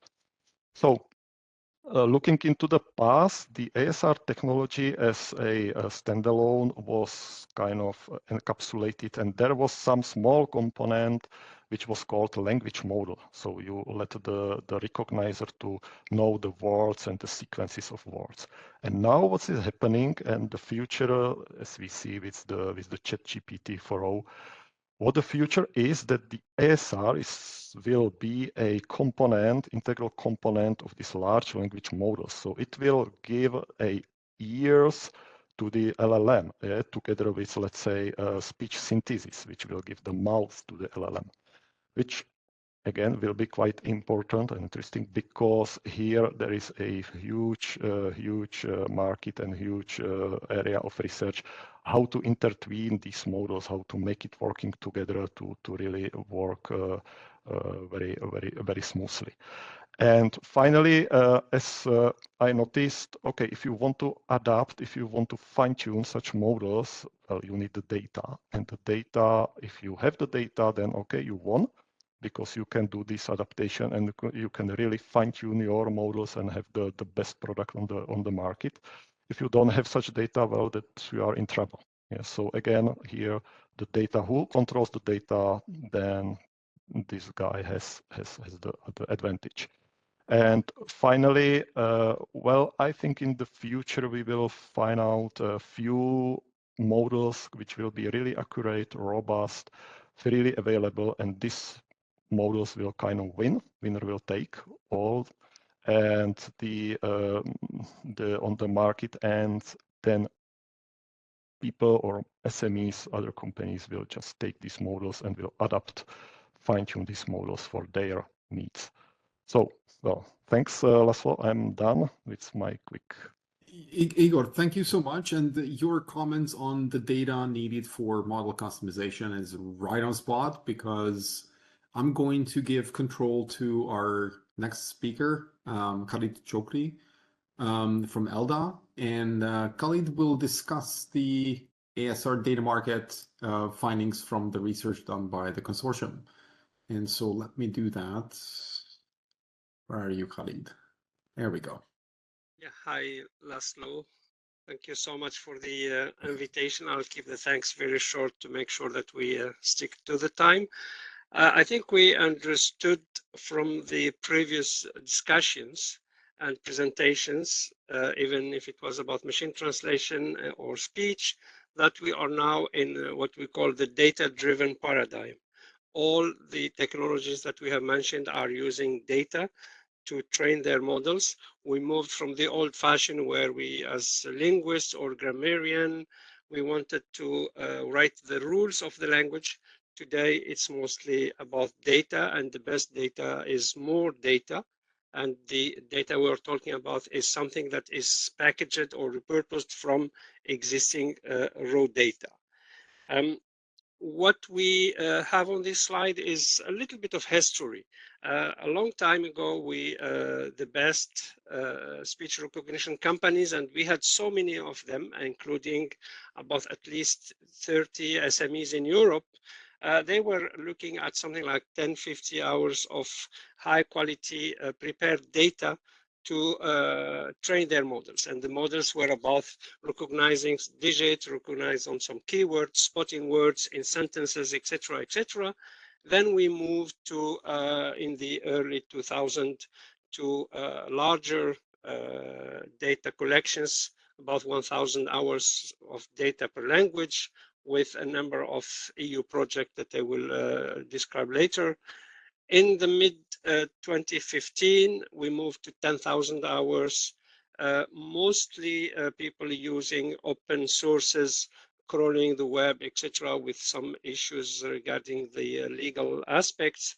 Today, we're talking about hundreds of thousands of hours, and basically we moved from bring your own to something like we do have data and bring your own just to tune the models. And here we're talking about the Whisper that Igor mentioned is trained. The first version was trained on 680,000 hours of data, mostly coming from YouTube, that belongs to another player. Meta has also a big data called Vox Populi, which is mostly based on Europarlament data, and we have other sources like LibreSpeech, etc. So I think what we see now is that these big packages are very often put in the open, and the few ASR companies that provide the core technology are training their models on this. What I would like to emphasize is the cost of this data. You will see that most of my remarks will be about the cost rather than revenues. The cost went from something like in the early 2000, 500K to develop one language, one small data, to something like 10% of that today. And when I'm talking about data, I think the key word that we have been using so far is training. We are training models, but of course, as technologists, we want also to assess the performance. So we also develop data for benchmarking and performance evaluation. And this is a smaller piece of data, but very, very high quality. So while the training is 100,000 of hours, the test is maybe a few hours, up to 10 hours, but very, very high quality. I think to go to the next. You are in control, Khalid. Okay. I'm trying to see if. Just click left or right on your keyboard. Yeah, I am trying to do that. Maybe you can take over and just go to the next one. Yeah. So this is an example of the data sets that were co-funded by European Commission with the large number of players in the 2000s. Players were called Siemens, Alcatel, Nokia, and so on. And on the left side of the screen, you see that in this European framework, we developed a lot of speech data, mostly for telephony applications, for car navigation, both in the European Union, in Oriental region. This is the Mediterranean area where we collected Arabic, French, and English spoken in Morocco, Tunisia, Israel, Palestine, and the like. We also went to the South America, etc. In the member state plans, they also developed a large number of national projects, the French Technologue in Italy, something called Ivalita, Albaicin in Spain, etc. So, and Catalonia also, the Catalan funded similar project to make sure that we do have this resources for all the language. Yeah. The sources of such data sets today, we have a number of specialized centers like ELRA, the European Language Resource Association that I am running, but we have also the Linguistic Data Consortium in the US.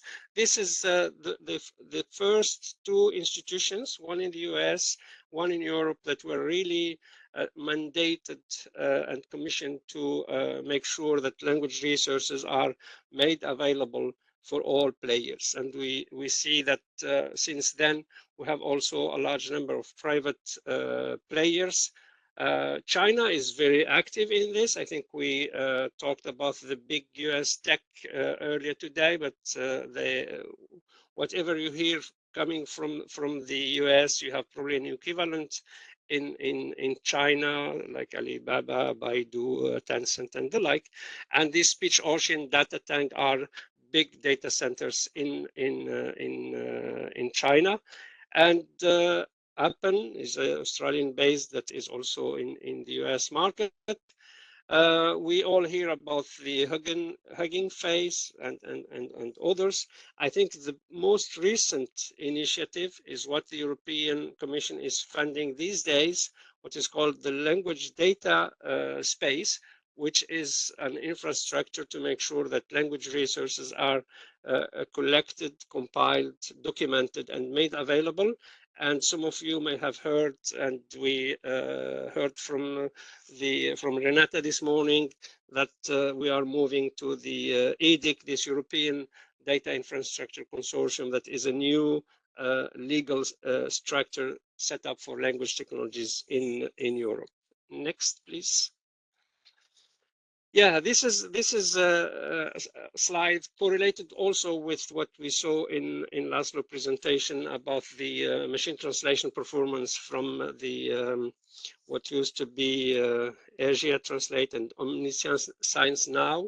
This is the almost counting the beans in the European landscape. We see English, French, German, and Spanish with the high levels, and all other languages are very, very low, which means that even if we just consider a kind of qualitative analysis of this, we see that even for EU languages, a lot of them are still under-resourced compared to what we are expecting.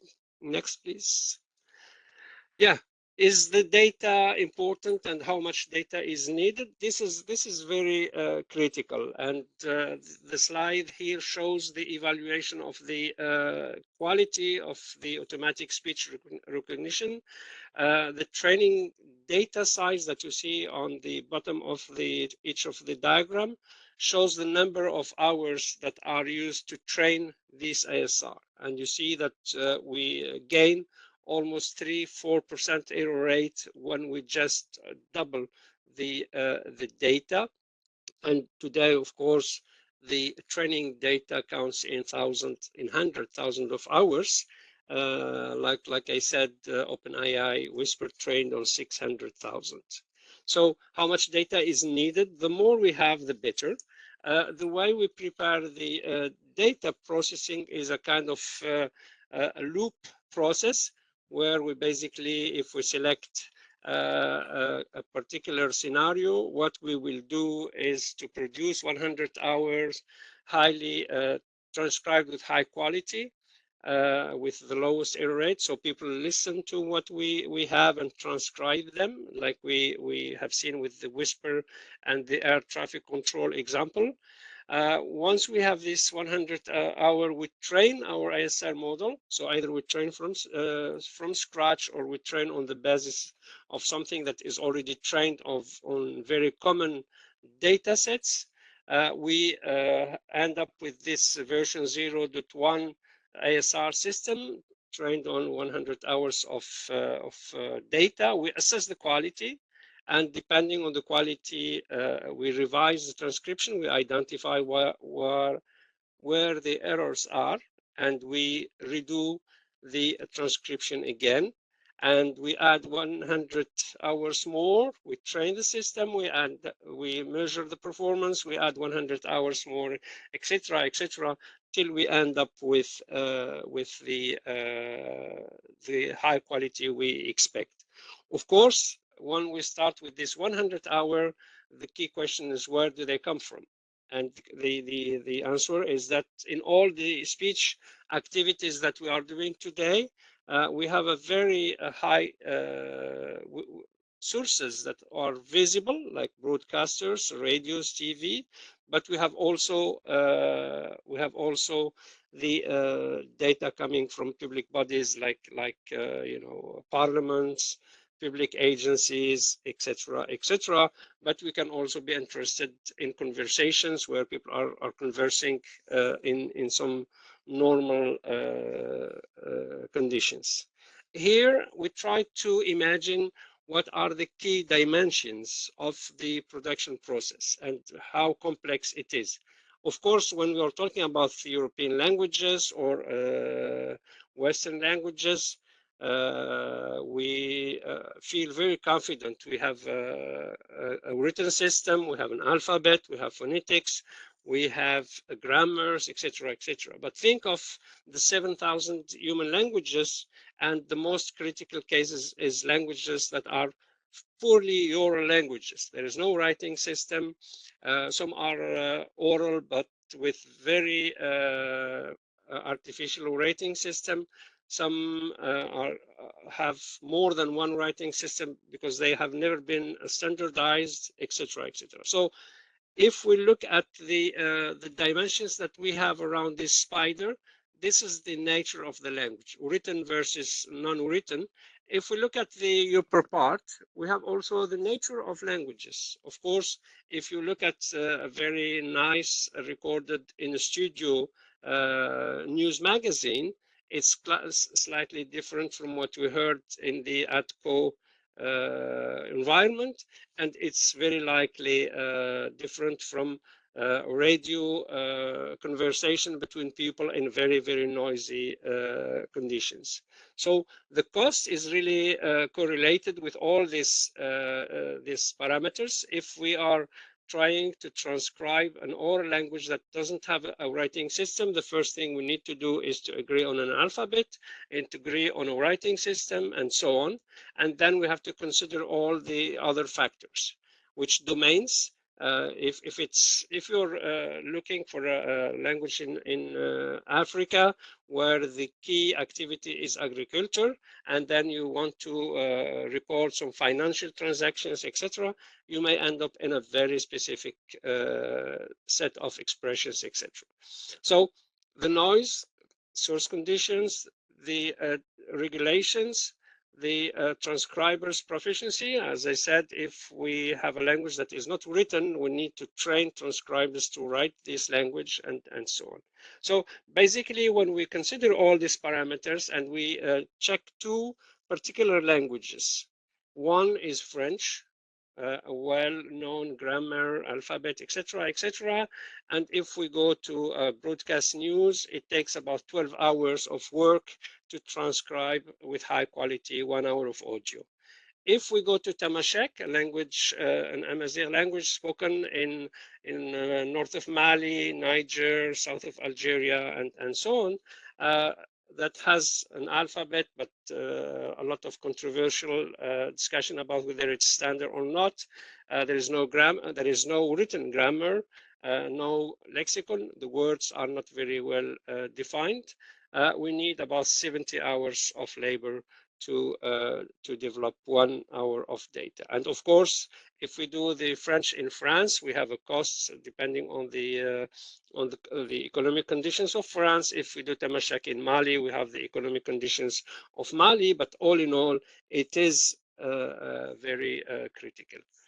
Now the question is, who pays for all this? And in many cases, the private companies are the ones who pay for that. But I have seen in some cases that the national authority want to ensure that their language is processed by the big players, and this is what the Icelandic did.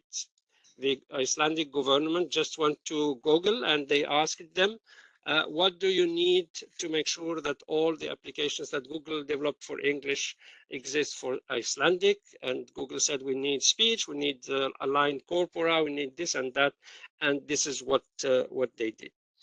Now, if we go to the challenges, what are the challenges to produce such important resources? And I think I have already seen this in the chat or in the QA list.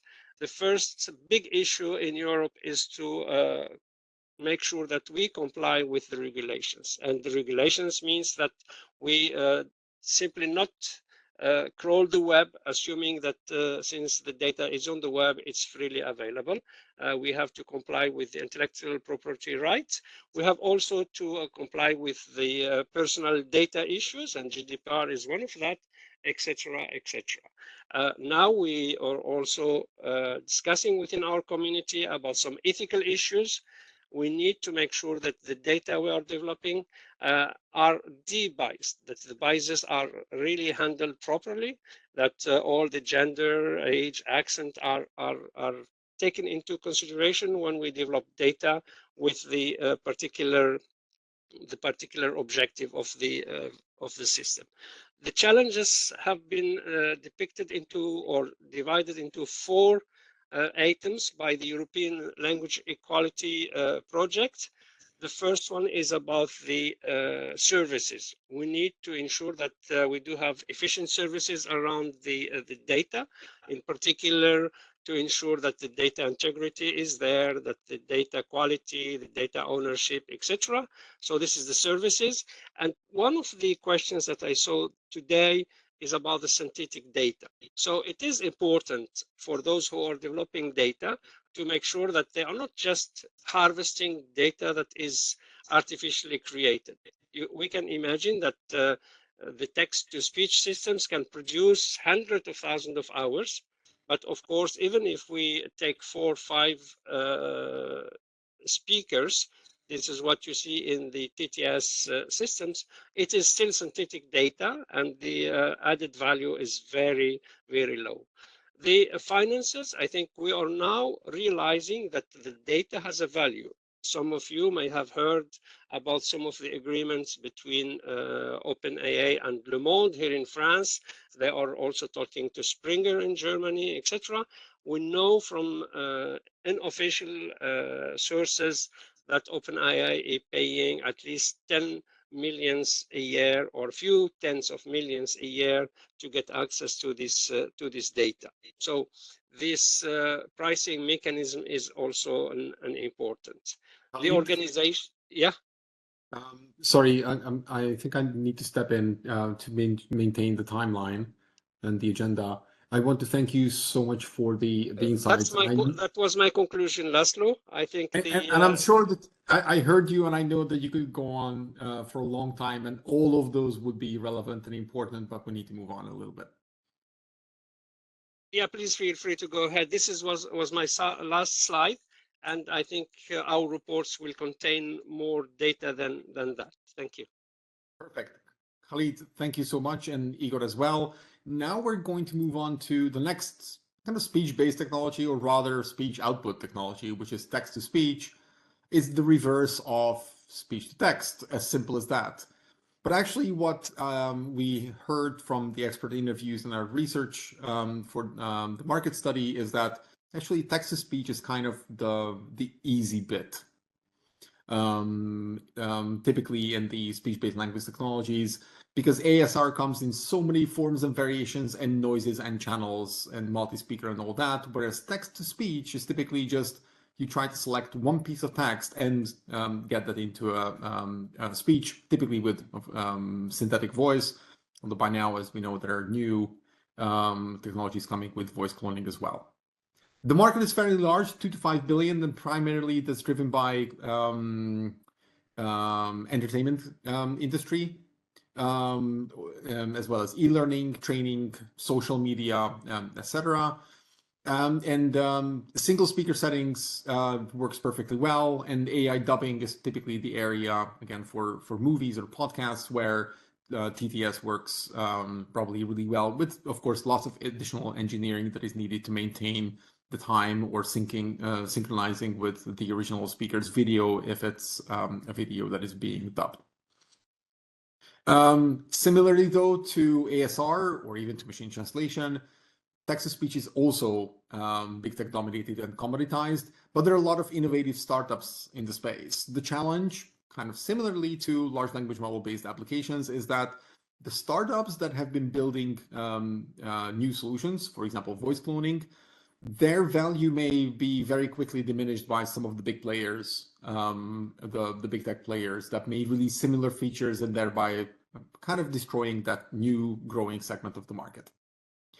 And with that said, of course, we mapped out major players. Again, plenty of these are big technology companies, Microsoft's, Amazon, Google's, IBM's, or NVIDIA's. But there are a lot of challengers even from Adobe, their Dub platform that they have been promoting and maybe coming out this year, but also AppTech, Colossian, 11 Labs, or Papercup, and dubbing-focused companies. And I think this is the right time what I would like to call in our last guest speaker, and that would be Volker Steignis from AppTech, and he's the managing director of AppTech in Germany. Volker, are you with us today? Yes, can you hear me, Laszlo?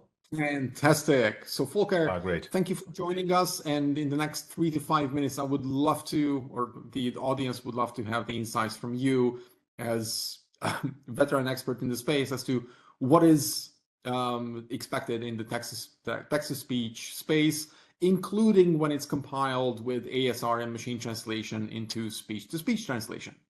Okay, thank you for having me, Laszlo. For those who don't know, AppTech, that's a language technology company active in ASR, MT, TTS, and LLMs. Okay, let me first talk about artificial voices or text-to-speech, right, and then go to dubbing. Artificial voices these days sound natural. That's really good. So it seems that text-to-speech quality fits the purpose well. but under certain conditions, actually, more or less neutral speaking style as you have in a documentary or as I'm talking to you right now. And what is not so satisfying in general, and a concern of clients, is emotional speech and in particular emotional transfer. So one can these days transfer the identity of the source speaker, to the target language.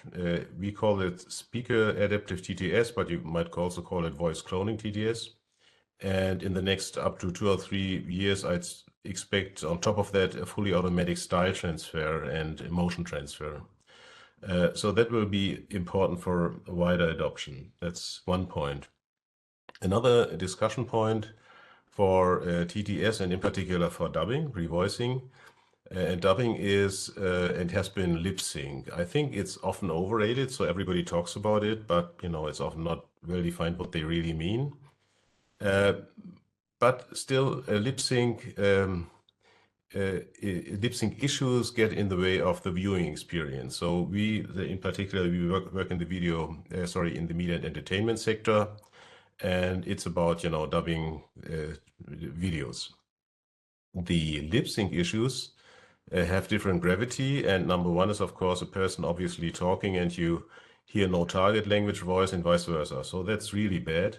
And number two, annoyance is gross mismatch of the audio with the mouth openings and closures. So that's what people typically think of when they talk about lip sync. And for these challenges, there are basically 3 approaches to solve them. One is modifying the video, right? So there are companies providing this. It's not in our portfolio. One is picking the most suitable translation, because there are many translations, obviously. And one is modifying the timing of the synthetic audio. And I believe that, say, in the end, for having optimal results, a combination of these 3 approaches will be the best. Interesting. I would assume something, yeah? Volker, if I may ask, TTS and AI avatars which use synthetic voice often, or voice cloning, that's kind of the place where the eeriness of AI comes in. To say, it looks like human, but there is something genuinely wrong with it, even though it's very, very close. But especially because it's so close, you can clearly say something is wrong. If it's very wrong, that's indeed, say, okay, that's indeed a particular issue. machine When you have ASR or MT and it doesn't work, you say it's funny or it's annoying or so.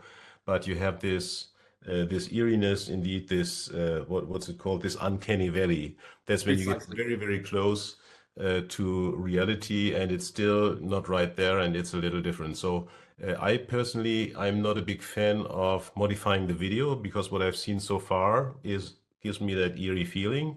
But once it's perfect, then it will be great, right? Then you basically have Will you expect this changing in the next 2-3 years? I could assume so. I'm not so much in that field, but it's often what nobody talks about. It's a matter of money. How much money do you put in? I would say that if we would really work hard on lip sync, it would get much better. But the question is, you have to finance your research and your technical advancement.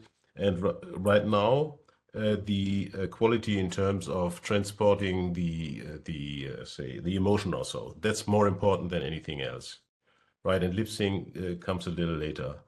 But the advancements in say AI or in machine learning, whatever, have been dramatic. So once there is enough attention and enough money, I think in 3 years you can arrive at a lot of improvement. That's what I would say, yeah.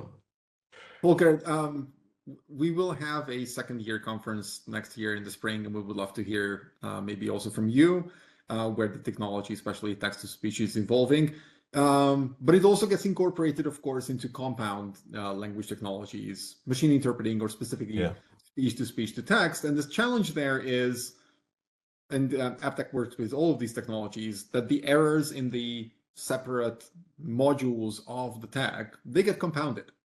So if you have some error rate with ASR, some error rate with machine translation, some error rate with text-to-speech, ultimately you will get something that is probably not acceptable. Or is it? What is your view on this? The point is, sure. I mean, if the errors roll through the system, that's not what you want to have. But I kind of smell that you gear at having a completely end-to-end system, black box-like things or so. Not quite sure. The major point is what is the total performance, right? So one has to measure, and one has to do the best possible. So if there is any way to improve a system by more data or by more fine-tuning or so, that should be done, because typically there is annoyance when things don't go well. And it's also a waste of, say, post-editing effort or so when you're in a professional setting where there is post-editing. Having said that, of course, for example, Plitt has started working on or promoting automatic dubbing like 2 years ago, I would say. I would assume we were one of the first. And that was, of course, in a moment where we found that the total amount of errors ending up at the text-to-speech end was low enough to be acceptable, right? So at some point, when you listen to an audio where the content is kind of wrong, that's extremely disturbing. So you have to go low enough in order to have some viable product. But I would say it depends very much, as everything, it depends very much on the domain. So if you choose the domain wisely, and that's an approach that users of the technology should follow.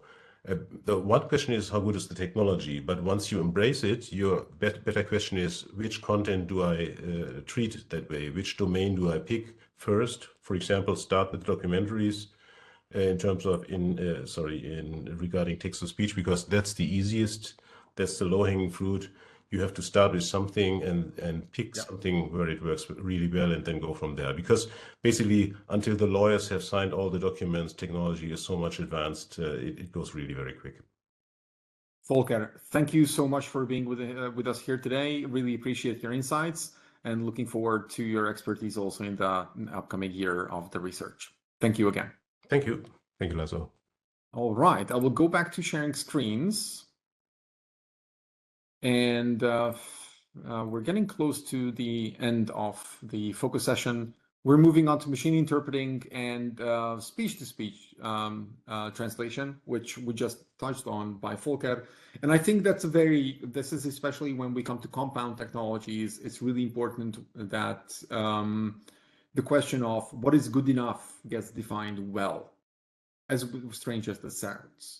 Whenever individuals or businesses deploy machine translations, if it's a simple system, then it's typically simple to check and intervene. If it's a compound system, such as speech-to-speech to text translation, speech-to-speech translation, then because of the compound nature, it's really challenging to intervene and find out how to fine-tune, how to govern, how to steer the system to better results. But that's what machine interpreting and speech-to-speech translation are. They're compound systems. And as we learned also from expert interviews, both of these are actually growing and going really fast. Even though the market size currently is rather small, but in reality, machine interpreting, which is essentially literally a machine interpreter, an AI system that interprets instead of a human, there's no way to intervene in the interpreting itself. Therefore, it has only kind of, I don't want to say limited use cases, but it's special use cases where its current level of development and quality it's applicable, and it keeps finding new markets. So, for example, in tourism or small group training or e-learning, internal corporate communications, especially one-sided communication or single-speaker communication, machine interpreting actually can do a really good job. And it's similar to speech-to-speech translation, which is almost the same, except that it doesn't happen real time. So you can play more with the technology and intervene, whereas with machine interpreting, there is no place for intervention. We do think that because of the compound nature of the technology, each of the compounds need to improve significantly, of course, to provide reliable inputs, not just in their current existing markets, which do exist, but also in new markets and more challenging environments. And at the same time, of course, what we see is that the language coverage is can be rather limited for some of these cutting-edge solutions, especially in machine interpreting, noting that input and output speech coverage may be different for the actors for specific use cases. At the same time, for speech-to-speech translation, of course, the big technology solutions, those that offer their cloud services, they do have language technologies in their services as well. So ASR, machine translation, and text-to-speech, as well as some natural language processing capabilities in between. So essentially, it is possible to go to Microsoft or to Google or in China, Baidu or Alibaba, and create a speech-to-speech translation pipeline. Then again, that doesn't, just because you can connect together these components, it does not necessarily result in an actual viable and quality solution. There's significant engineering for the pipeline that needs to happen for the segmentation, the understanding, the handovers, and everything else. There is, however, a next frontier, which is direct speech-to-speech translation, and this is what Volker also just referred to. We know that there are systems out there, especially by big AI labs, Meta and Google, who are kind of creating these systems, or at least they are researching it actively, primarily, again, because of these companies' needs in their special social networks. Would that be Meta's Facebook or the mentioned metaverse, of course. Last but not least, chatbots and virtual assistants, which are, of course, they can be on both ends speech-based. Chatbots or voice bots, if you will, the voice-enabled ones, but also the voice-enabled devices. Would that be Alexa or your mobile phone? Almost any of them by now. There's a significant market for this, and primarily, if we're not talking about the devices, from the business-to-business industry. Buyers from sectors such as e-commerce, retail, banking, healthcare, and of course, telecommunications, automotive. There's a wide range of usability for chatbots. And it is a fairly large market and with a pretty high growth potential. Of course, there is a disruption with large language models, even in this space. Previously, chatbots were, or even currently, they are created with conversational design in specific systems. And then large language models kind of give the impression of they can do this, and they have a role, a component within the pipeline even. And longer term, they may be significantly challenging or even replacing much of the previous chatbot design, at least for the simpler use cases. And as Volker also just defined, start with simple and then build towards the more complex. At the same time, of course, the large, say, banking, healthcare, or insurance companies where accuracy is really important. The kind of the generative stochastic nature of large language models may not be the immediate solutions right now, but future down the road with retrieval augmented generation and similar better grounding techniques, probably the generative language models will also be a solution for this problem. And then there are various solutions, of course, out there on the market, and it's both concentrated and fragmented. Some of the providers of chatbots, they are fairly large in revenue, and of course, big tech companies, they also have their chatbot building products. But at the same time, even very locally, individually in country, there are plenty of long tail solutions that create for Hungarian or Estonian or Latvian. They create chatbot solutions for local actors. And so for the quality and technology outlook, what we see is, as mentioned, there is a great need for accuracy in many use cases, which in a compound setting, it's challenging to ensure. And in a direct speech-to-speech translation mode, it's even more challenging, perhaps, at the current level of maturity of the technology. But at the same time, there are use cases already where accuracy is not paramount over speed or cost of getting the translation or the interpreting ready. Therefore, there are markets and there are new markets that are being opened even at the current level of technology. And with that, we actually got to the end of this session as well with our 10-minute delay. And let's see if there are questions and answers, reminding everybody, of course, that we're looking forward to your feedback after the conference. Do we have any Q&As for the speech-based session? Let's see. Or I'm looking only at the unanswered ones and probably somebody. Yes, Khalid and Philippe were already very active in answering questions. That's fantastic. That means I want to thank you for attending this session as well. And I think I should hand it back to Philippe for closing the conference. Yes, Laszlo, thanks a lot. And I'm sure that you're going to intervene again in this closing session. But I'm certain to. yes, we see how well prepared we are. I just wanted to share a little bit some of my findings in this exercise. Well, one thing that we surely know is language technology is booming. And the fact that translation was really a pioneering domain. It's not a surprise that Transformer was really generated for translation, but it was really the domain where the first catch-up and the first modification, increase of quality has really appeared. We see the same behavior of what's happening with translation. Professionals in the fields are surprised by the quality, but also worried for the future job. And the job are going, like always, are going to be changed slowly or more drastically, depending on the domain where they're working on. I also see two different types of technology changes. One where the tool existed and where the quality increased drastically. Translation, speech recognition are the two typical examples. This increase of quality might indeed modify the relationship with the human and reach new market. There is also the other one where the tool were not really existing. ChatGPT, well, call it text generation in general. And one of the examples I'm often taking is the computer language coding, where before you could not code if you did not have your computer science degree. And now if you find the correct tools, you just ask the machine, okay, this is the type of code that I would like to do, please generate it. Of course, it's not yet perfect. Of course, it's create a mistake and the lie, but it's definitely improving and going very fast. And these tools are really creating new opportunities.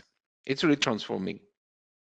It creates a lot of hypes for, I believe, good reason. And it's hard to see where we are going and if we are already reaching a plateau or not. Laszlo was hinting at some of the comments that we foresee a reaching of the plateau. I would be tempted to say that it's also depends on how much we are investing in it. And definitely there is a lot of money that is going in. And there will still be something. Maybe we are reaching the plateau for the LLM technology, the encoder decoder style, but maybe also different models, and definitely research is ongoing a little bit everywhere, are going to appear and overpassing this restriction. We have to be careful on this one to say it is going to reach a plateau or not. There is also yet another way to separate the technology, which is the size of the model. And sometimes we are in the hype, we just forget the fact. The size of the needed data, the size, the training cost, and the user cost of this model. A translation model these days is about 100 times smaller than a ChatGPT style LLM things. Well, everything is moving these days, and the factor 100 is a little bit changing drastically if you take the biggest LLM or the biggest translation memory, but depending on the application, when you have a very fixed application, you can use very smaller large language model, and have a running cost which are definitely lower, because it is also important to realize that when you are using a translation model or a ChatGPT style model things, the cost of the operation is basically also 100-fold. But one thing is sure, data is key in the process. You need good quality data and as large data set as possible. But that's really one of the key messages I want to keep. There is also one link of the budget that you were showing at the beginning, Laszlo. It was the fact that language technology nowadays, we spend, the market is 40 billion euro. And also that the potential impact is 10 times fold, so 400 billion euro. Taking these two numbers, would I be right to say that in average, for an SME or company, investing in language technology would potentially get them a return of tenfold? That's one of the things I'm sure that you are going to dig in the next year. And Laszlo, could you explain in a few words what the next year is going to, on the market survey, is going to be on? That's a challenging one. All right. Thank you, Philippe. Then I think the word back from you for a quick closing, and a whole lot of thank yous are coming as well. I want to start also with some of my key learnings from the past little bit more than a year of research and creating the studies, speaking with experts and all of that. The number one that we kind of already knew is that language technologies can do a lot. Just taking machine translation, our favorite example that has been kind of the most ubiquitous. What it does is they help large enterprises to scale with their content, as we heard also from Booking or from SAP. If it's just 2% of the content that gets touched by humans, that means 98% is handled by machines. It's an enabler, right? It's an alternative to not doing the language work. It's the alternative to not communicating in your customers and your users' language. Of course, there are also the small and medium enterprises who cannot afford to develop their own tools or to run large localization programs. And so there's a lot of space where language technologies need to be developed, where they are more readily usable, more easily accessible to a wider range of actors on the market. Of course, especially in Europe, as we heard, 99% of companies are basically small, medium enterprises, comprising somewhere around half of the European economy in terms of weight. Let's note quickly, though, that one of the barriers why small, medium enterprises are not so connected and not so adopting language technologies is because of their complexity. There are many of them. There are always a lot of options. And if you haven't been using language technologies, you do not have your in-house language expert, it's hard to say where to start, which string to start pulling, who to go to. Because from the outside, many of the language technology, and especially the big AI labs, the communication sounds like the language problem is solved. But clearly, as shown, especially in the enterprise level, especially for business or mission critical purposes, no, it's not. And even if it's just the 1% of the content that really needs human work, post-editing, review, whatever it may be, that 1% of content from all the content that gets, for example, translated generates a 30, 50, soon enough, probably 100 billion market for language technologies. And then talking to the plateau of quality, well, yes, maybe the quality, or rather there are diminishing returns on the investment into some of the language technologies. Understanding this is actually really important because the adoption, even though it looks like language technologies are, for example, machine translation, they're fairly mature, they're very usable. The adoption of them is not happening uniformly across the globe, across sectors, across business sizes, across individuals, across cultures. What we also see is large language models just burst into the language technology space as far as we know it. And one of their great promises is that they are multi-purpose, which is kind of more their general purpose. And the question comes, just because they seemingly can do a task, should they? Or should they use existing tools that have been doing the tasks efficiently, fast, and cost-effectively? Or do they challenge their paradigm? Or if they're not tools yet, are the language models the right way of solving the problem? And what personally and also professionally we see when we talk to our clients, as well as the expert interviews through the research, it looks like large language models are improving very rapidly. And even though a month or a few months ago, you have tried your hands with it and found it that for your specific use case, it was just not worth it to use the output, to review it, to understand it. Very soon, probably that assessment will be challenged again with a new wave of improvements. Would that be GPT-5? Would that be silos models or whatever else?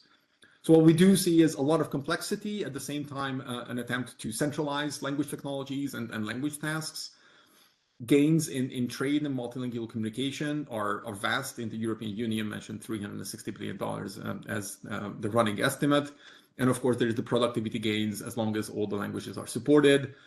And to be honest, we and in the research team, we have done a lot of cataloging work. We have more than 2,000 language technology providers that we have in the catalog, and we've been monitoring the space also as Nimdzi Insights for a number of years. And we keep discovering new solutions, new fascinating solutions to challenges or problems that we haven't been thinking of previously. Many of the actors and their products even presented today, they are really at the forefront of innovation, and they came as a very pleasant surprise to see what kind of challenges can be solved or attempted to be solved with language technologies. What the second year of the study will do is, first of all, of course, it will refine or expand the existing findings, especially on language technology providers, which means the second half of the summer or early fall, we will release a new survey for language technology providers to provide their inputs into the research. We will also extend the research further into what we call demand language technology buyers, probably together with language services buyers as well, which means we'd like to understand more and deeper how language technologies are used, what their key benefits are on the enterprise level, how this gets monetized, how it gets sold internally for decision makers and budget owners, as well as how language technology providers are perceived by language technology buyers, both in terms of geographical distribution, would it be European, American, or Chinese, as well as in their ability to customize models or just build on existing models and try to sell them as specific use cases, trying to break down the complexity of the market further from insights from the demand side, and also focusing further on the small medium enterprises in Europe and try to refine our estimates for the impact of language technologies in Europe, both in terms of trade and in terms of productivity. So the expectation is a new survey for language technology providers and actors to understand the market dynamics as the market is rapidly evolving, and the technologies themselves, including the foundations and what key actors are doing, and digging further into the demand side for specific sectors and verticals. So you who are here at this conference, you likely had an invitation to some of the surveys that we created for this research and study. More will be coming for in-depth and wider understanding of the market, so that the European Commission specifically, but also at next year's conference, to be hosted sometime in the spring of 2025, and the final report, which will also be published in all EU 24 languages.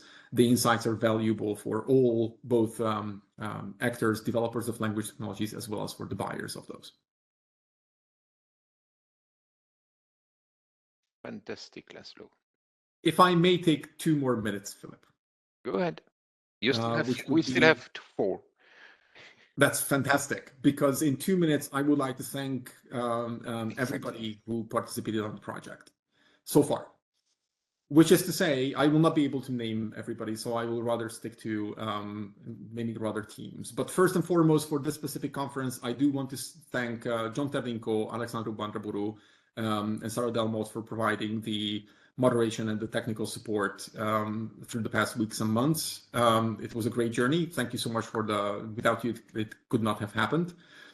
A huge thank you to everybody at Nimdzi Insights who contributed to the project. The team is large and individuals contributed to varying levels. Today I was accompanied by Renato, Jourik, and Nadia. Special thanks to them for participating at the conference on that level as well. And of course, to the other lots for supporting the creation of this conference, as well as our partners for helping validate some of the findings of the study, which will continue in the second year. And of course, everybody, the European Commission project team, who have been excellent in supporting the creation of the report, the interim report, as well as this conference so far. And let me thank you, Laszlo, for the presentation that you have done, the extensive speech that you have generated today to present. You see, it was a lot of information. You take it, you share it very efficiently, I admit. Thanks a lot. And I guess that now is the time to close the conference. Thank you. Thank you all. I wish you an interesting journey in language technology. Until the next time we will meet, let's say in about a year or a little bit less than a year, to see the result of the second year. Thank you, everybody. Thank you for getting us all together today. both of you, Philippe and Laszlo. Thank you. Bye. And thank you to all the attendees for participating and looking forward to your feedback.